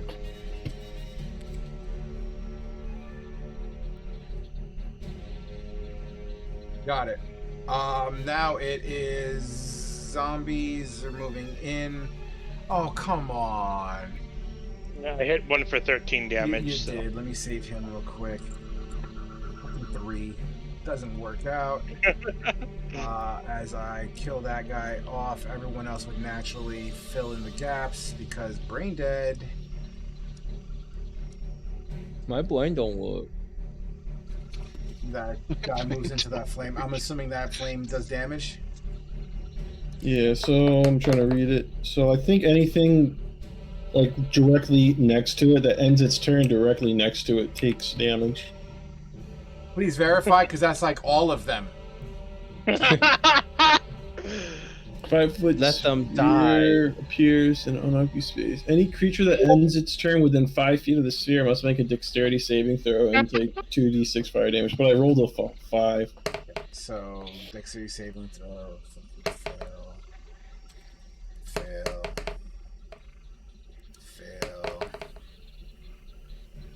Natural 1. Fail. They all fail, but take 5 damage. They're all on fire. They're all fucking on fire, but they're still coming at you. Burning zombies. Awesome. That's that. So, Asher.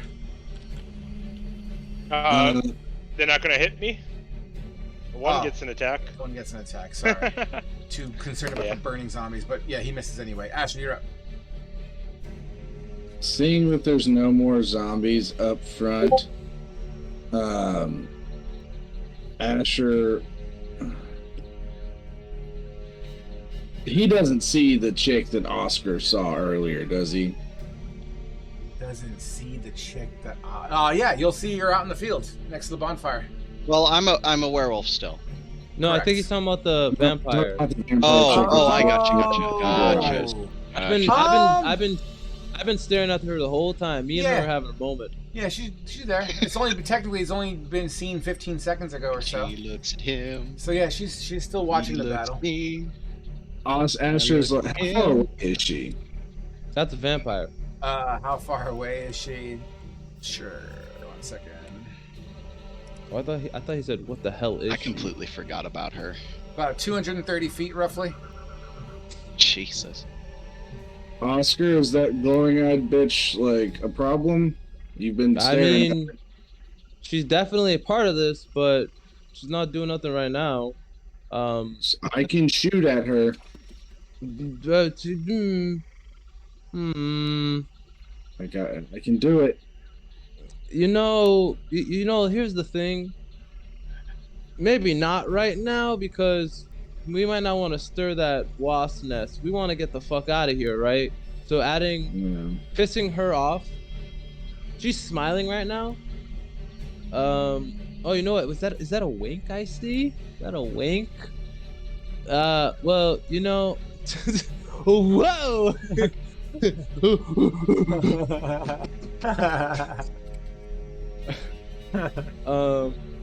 But who's the we real probably don't want here? to we probably don't want to stir that wasp nest right now.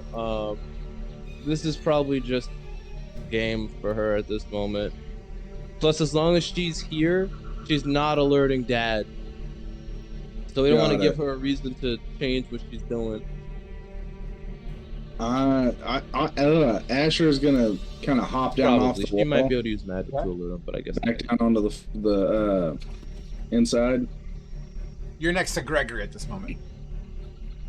And I'm gonna stick my head down the hole to see the hatch to see what the fuck everybody else downstairs is doing. As you stick your head down the hole, you hear dwee dwee dwee dwee dwee coming from this football. Whatever it is, just stop it. It's just our friends down there. No, they're in trouble. No, they're not. Stop. They're gonna get us. They're gonna get us. They're not. Kill him. No, they're not. He's a liability. Just stop. I can see them, Gregory. They're okay. Disarm the device. What do you plan to do with your action, Asher, out of curiosity? You feel like having some fun? Potentially.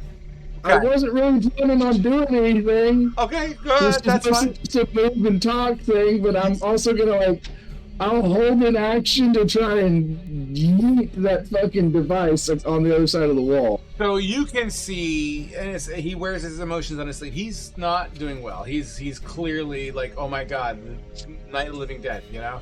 Out of desperation and panic, it looks as if he's about to drop this device. So if you want to, absolutely, if you want to use your action to grip up the device, I'm okay with that. I'm gonna grab it and just toss it. Like, awesome. I'm gonna try and lob it over the wall. Okay. Where me and Oscar were standing, and I'll even yell for Oscar, get down, and toss the device. Okay. The fuck is that? In which direction are you tossing the device? So if like towards the bonfire that was in front of the building. Okay. Wait, isn't that where Amy is? No, Amy's on the side. No, okay. Amy is on the side of the building. Give me give me an athletics check, please.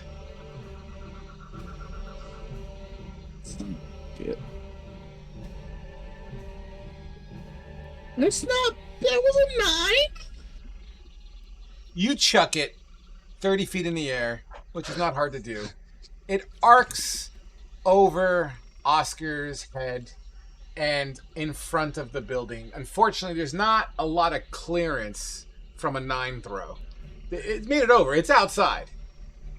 But as you chuck it, it winds up exploding. I don't deserve this. This concussive force shatters the wall inwards towards you guys. And Oscar, give me a dexterity saving throw. I don't deserve this. Yeah, I know, but it's gonna be so much fun. I'm just staring at this vampire over here, man. I'm just having a moment, and now I'm getting blown up. What the fuck? Do you have anything about like advantage or anything since Asher did warn him before he threw the device? Sure, I'll give you advantage. I did holler I'm okay with that. Oscar to get down. In fact, I gotta roll a dexterity saving throw for. Oh, it's a good thing you gave me advantage because my first one was a nat 1. I got a 24. A 24 is more than enough. I'm gonna go ahead and say, you're able to at least manage your way through that concussive force as the wall crumbles underneath you into a debris pile. I'm just gonna say you take your wings to kind of deaden the fall. Yeah, I jump back and semi-activate the wings to buffer 100%. Myself down. I'll give you that because that sounds fair. Although you guys owe me 2 walls and half a floor now.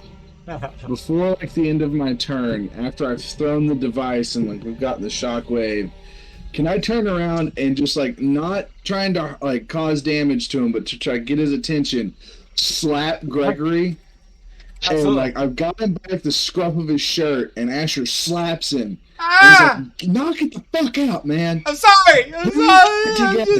I'm just scared. I'm just scared. It's killed. I get it. We're all fucking scared. You kill me, you son of a bitch. But you're throwing bombs and shit around here. You're not helping right now. I'm just doing the best I can. No, look at me. Look at me. Gregory, look at me. Look at me. Focus.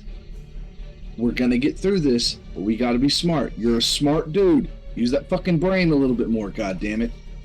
Hey, I'm sorry. I'm sorry. Would that be your Pull turn? your shit together. Take all your shit, pack it up into a bag, into a box. Your shit. Would that be your turn? That's it, my turn. Oscar, you're up. All right, I'm gonna make the situation a little bit worse. Oscar's gonna go over to him. What the hell was that? I've got it, Oscar. No, you psychopathic motherfucker. First you create what could cause the end of the goddamn world, and then you get a bomb thrown at me while I'm keeping an eye out on that vampire lady that may or may not still be there. I'm sorry. Oscar, I you're said- literally making the situation worse. I said I'm sorry, Yeah, okay? that's what I'm I said. sorry. That's what I'm I said I was sorry. gonna do. But it's pretty cool though. I call it the boom chakalaka. I'm a pooch upside you goddamn head. Is the vampire still there? Yes. Okay. No, she's right behind you now. She teleported. Ooh. Yeah, boom. Yeah, Oscar's just gonna keep a lot of eyes on her. Okay. And can I? Oh, you know what? I'm gonna hold. That might waste the spell. I don't want to do that.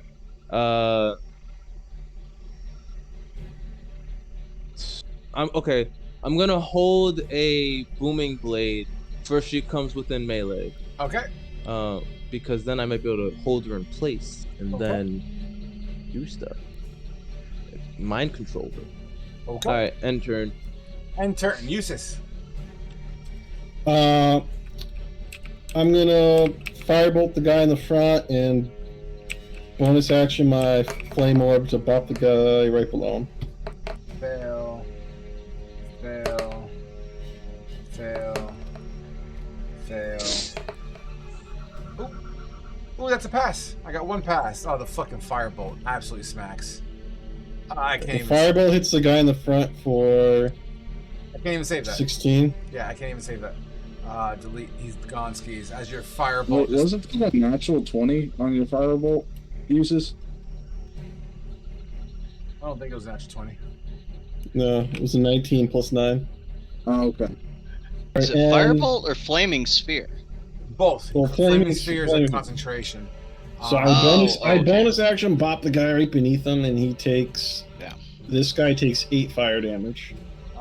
Yeah. The guy the sphere's on. Well, everyone around it too, doesn't it? No, only when the turn ends they take damage, but I can control it and ram it into something, and it takes damage when I do that. Only that target, though. I just failed that save. That sucks. That main character is dead. All right, as he burns to a crisp and falls to the ground. That's my turn. All right, Amicia, and then Thermal. Okay. I already measured it out. Yep. So I'm gonna land right about there. There. But that's with dashing, so that's my turn. Okay, well done. The Thermal. Okay, I'm gonna shrink. Ooh. Yeah, you take 9 fire damage, by the way. I take 9 fire damage? Yeah. Flaming spheres there. Okay. It's a deck save, right? Or no? Set size to normal. Okay. Deck save for what? Oh, for the flaming sphere. Oh, yeah, Sorry. You 'cause- don't get hit by it. Actually, you have to make a deck save for 17. Oh, okay. So I didn't take the 9 yet. Not yet. No, you gotta take a deck save. Dex save is an 8. You take 9 damage. Alright. Yeah, you take 9. Okay, 9 Okay, yeah. I'm gonna move there and I'm gonna cleave the 3 in front of me. 2? Oh, 10-foot reach. Yep. 3. Go for it. Yep, 10-foot reach. Oh, so close. Almost a nat 20. So sad. The automatic reroll. 14 damage to all 3. Ooh, I don't have a chance to save this. If I roll a nat 20 on either of them. Nope, no nat 20s. All 3 of them. And that'll be my turn. All right. Gregory is being bitch slapped, which takes us to Zambies. Zambies make the 2 saves. That's a almost pass. Almost pass, but they fail. Taking how much damage, Usus? It's when they end their turn, they take the damage. They get to do their turn. Yeah, I mean, But if they end in it, they'll take 4. Well, they're okay. So what you're saying is they get 2 chances to hit thermal. Actually, one of them I'm gonna hit for 12 damage. Okay, so he's staying inside the fucking 12 damage. Jesus, he's fucking gone. And then the last one is gonna make a swing with a 20 to hit on you. Yep. And that is probably the last thing in the game here. For 3 points of damage. 1 point. Got it. And then I failed my deck save. How much damage on the sphere? Only 4. 4, and he had taken 5 over. Wow, he's still alive. All right, he's still alive. Asher, you're up. Go downstairs and see what the fuck is taking them so long. Asher just jumps down the hole, doesn't even take the ladder. You superhero landing. Can you move my character down there? Or Honestly, can I move? at this point, you could end the whole match right now if you just want to jump. We can pseudo you jump down there. All right, I'll just jump down there and move to where I can see this last zombie. And Rolling that one. Fuck this shit. And no, he just lifts his hand and casts Sacred Flame. Sacred Flame, look at you. That's a dex save. It's a dexterity saving throw, DC 14. I rolled a 10. Give me that damage, buddy boy. Cool, it's 2d. 6 radiant damage. I can't even save that, and he's down to basically 1 HP. So he cooks and burns in radiant damage as he falls to the ground. Unfortunately, we have to end it there, but I'm going to do something for you guys proactively. First things first, let me kill the stream. Everyone watching, thanks so much. Thanks for staying an extra hour. I appreciate it.